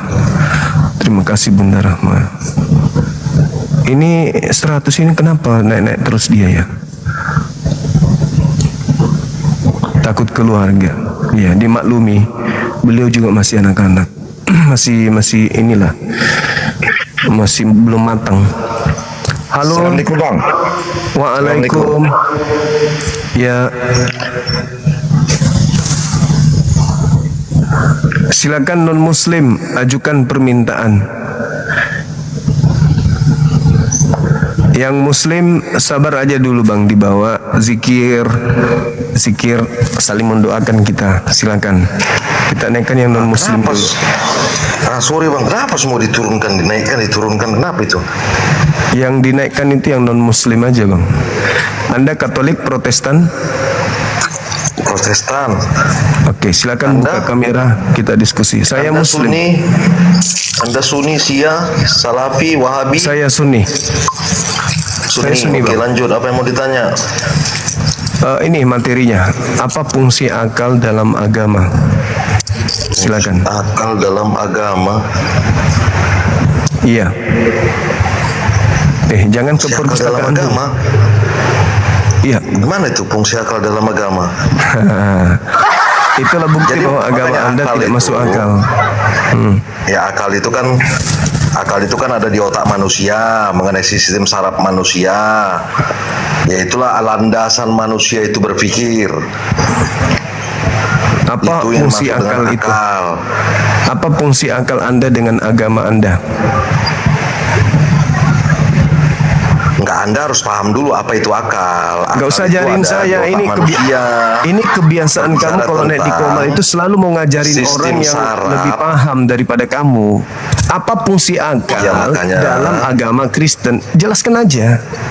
Apa itu akal? Akal adalah saraf-saraf. Nggak perlu kok kayak gitu. Fisik dan biologis manusia, fungsi mental seperti berpikir, menganalisa. Biar gua ajari, kau kan nggak ngerti nih.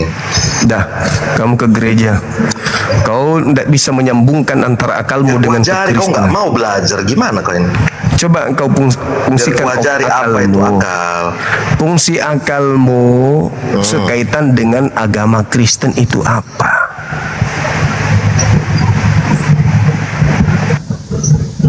Mampus kau kan? Kau pandai bernarasi, tapi kau sendiri nggak sadar narasimu itu masuk di otakmu atau tidak? Kau pingin ngajarin ikan renang? Lucu kau ini.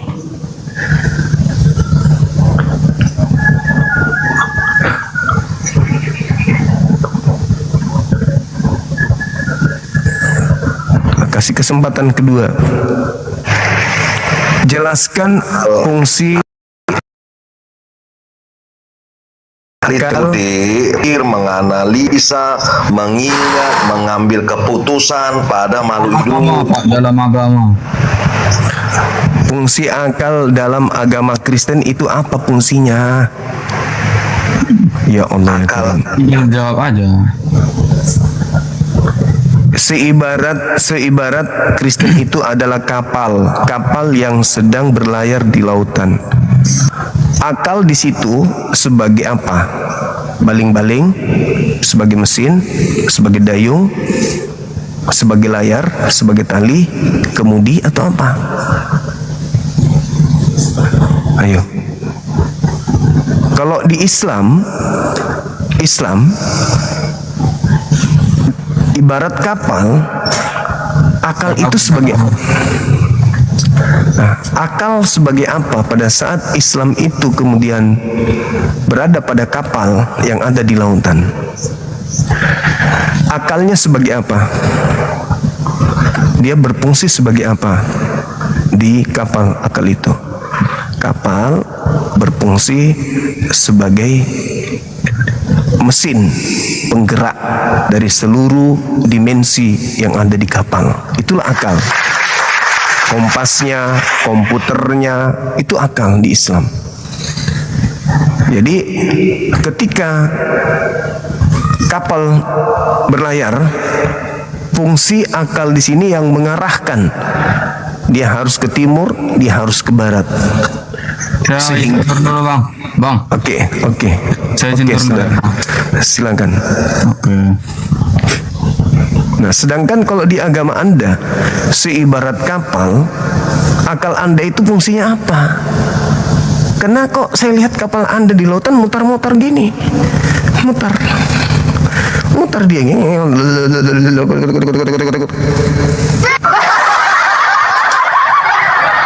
Tuhan turun ke bumi, lalu berdoa lagi kepada Tuhan, lalu ketika berdoa kepada Tuhan, Tuhannya lagi yang kemudian turun ke bumi, berdoa lagi kepada Dia, minta lagi kepada Dia. Dia adalah Tuhan itu sendiri, mutar-mutar dia, menjadikan gelombang lautan begitu dahsyat sehingga semua rubuh, pohon-pohon yang ada di pantai itu rubuh semua, gunung meledak semuanya dibuat. Kenapa bisa kayak gitu? Ya karena nggak rasional. Menurunkan kapal ke laut, ya. Pantat kapalnya di atas. Gimana mau sampai ke pelabuhan?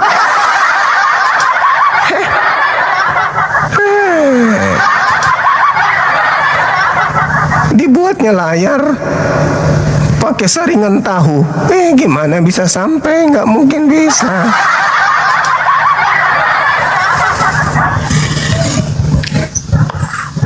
Ada dayungnya bang, betul ada dayungnya, betul. Tapi yang dibuat dayung itu kerupuk dari singkong. Begitu kena air langsung hancur, melepuh, meleleh. Kasih sayang. Gimana?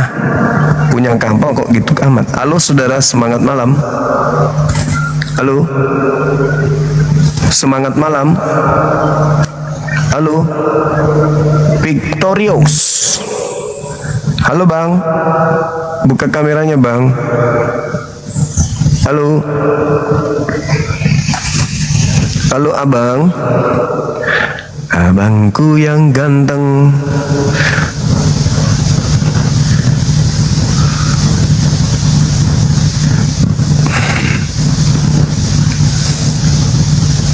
Memang berat. Memang berat Bang Suma.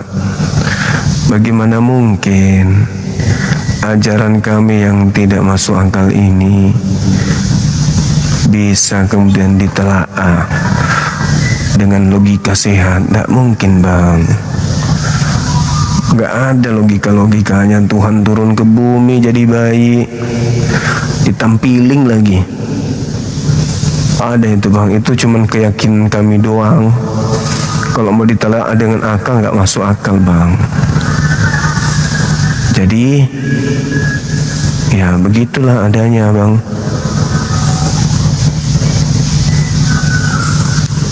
Gak usah dipikirkan, pokoknya dijamin selamat dah, aman dah. Yang penting mimpi masuk surga, kuncinya pada saat mati pakai jas. Ya. Apa namanya? Nginjek-nginjek orang itu di tempat umum ya kan, di warung. Coba kalau di perantauan mati kau. Iya, itu tetangga itu. Ya mulutnya keluar di warung. Nah, kalau ya toko warung gitu lah. Coba kalau di perantauan, wah mati gua layanin.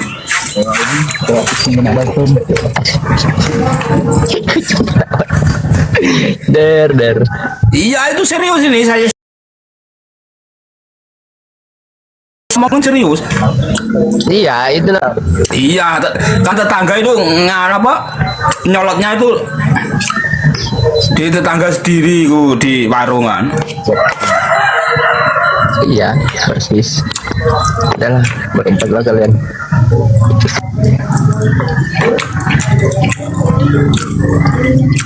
Halo, dari kota mana bos?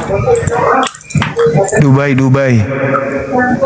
Oh, dari Indo ini, di Indo. Oh ya.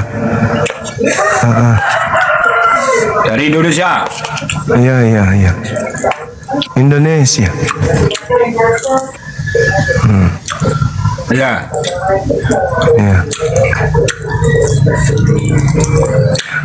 Kenapa bisa di sini abang ini? Kenapa bisa masuk di sini abang? Siapa? Abang, kenapa bisa di sini? Nggak tahu. Nggak tahu, saya nggak cari tadi kok. Saya ini lagi mana?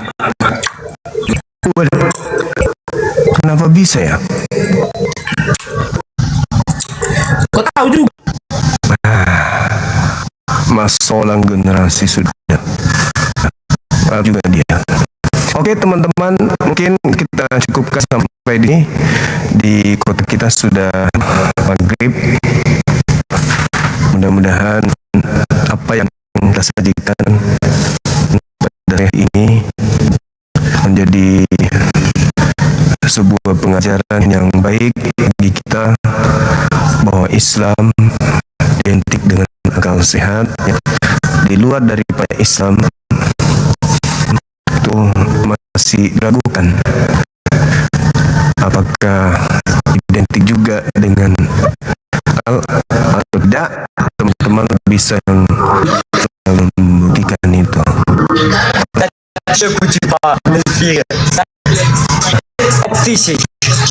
Maksudnya Hello. Его посадили молодых ебут. Их три ребята, кто-нибудь знает. Maksudnya А1 лига. Ребята, тапайкан. Maksudnya apa ini teman-teman? Dia ngomong apa dia? Ini cucunya Cristiano Ronaldo.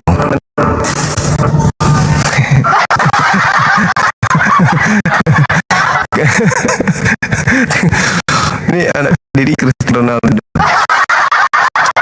Bisa kita langsung putuskan ini teman-teman. Apa aja ini? Saya lagi cari Leo. Kita putuskan aja ya. Masa aku harus bilang Yesus Kristus? Janganlah. Nanti musim dia. Kita putuskan aja ya. Kita mau istirahat soalnya. Ya. Boleh ya? Iya, penghargaan. Ya. Tapi lama, ini lama. Capek tengok dia. Waduh. Pote-pote terus mulutnya ngomong.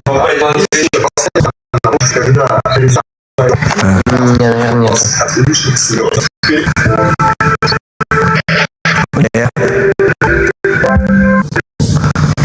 Teman-teman, oke kita putuskan. I'm sorry brother. I'm boring to see you. Maaf. Iya, kita nggak bisa bahas planet soalnya planet tuh. Oke teman-teman kalian, kita tutup dulu. Saya ucapkan banyak terima kasih pada teman-teman Muslim netizen yang ada di TikTok maupun yang ada di YouTube. Terima kasih atas waktu dan kesempatannya, perhatiannya kepada Ibu Lurah yang ada di Jakarta sana. Ibu Lurah sudah ngirim ke saya onde. Masya Allah teman-teman. Aku sering nyebut onde. Ada onde kah?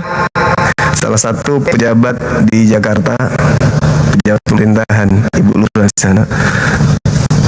Transfer onde email. Nyampe. Alhamdulillah. Ondenya mantap. Ondenya bikinnya di Pasar Senen. Dikirim lewat email langsung sampai ke Mas. Nah itulah perhatian seorang teman, seorang sahabat kepada Bang Zuma, sehingga ya kita bukan cuma ada onde kah di Jawa ada.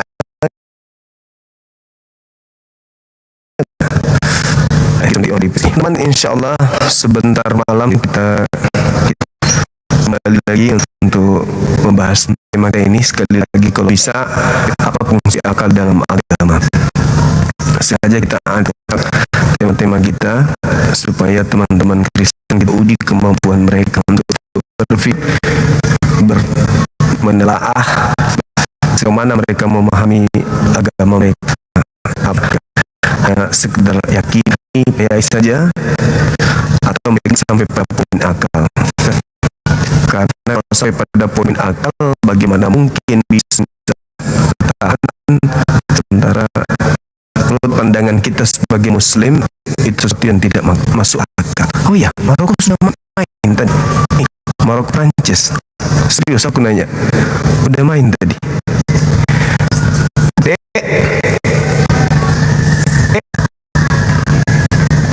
Oh belum. Mainnya kapan? Maroko. Kapan main?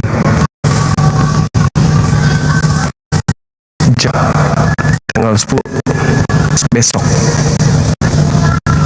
besok jam 4 subuh.